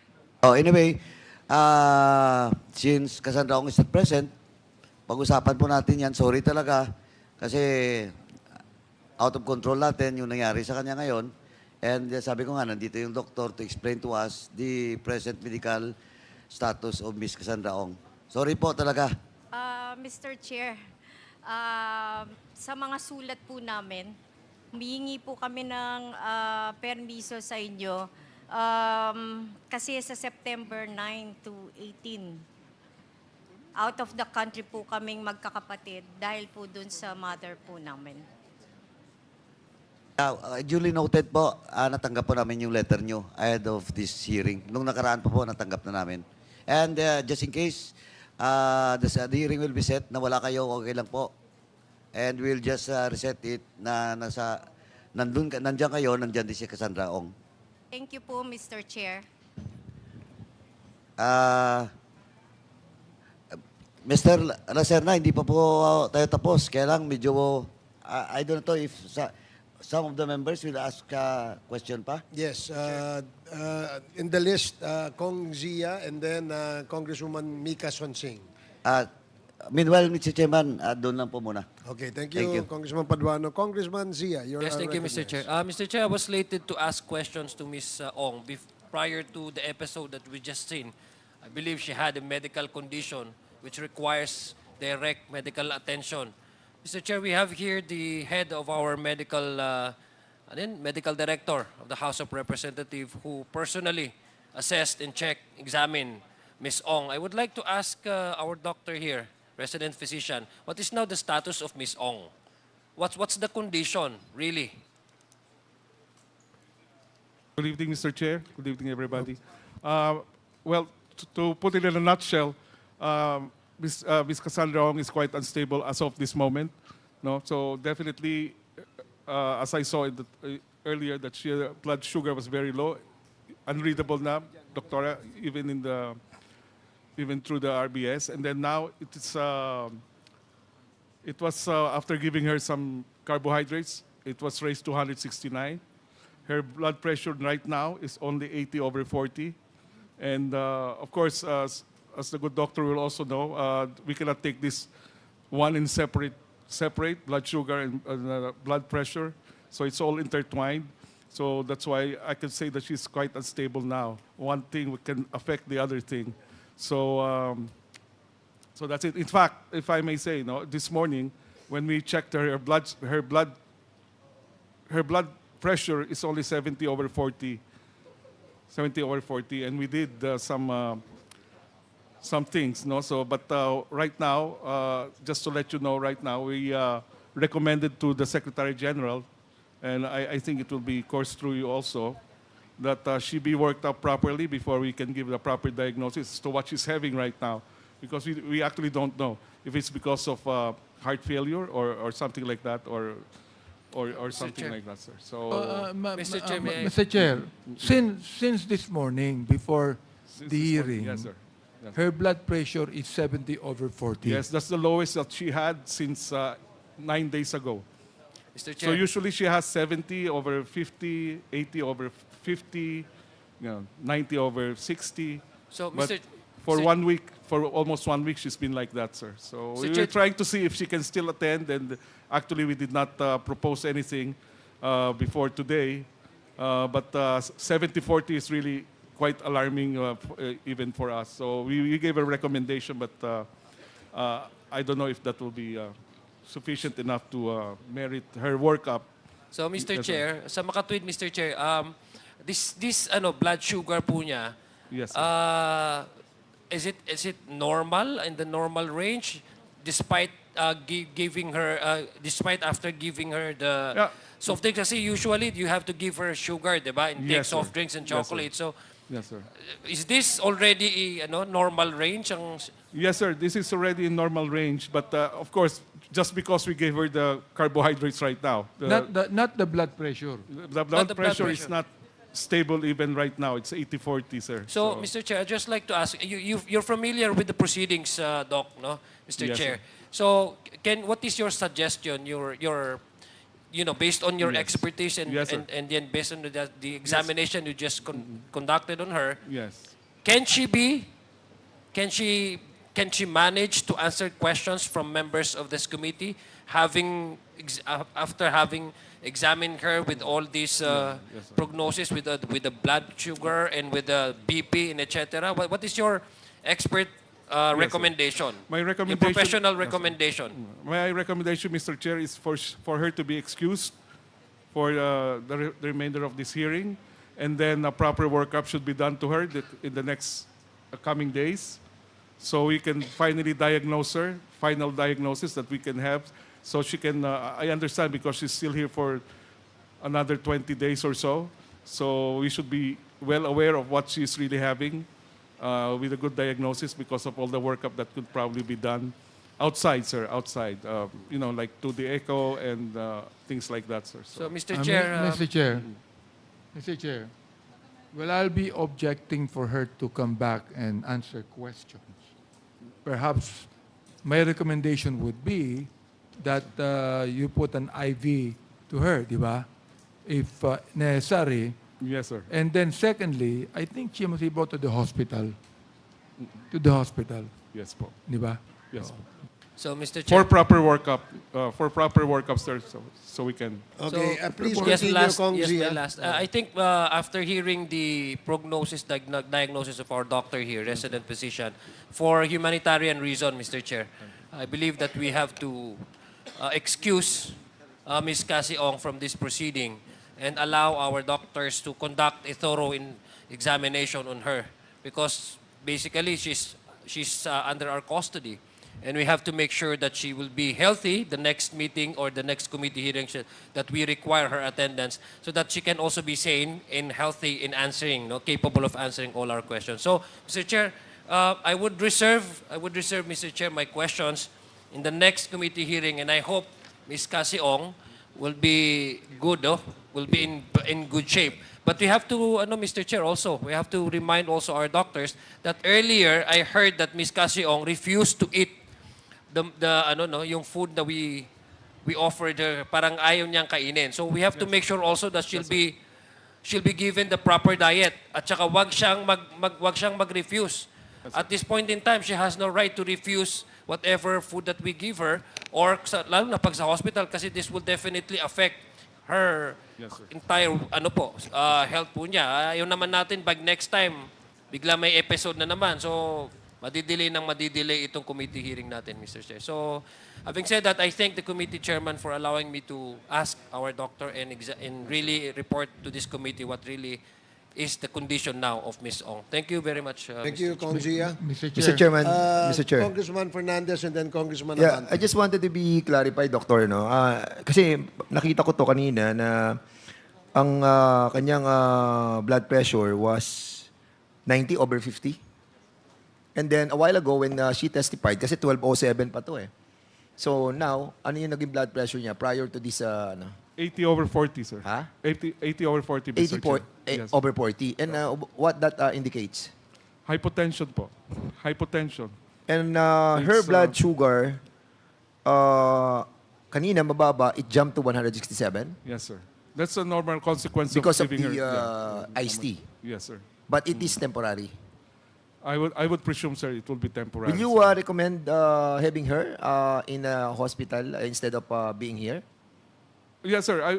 We gave the recommendations already to the Secretary General. Kasi kung Yes, kinakailangan sir. dalhin siya sa hospital, Yes, sir. bring her to the For hospital. proper workup only, sir. For proper workup. Yeah, For please. proper workup. So we can make sure that when she gets presented here the next time, that we are aware of what she truly has, and we have already the proper medication, the proper treatment. Do that we have she- a complete that she can continue. Do we have Yeah. a complete facility in order to find out the real No, not condition? here, sir. Not here. Oh, in that Not here, case, Mr. having Chairman. this kind of blood pressure Yeah. and the staggering blood sugar, Yes, sir. don't you think it's high time to bring her Yes, to sir. the hospital? Yes, sir. Or at least 2-3 days. Just to give the proper workup, sir. 2 to 3 days po. Okay, 2 to you will 3 be the one responsible for this, because I myself, I will be recommending her to be Yes, sir. brought to the hospital. So that Since, only, yes, sir. So Huh? that only, Mr. Chair, the next time she goes to the hearing, we already know exactly what she has and she's being treated for whatever she has. no, what I'm trying And to she- tell Yes, Doc, sir. Doc Yes, sir. Valencia, Valencia ba? Bautista po. Right now, we have the blood pressure that is so Yes. low, starting 1207, and then a while ago, you told us that it was from 90/60, naging 80/40 siya. Yes, sir. And then the blood sugar was so low when she drank the iced tea, it jumped to 167 milligram. So Yes, sir. don't you think it's proper to bring Yes, her sir. to the hospital now? If Mr. Chair. the committee will approve of that, then there's no reason for us to delay further. So the sooner we know her diagnosis, the sooner we can treat so her. we will be letting you your medical expertise. Yes, no? sir. Sige. Yes, Thank you, Mr. Chairman. Thank you, Congressman Fernandez. Doc, I Yes, think sir. you should do what is necessary. Okay po. No, kung kailangan siyang dalhin sa hospital, bring her to the hospital. Okay, sir. Kailangan i-work up siya, dalhin nyo, gawin nyo lahat ng work up Yes, sir. na kailangan. Opo, sir. Okay? You don't actually need the approval of the committee because I think this is an emergency case. So, Yeah, we can say sige, that. so, And Somehow, Mr. Chair, I'd like to tell our doctors that, for example, before the hearing, her blood pressure is 70/40. This No. morning, Mr. Chair, yes. Huh? This morning, Mr. Chair. Yeah, no? 70/40, correct? Yes po. 70/40. Before This the morning, hearing. around 10:30 in the morning. Ibig sir. sabihin, Yes, sir. pwede na papuntahin dito pag ganun ang blood pressure niya. But we were watching her the whole day, so somehow we felt she can, but apparently she wasn't able to continue sige. anymore, sir. Now that you have given your opinion on her medical condition, do what is necessary. The committee will abide by you. Okay? So, thank you. Mr. Chair. Next, Motion to... wait, Congressman Acop. Kasi yung mga chairman, sila na lang eh. Sige. Okay, Congressman Akop. Doc, sabi po nyo 2 to 3 days. The lab exam will be complete.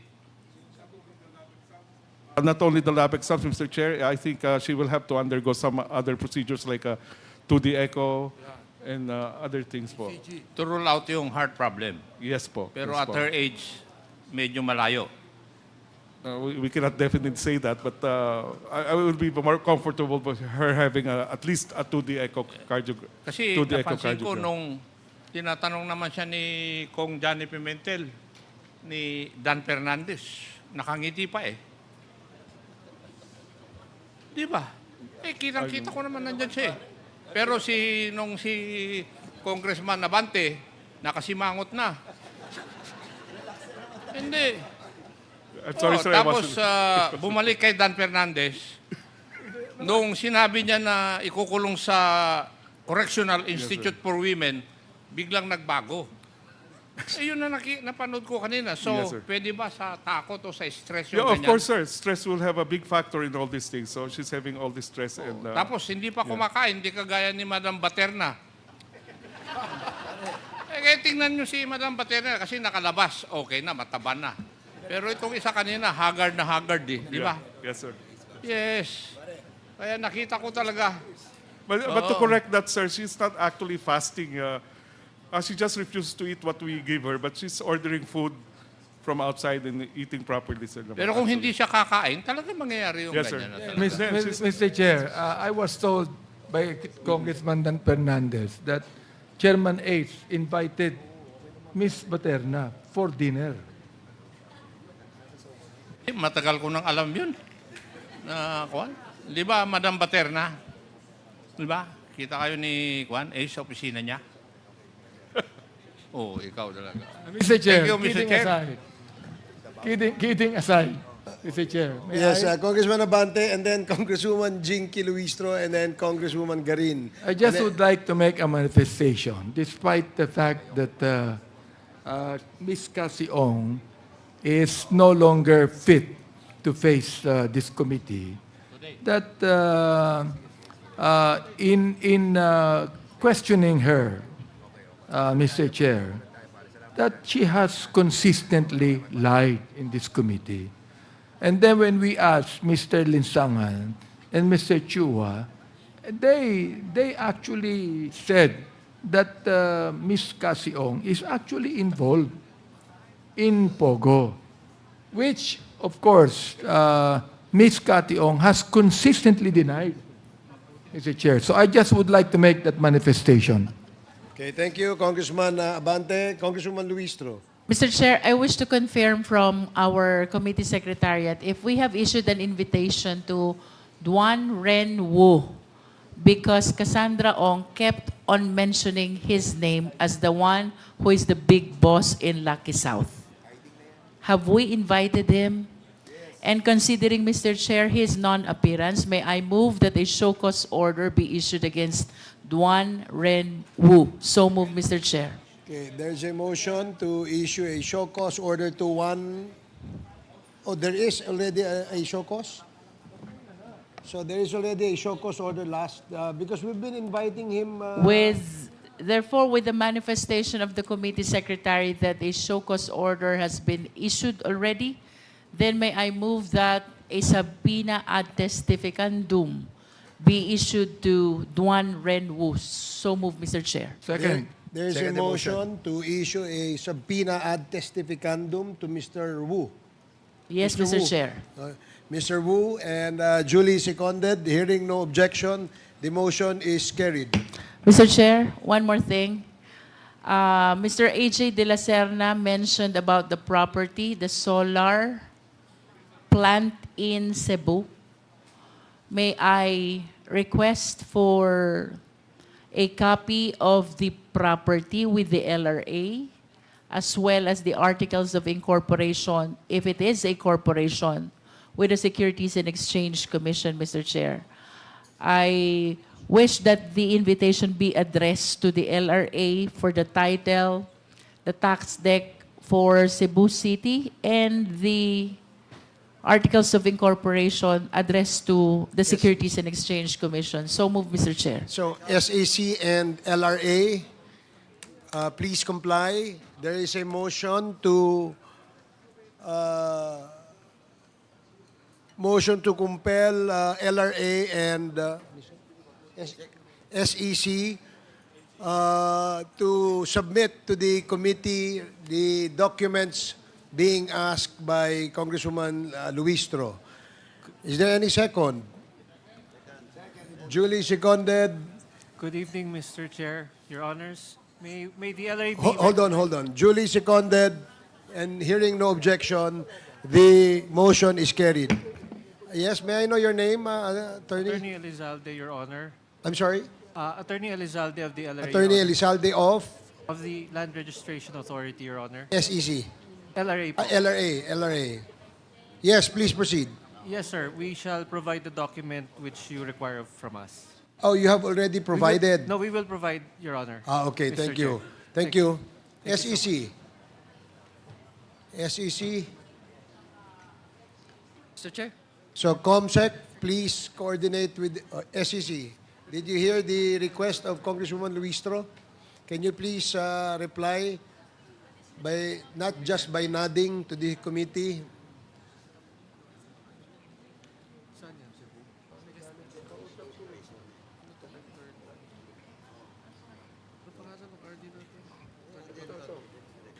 Good evening, Your Honor. I am Attorney Heo Lalabraba of the Securities and Exchange Commission. We will comply with the order of the Quad Committee, Okay. Your Honors. Mr. Chair? Okay, we need those documents before the end of this week. Mr. Chair? SEC and LRA. Thank you. Mr. Chair, for record purposes, may we request Mr. De La Serna to please restate the name of the company again in Cebu? Mr. De La Serna,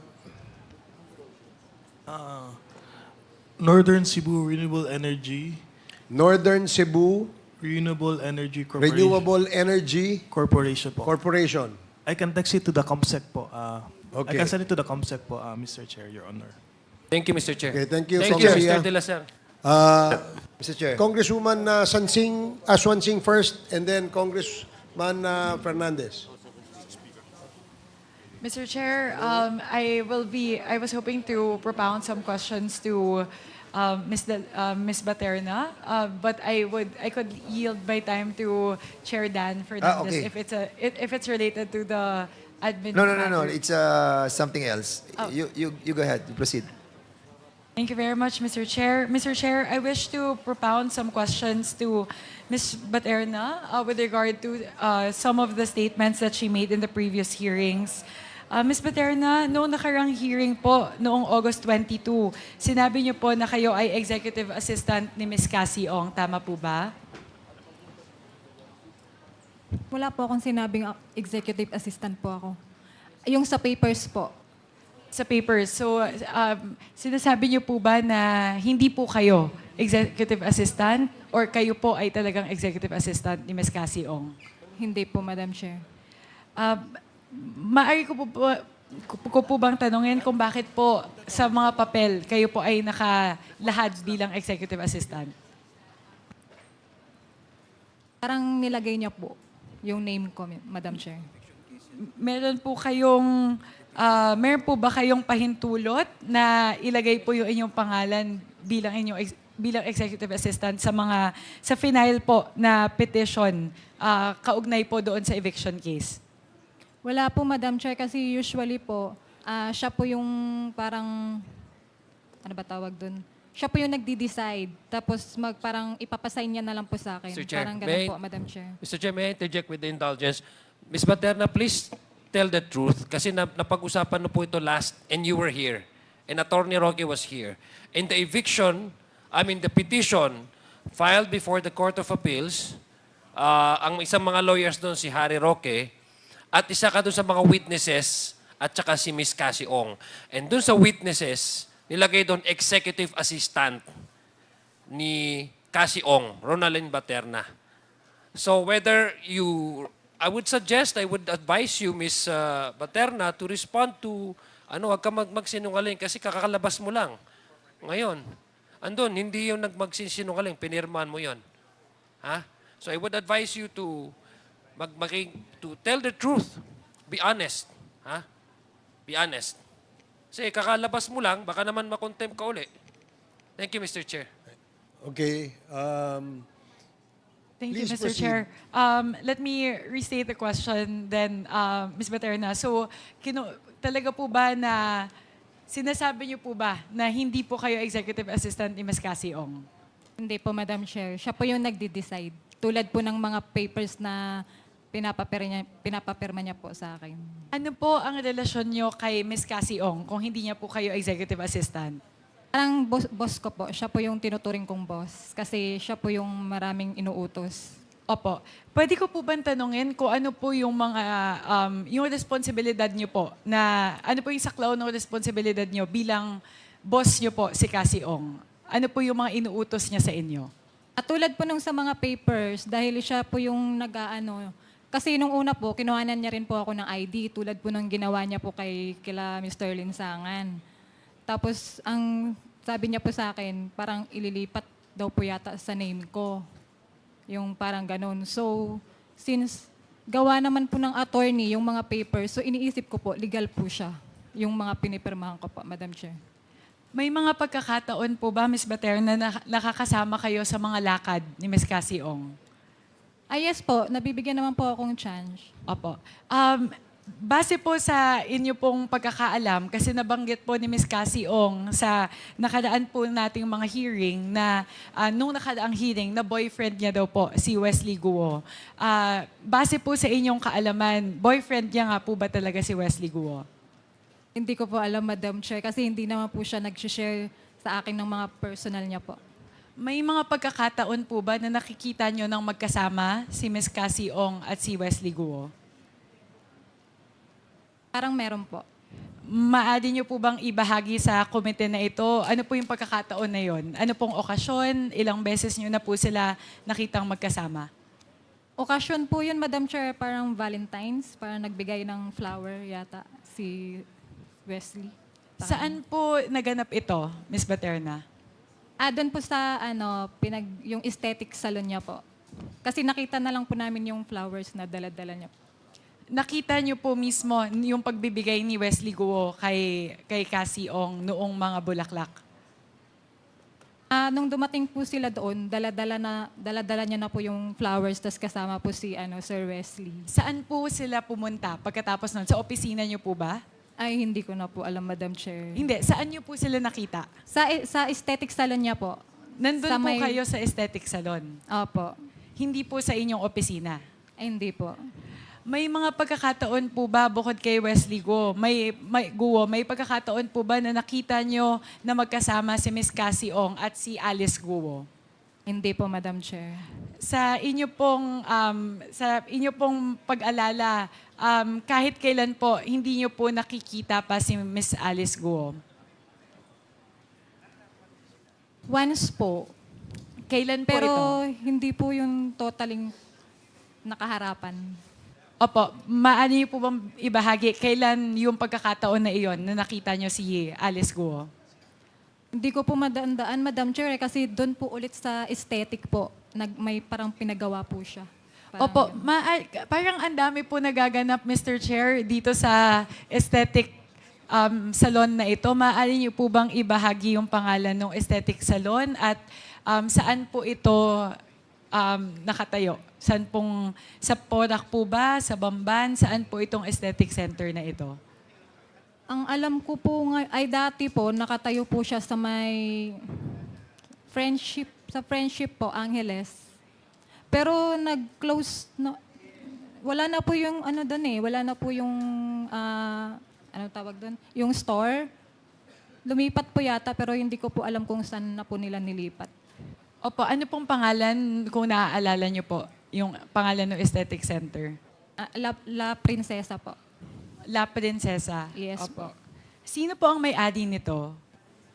Ang pagkakalam ko po kay Ma'am Cassie. Si Cassie Ong po. Opo. Doon po sa aesthetic center na yon, base po sa inyong sinasabi, nakita nyo na po sa dalawang magkaibang okasyon na binisita po ni Wesley Guo si Ms. Cassie Ong at binisita din po ni Ms. Alice Guo si Ms. Cassie Ong doon po sa aesthetic center na ito. Yes po, Madam Chair. Magkaibang pagkakataon po ito. Yes po, Madam So, dito po sinasabi niyo po sa komite na sigurado po kayo na magkakakilala si Ms. Cassie Ong, si Ms. Alice Guo at si Mr. Wesley Guo. Yes po, Madam Chair. Okay po. Salamat po, Ms. Paterna. Sunod po na tanong ay, kilala niyo po ba si Mr. Duan Renwu? O yung tinatawag po na Big Boss? Yes po, nakikita ko po siya. Nung mga pagkakataon po na nakikita niyo po siya, kasama niyo po ba si Ms. Cassie Ong? Siya po yung kasama ni Ma'am Cassie po. So sa lahat po ng pagkakataon na nakita mo si Mr. Duan Renwu, lahat po ng pagkakataon na iyon ay magkasama sila ni Cassie Ong. Yes po, Madam Chair. Sa mga pagkakataon po na nakikita nyo sila, ano po iyon? Okasyon po ba yon o may trabaho ba? Meron ba silang transaksyon na ginagawa? Ilang beses nyo na po ba sila nakita na magkasama? Minsan lang po, Madam Chair, kasi hindi po sila palagi pumupunta doon kung saan po ako nag-work. Opo. Pag sinasabi niyo po na kung saan po ako nag-work, sa Lucky South 99 compound po? Yes po. Okay. Para lang po malinaw po sa amin. Hindi po sa Whirlwind. Sa Lucky South 99 po. Yes po.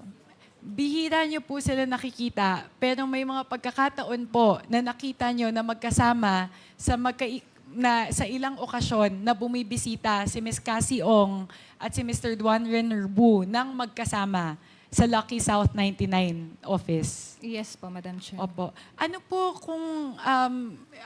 po yung dahilan na bumibisita po sila sa Lucky South 99 na opisina? Siguro po, chinecheck po nila yung yung building, parang ganun. Chinecheck po yung building? Opo, yung ano ba tawag doon? Yung yung negosyo nila, parang ganun po siguro, Madam Chair.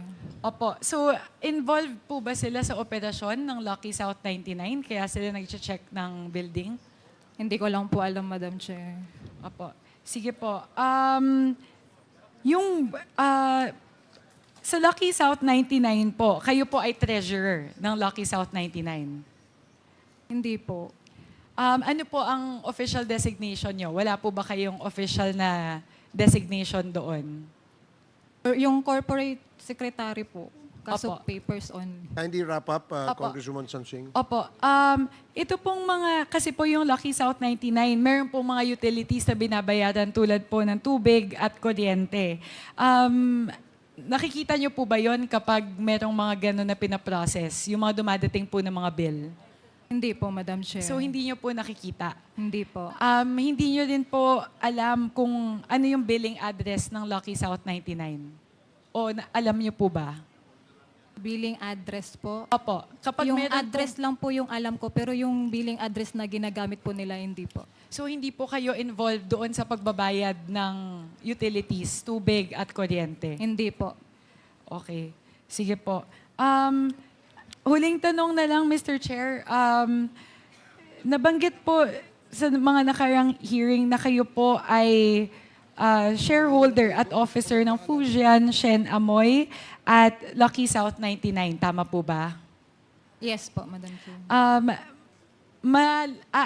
Alam niyo po ba kung magkano po yung equivalent ng value ng inyong shares na hinahawakan sa Fujian, Shen Amoy at sa Lucky South 99? Sa totoo niyan, Madam Chair, hindi ko po talaga siya matandaan. Opo. Hindi niyo po natatandaan o hindi niyo po alam? Hindi ko po alam. Opo. Kasi, Mr. Chair, mahalaga po yung katanungan natin na ito. Kasi po, sa estimate po, ang value po ng shares na hawak ninyo sa Fujian Shen Amoy ay naglalaro sa 1.5 million pesos. At sa Lucky South 99 naman po, ilang milyon din po. Higit po sa 1 milyon. Ngayon po, kung nakapangalan po sa inyo yung shares na iyon, sinasabi niyo po ba dahil hindi niyo po alam kung magkano, hindi po kayo yung actual na nagpasok ng pera para po makuha yung shares na ito? Wala po talaga akong idea dun sa Amoy. Last wala question, po. Apo. Congresswoman Sonsing. So, yes, Mr. Chair, thank you. So, ang huling tanong ko po, wala po kayong pinasok na pera? Wala po. Dahil Kahit wala po ako. nakalagay kayo bilang shareholder dito po sa dalawang kumpanya na ito? Yes po, Madam Chair. Okay. Yun lang po, Mr. Chair. Mr. Chair? Yun lang po yung aking mga katanungan, Mr. Chair. Yung Mr. iba po sa aking mga katanungan para po kay Ms. Cassie Ong, pero dahil po sa kasalukuyang sitwasyon po, I will reserve it for the Okay, other sige. hearings. Thank you, po. Congresswoman Sonsing. Congressman Dan Fernandez. I move to suspend this Mr. Chairman. Quadcom hearing. Mr. Chairman, before we Before roll we with act the... on that, yeah. yes. Chairman, just admin lang po. Kasi we issue subpoena for Mr. Wu. And COMSEC asked me that the PNP be directed to coordinate with COMSEC and SAA so that we can locate the address of Mr. Wu for that subpoena artistry. For the subpoena, Mr. Chairman. Okay. SEC also, can we ask you to please submit to the committee all corporations registered under the name of Mr. Duan Ren Wu, the same name mentioned earlier, owning the company Lucky South 99. We will comply, Your Honors. Thank you. So there is a motion to suspend, and hearing no objection, we are temporarily suspending this committee hearing, and thank you very much to all our resource persons for your cooperation and patience. See you again in our next hearing. Session suspended. AMLAC and NBI po.